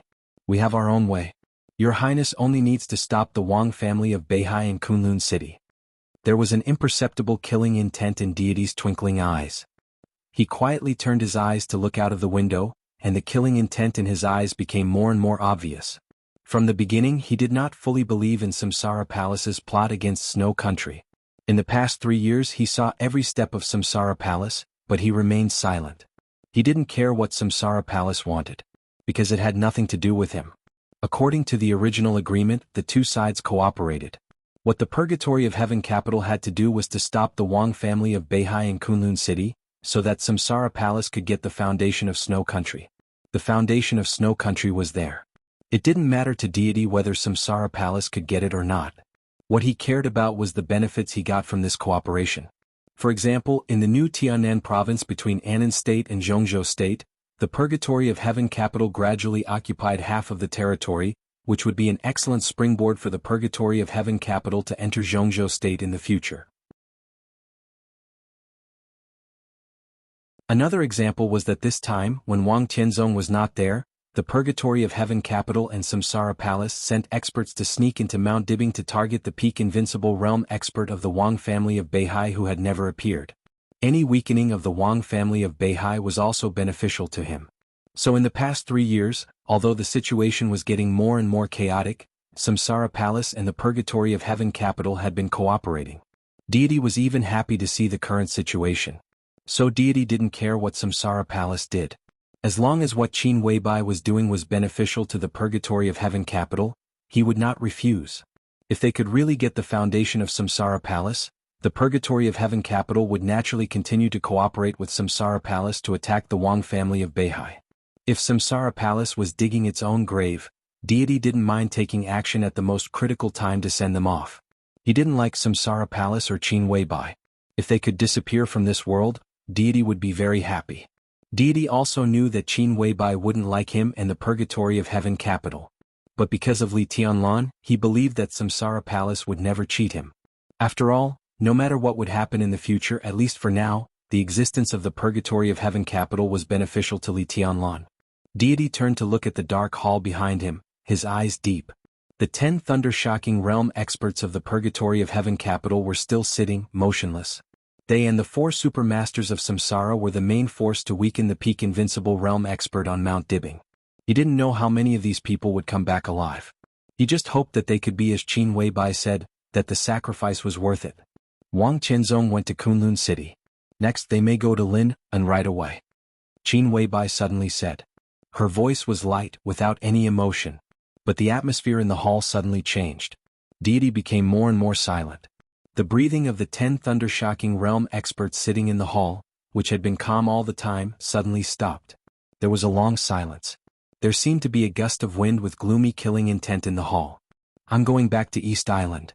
Deity said slowly, what's your plan? Qin Weibai didn't speak. Her eyes were a little dazed. Standing in her position, she could see the blue sea ahead through the window. To the east was Mount Dibing, to the north was Snow Country, and to the south was East Island. Down the sea it was Zhongzhou State. Different directions, different roads, and different results. She remembered a piece of information she received a few hours ago. Li Tianlan went to Lin An.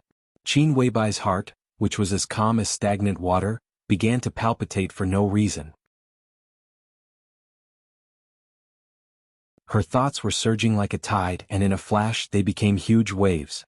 She knew that she should go north at this time.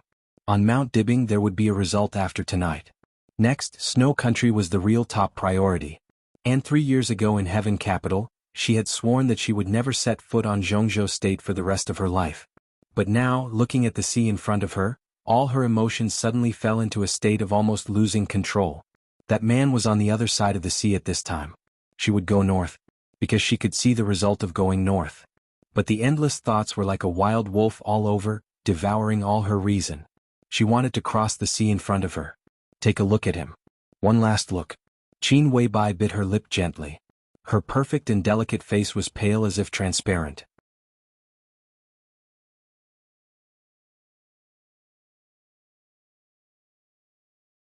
Chapter 322.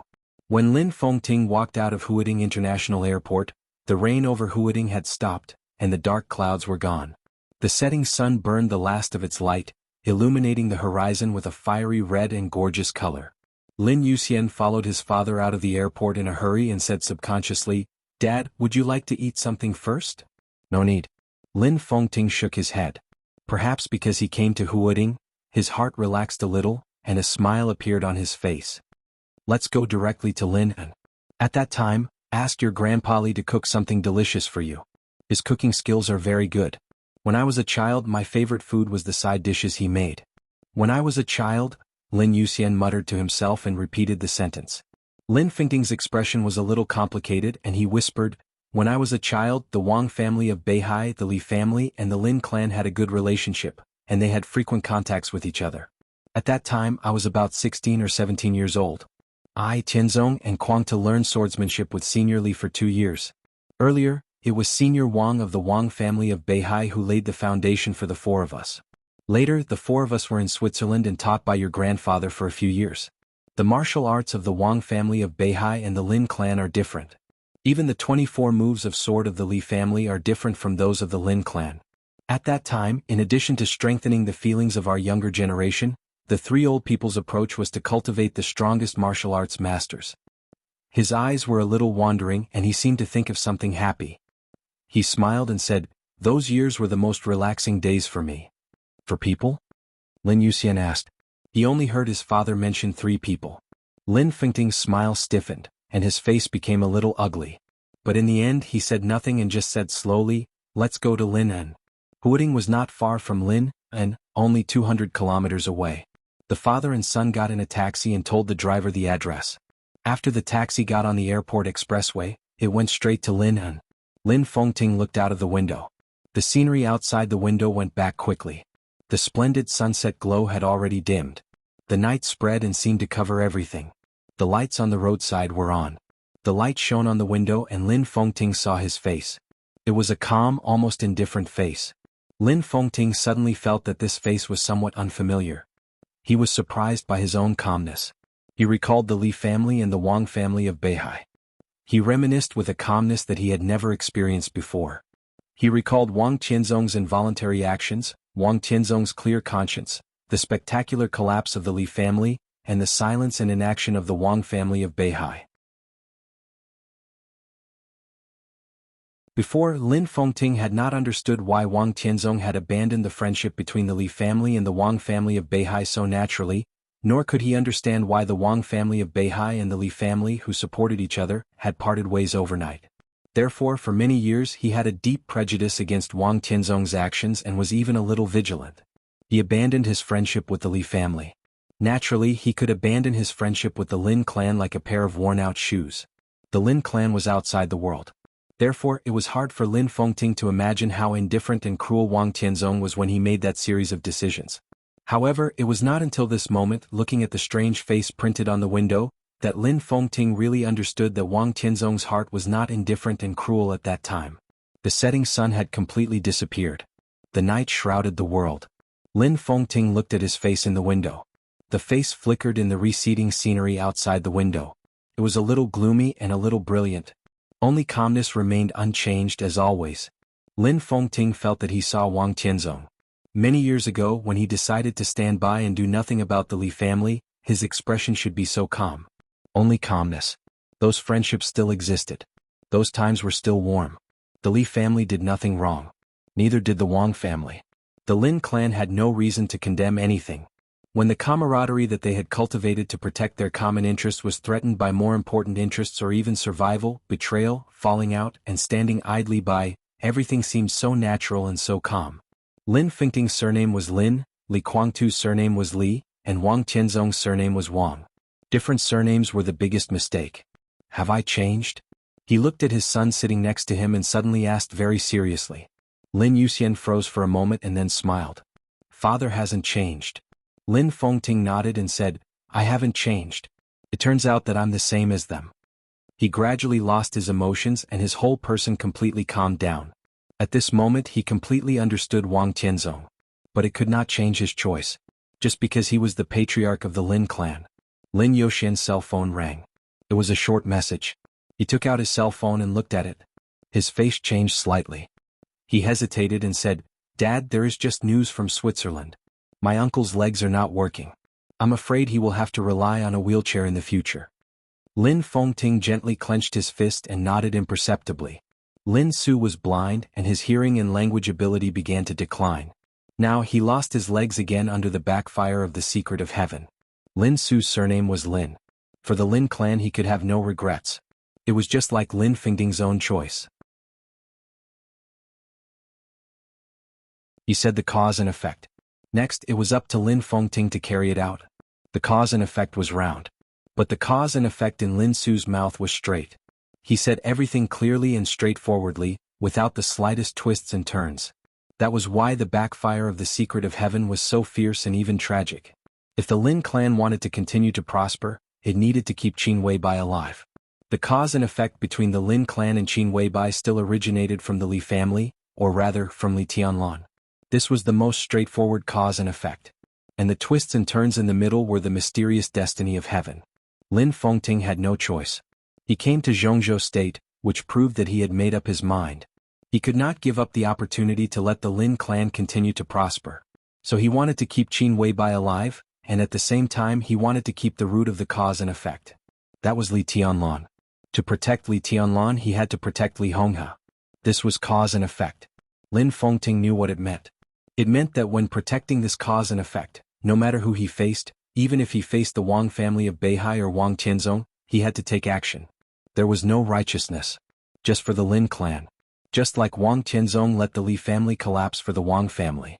When it concerned himself and he had no choice, all the reluctance, unwillingness, and inability would disappear. Because he had no choice, he could only be calm. He had to do this. It didn't matter what others thought or understood, because he had no choice at all. So he had a clear conscience.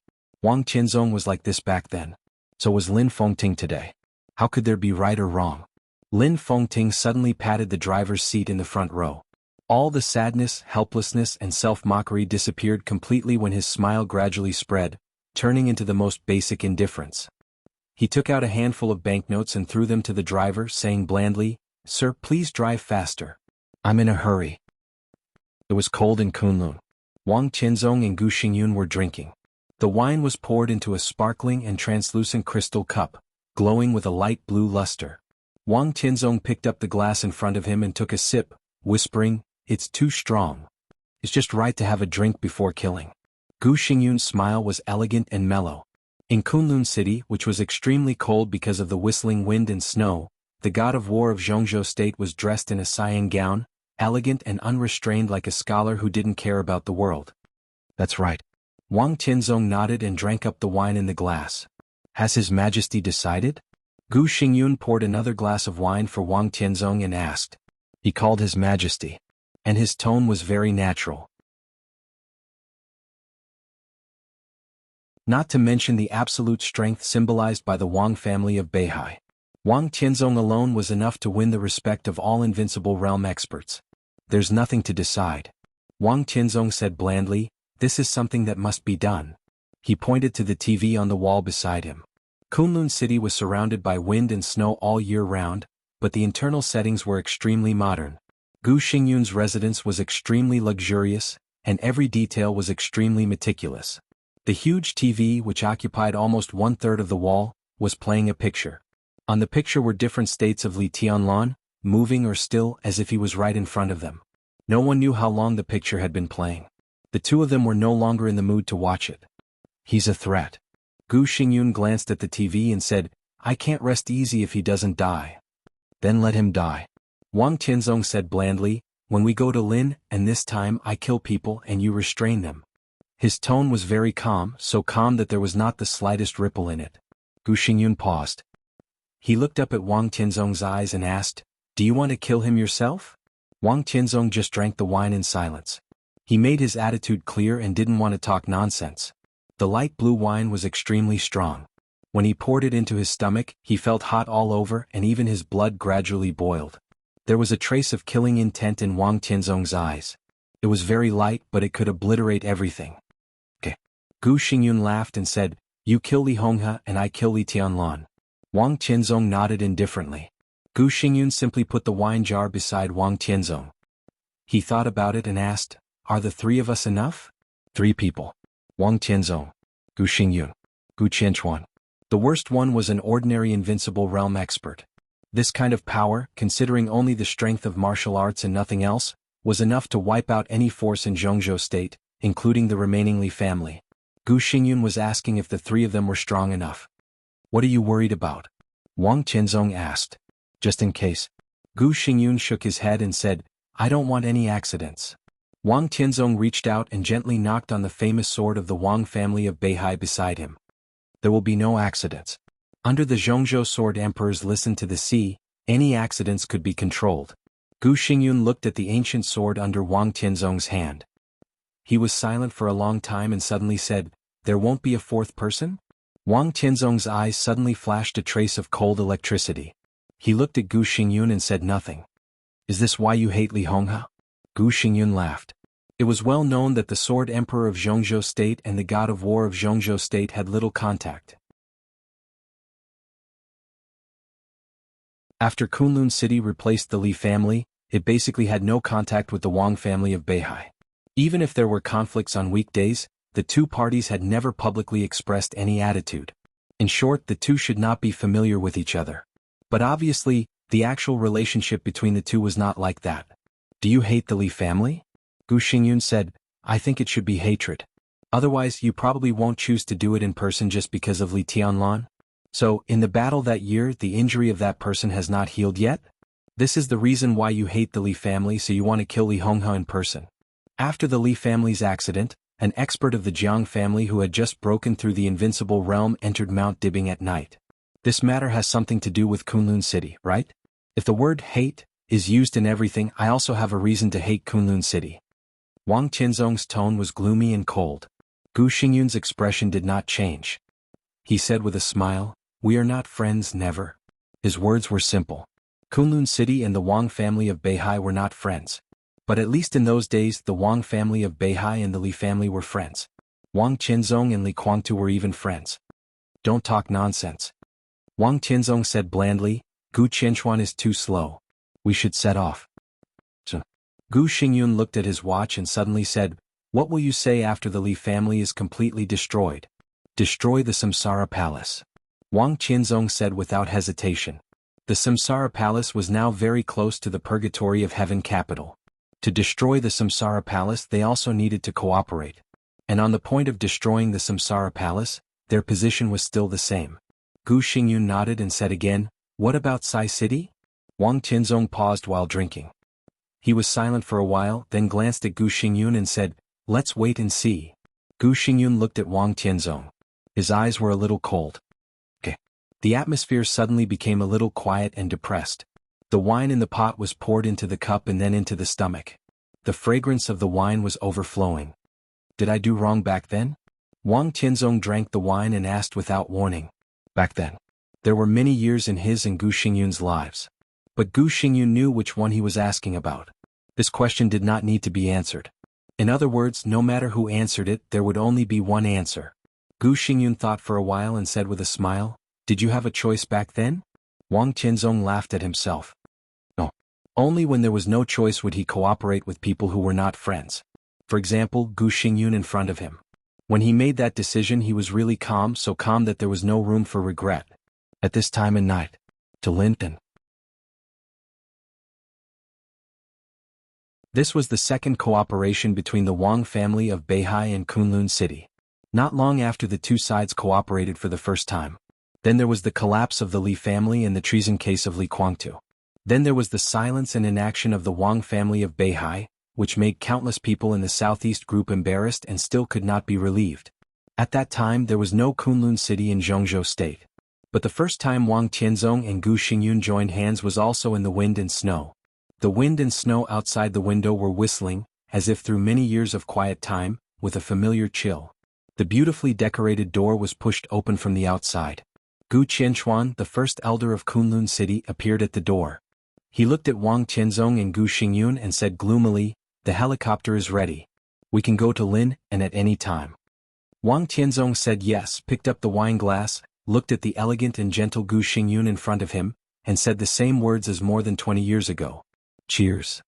You're tuning in to the Han Li's Wuxia Chronicles YouTube channel. We're so grateful for your support, and don't forget to subscribe to join us on this incredible journey through captivating stories. Your generosity through donations truly makes a world of difference, as it's the primary source of revenue that allows me to expand and enhance this channel for you. Thank you from the bottom of my heart for being a part of this adventure.